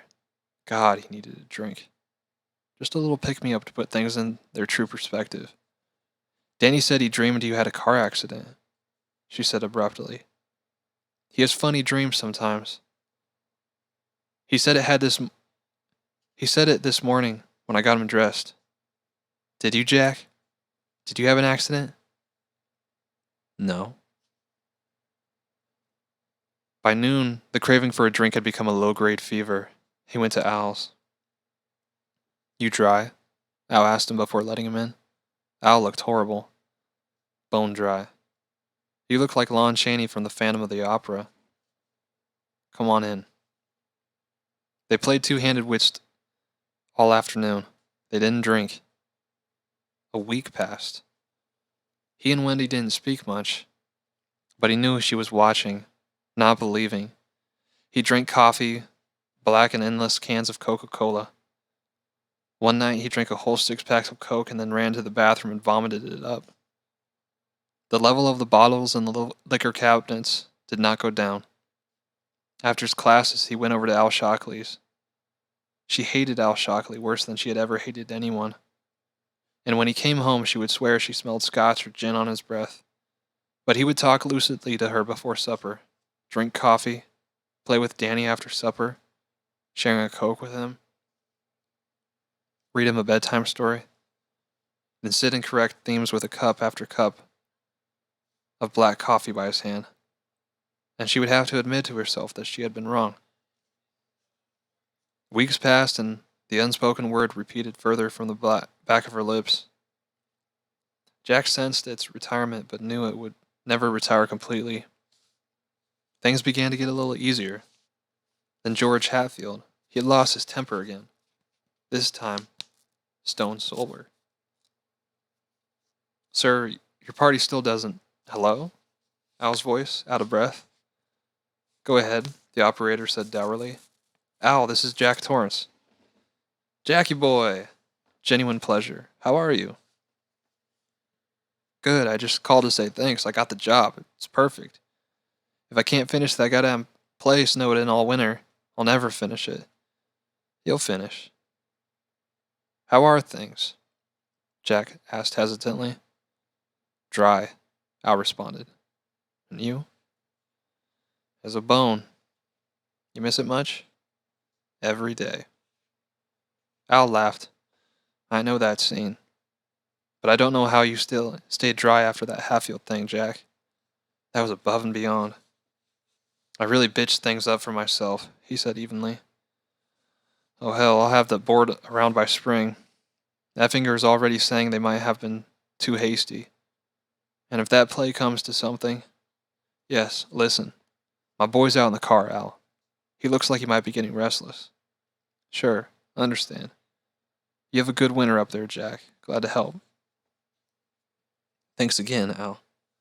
He hung up, closed his eyes in the hot booth, and again saw his crashing bike, the bobbing flashlight. There had been a squib in the paper the next day, no more than a space filler really, but the owner had not been named. Why it had been out there in the night would have always been a mystery to them. And perhaps that was as it should be. He went back out to the car and gave Danny his slightly melted Baby Ruth. Daddy? What, Doc? Danny hesitated, looking at his father's abstracted face. When I was waiting for you to come back from that hotel, I had a bad dream. Do you remember when I fell asleep? Mm-hmm. But it was no good. Daddy's mind was someplace else, not with him, thinking about the bad thing again. I dreamed that you hurt me, Daddy. What was the dream, Doc? Nothing. Danny said as they pulled out into the parking lot.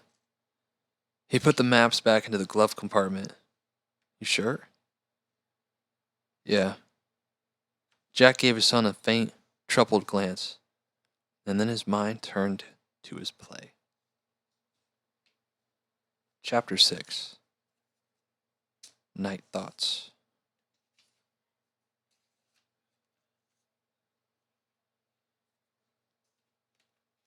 Alright. That's gonna do it.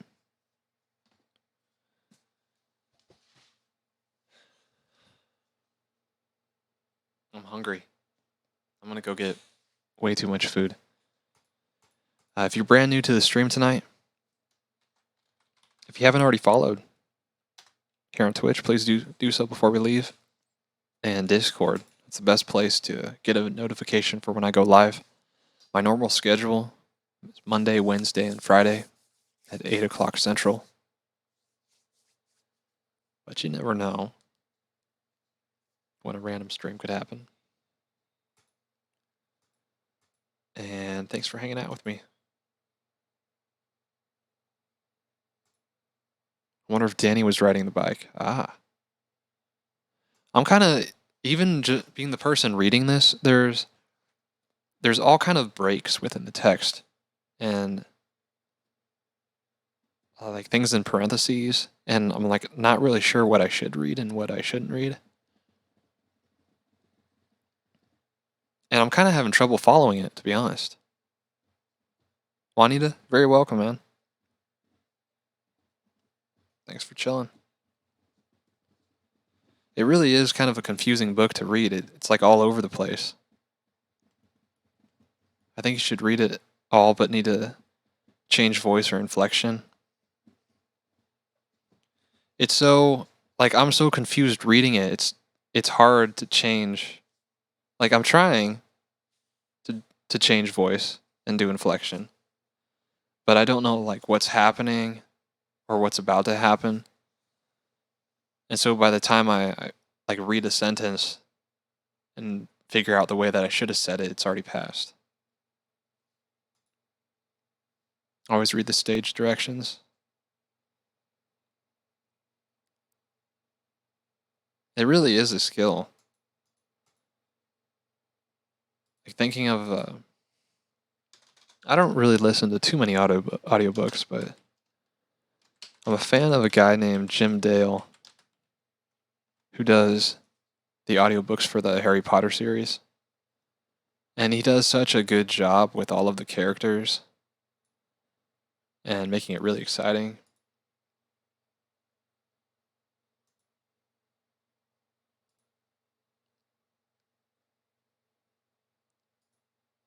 All right, let's see who's.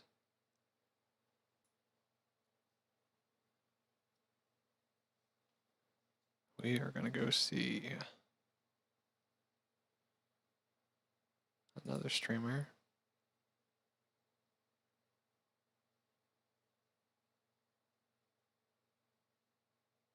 Maybe it's easier if you've read it before.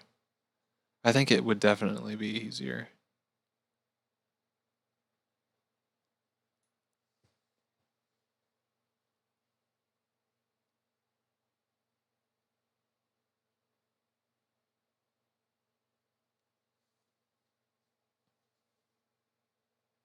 We can try children's books, work our way up. All right, we'll read Clifford next time.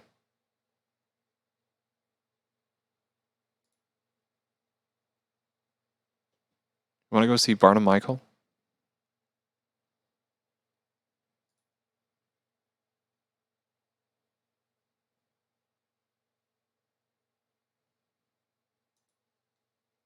Clifford's too difficult? Too accelerated of reading?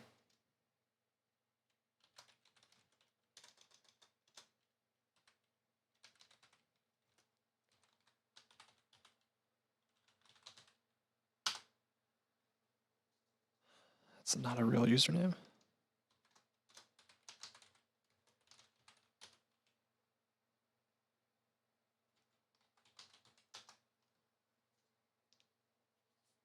All right, we're doing it.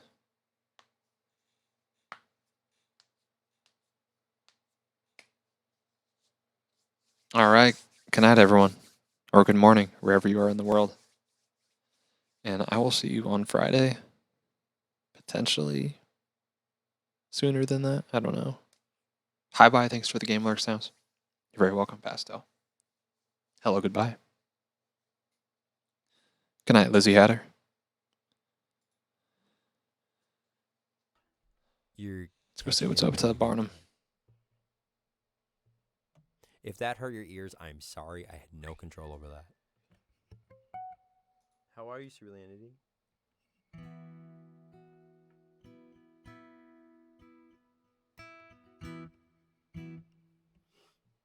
I still have your first album you signed. Wait, hold on.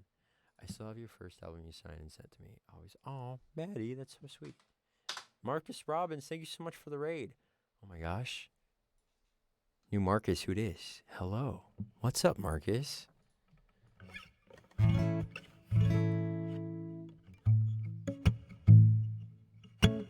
This is the first raid in like how many